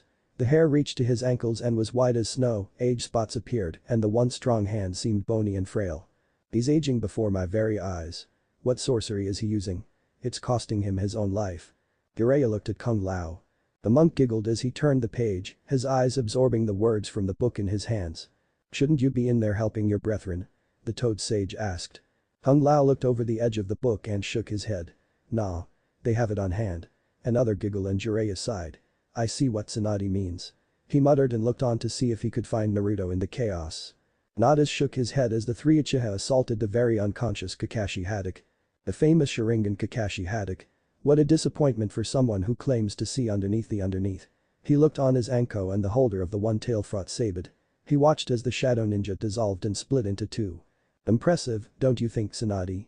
He turned to see the slug walking towards him. And here I thought Jade would have given you a challenge. Tsunade flipped her hair. That girl, well she had some skills, talked too much and expected whatever power you gave her to save her. Nada shrugged. They all have their uses of Tsunade. Each one a piece on the board, they live and die, it matters nothing. It matters. You will lose. Tsunade said, clenching her fist, ready to charge. I might, but this is just a minor test in the grand scheme of things. She saw the skull mask turn, and she watched as Naruto looked from where Anko and Gaara were fighting Sabed to where Kimimura was being dragged towards Scorpion to where the girls were having issues with Sub-Zero. Choose Naruto. She heard Nada say. You can't save them all. You bastard. She said, you expect him to choose who of his family should die. Nada shrugged and turned. As I said, in the end it doesn't matter about the pawns. The king and queen are the important parts of the board. Nada saw Anko use Snake Hand on Sabed, but the shadow ninja dissolved. You did well in raising them, despite all that's happened to them over the years. Tsunade paused, it was something in the masked man's tone. Who are you? Laughter, hollow laughter came from the mask. Beat me and find out, daughter of a Hokage, granddaughter of another. Adoptive mother to the Jinchuriki of the Kyuubi no Kitsune. Here the laugh was bitter. Take him, Tsunade. Leave Konoha to its fate. I will let you and yours leave. My word. Your word is shit and I'm going to be the street sweeper that puts you in the trash. Tsunade snarled and lunged. Naruto looked and saw that Gaara and Anko were dealing with a slippery shadow ninja. And while the girls were suffering from the chilling effects of Sub-Zero's aura, he saw they were going to beat the freak as Kin hit Sub-Zero with a series of with bells and he smiled as she used her flute, which gave Haku a moment to go on the offensive and trap Sub-Zero in her dome of mirrors. His blue eyes turned to see Kimimura being dragged like a fish on a line back to Scorpion, who was now holding a flaming sword. He then caught his mother fighting Nadis and his blood went even colder. What should I do? He formed the cross seal and created 10 Kage Bunshins. 5 of you help Anko and Gaara, you 5 help Kimimura. I'm helping Kasan. Right. The clones yelled and rushed off. Naruto gathered his chakra and leapt. Kimimura resigned himself to death. It was delayed by Tsunade-sama and Naruto-sama. It is time. He thought as he was dragged backwards, the harpoon keeping him from being able to turn and cut the line. He lay there as Scorpion stood over him and raised the flaming broadsword over his head. I give your soul to Shang Tsung. Know that it is an honor. Scorpion lowered the blade and intoned. Fatality. The sword was stopped by a bone sword and Kimimura turned to see 5 Narutos standing there, 2 of them holding the bone blades he dropped. I don't think so. The Naruto clone said. Yeah, my boss would hate to get a new friend and protector now. Another said. 3 of them attacked, the sword knocked from Scorpion's hand. He was forced on the defensive as 2 of the clones kicked from opposite sides and the last wielding a bone sword drove him back. The last 2 clones cut the harpoon and pulled it out, the one with the bone sword stood guard while the last clone performed field healing. Relax Kimimura-san. The boss has it all scoped out. The clone said using the green chakra to heal the wounds. Here's a blood pill and take this, it will help. Ka-san will be busy when this is over, but she will patch you up 100%.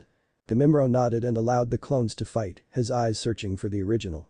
Nada smirked as he ducked and avoided Tsunade's attacks. Age catching up to you princess. Tsunade back flipped away as he tried a roundhouse kick. She smirked. Nope. Just making room. She said. Making room? The boot to his spine sent him rolling as Naruto landed. She was giving me room to kick your ass. Nada stood, his spine aching. Ah, Naruto-kun. So nice to see you coming to play. Decided to leave your family and friends to die. Nah. They are taken care of. Nada's looked to see clones. Ah. Yes you famous shadow clones. Sarutobi shared that with you, I am impressed. You're going to be more so when I'm done with you. Naruto said taking on a new stance. I don't know that style. Nadis said.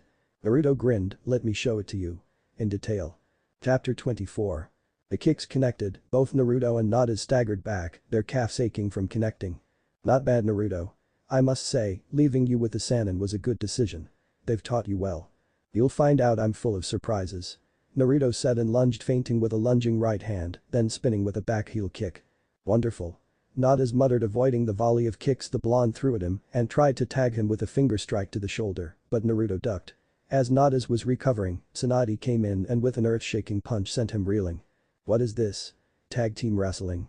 Nah, but I can't let my little boy face an evil son of a bitch like you on his own. He's 16 and he's got to give me grandchildren someday. Hasan.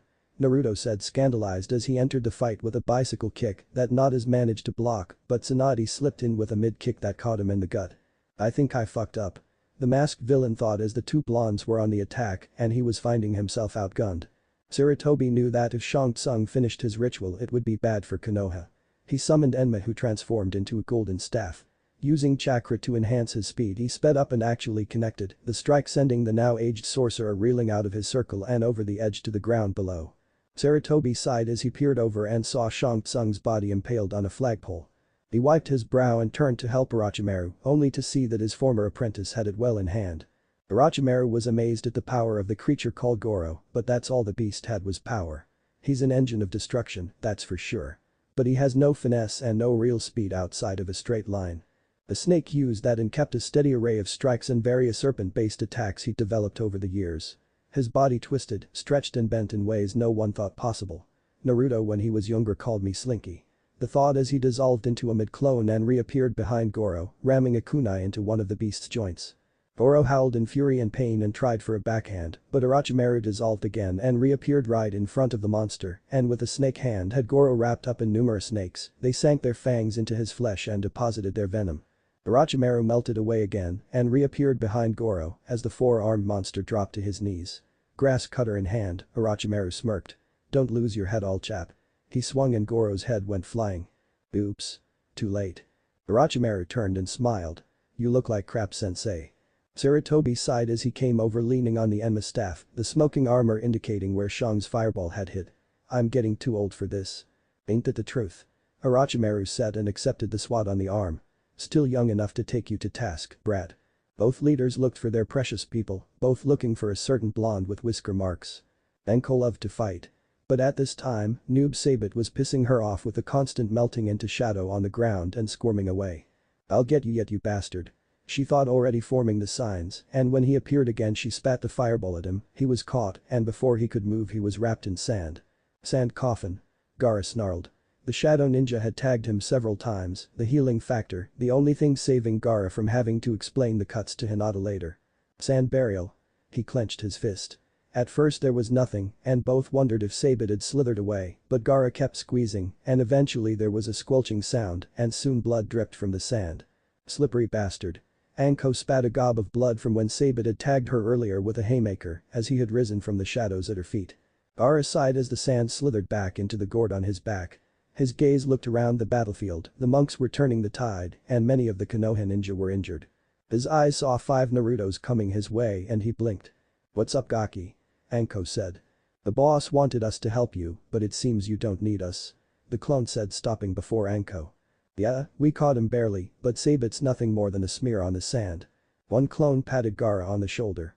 Good job. HN. The redhead said and they saw that the girls could use a hand. Let's take care of Mr. Freeze there and party. Anko said.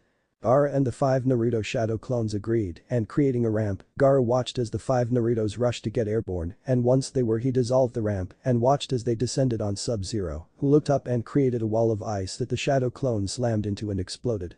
Snake hand jutsu. Anko launched her attack, Sub-Zero backflipped and had to dodge an attack from Kin then Taiya. Pitiful little nin. I am not impressed. He melted into a puddle surprising them all. Can he do that? He can't do that. Anko said and looked at Haku. Weren't you supposed to stop that? Haku was winded as she'd been using a lot of chakra to counter the Cryomancer's attacks and keep the others safe. Sorry. She said getting her second wind. He's stronger than the reports. Lay the fuck off her. Taiya said. Hinata nodded, her hands were raw from the cold. She smiled seeing Gaara alive but looked concerned at the amount of tears on his clothes. "Where's Tamari?" he asked. He'd lost sight of her. "She's got her own mission. She's taken Seiken and Yukon with her," Kin said as she winced as she rubbed warmth into her arms. "BRR. You can fucking say that again. Fucking ice dick and his cold aura," Taya said as she spit. "Where is he?" Anko said, looking around. Upset that the freak had left. "Look around," Gaara said, and it was then they noticed that most of Nada's forces were missing. Across the field they saw Scorpion vanish in a blast of flame, and if they could guess, the fighters in the smoke trap were gone as well. "Look," Haku said. They all turned to see Naruto and Tsunade fighting Nadis. "Oh man, they have him," Kin said. Shizune hurried across the field with the Odo medics. They saw her heading for Kimimaro and the Naruto clones. "What should we do?" Gaara asked, looking at Anko. "Form a perimeter," she told Gaara. "Kin, Taya, find Aratokage and make sure he's alright. Hinata, you've gotten basic field med status right?" The former Hyuga nodded and looked at Gaara. "Oh," he said. "Stay safe." She nodded and they touched fingers before she left with the other two. "Haku, here's a couple of chakra pills," Anko said. "We might need you if the freak force shows up. You two raccoon boys," she said. Both said nothing and did as Anko told them. "Let's go." Hung Lao looked around and sighed. "Well, it's time. Be well, Jiraiya." "Wait. Where are you going?" the white-haired toad sage asked. "Our task here is done." The monk paused as he slipped the book into his satchel. "Beware the coming days. Nada's plan worked in ways no one knows." But that Kung Lao vanished in a white light. "Damn it," Jiraiya muttered while looking around. Nadis was concerned. His troops had retreated like planned, but the fight with the slug Sannin and the Kyuubi container was keeping him from making his own escape. One would attack while the other rested, thus far it was Taijutsu, but Nadis knew that any ninjutsu now would mess up his plans. He ducked a kick from Tsunade and lunged at Naruto, burying a hand in the whisker-marked blonde's gut. He seemed to tap it 5 times. 5 palm. Elemental seal. He roared and then flipped over Naruto. The skull mask was dirty and cracked. "Take care of him. I'll see you all soon, I'm sure." He dropped a scroll and leapt into the air where he vanished in a blast of smoke, and Tsunade would later swear golden light. "Naruto," she yelled as she rushed to the blonde who was doubled over in pain and totally unconscious. "Shizune. Jiraiya." She screamed for her apprentice and her teammate. "Irachi." She rolled Naruto onto his back, his shirt where Nadis had last struck was burned away, and there were 5 marks upon the seal that the yondaime had placed. "Stay with me baby, stay with me," she said as she felt his pulse becoming erratic and his breathing shallow. "Jiraiya. Get your fat ass here," she screamed. Anko dropped to her knees along with Haku. Both looked shocked at how quickly things had changed. Jiraiya skidded to a halt on his knees, he looked at the seal and gulped. "Oh shit. Thanks for listening. I do hope you enjoy it. Turn on that bell notification. Like, subscribe and comment down below. And also check out the other videos I have created and enjoyed it. See you guys next video."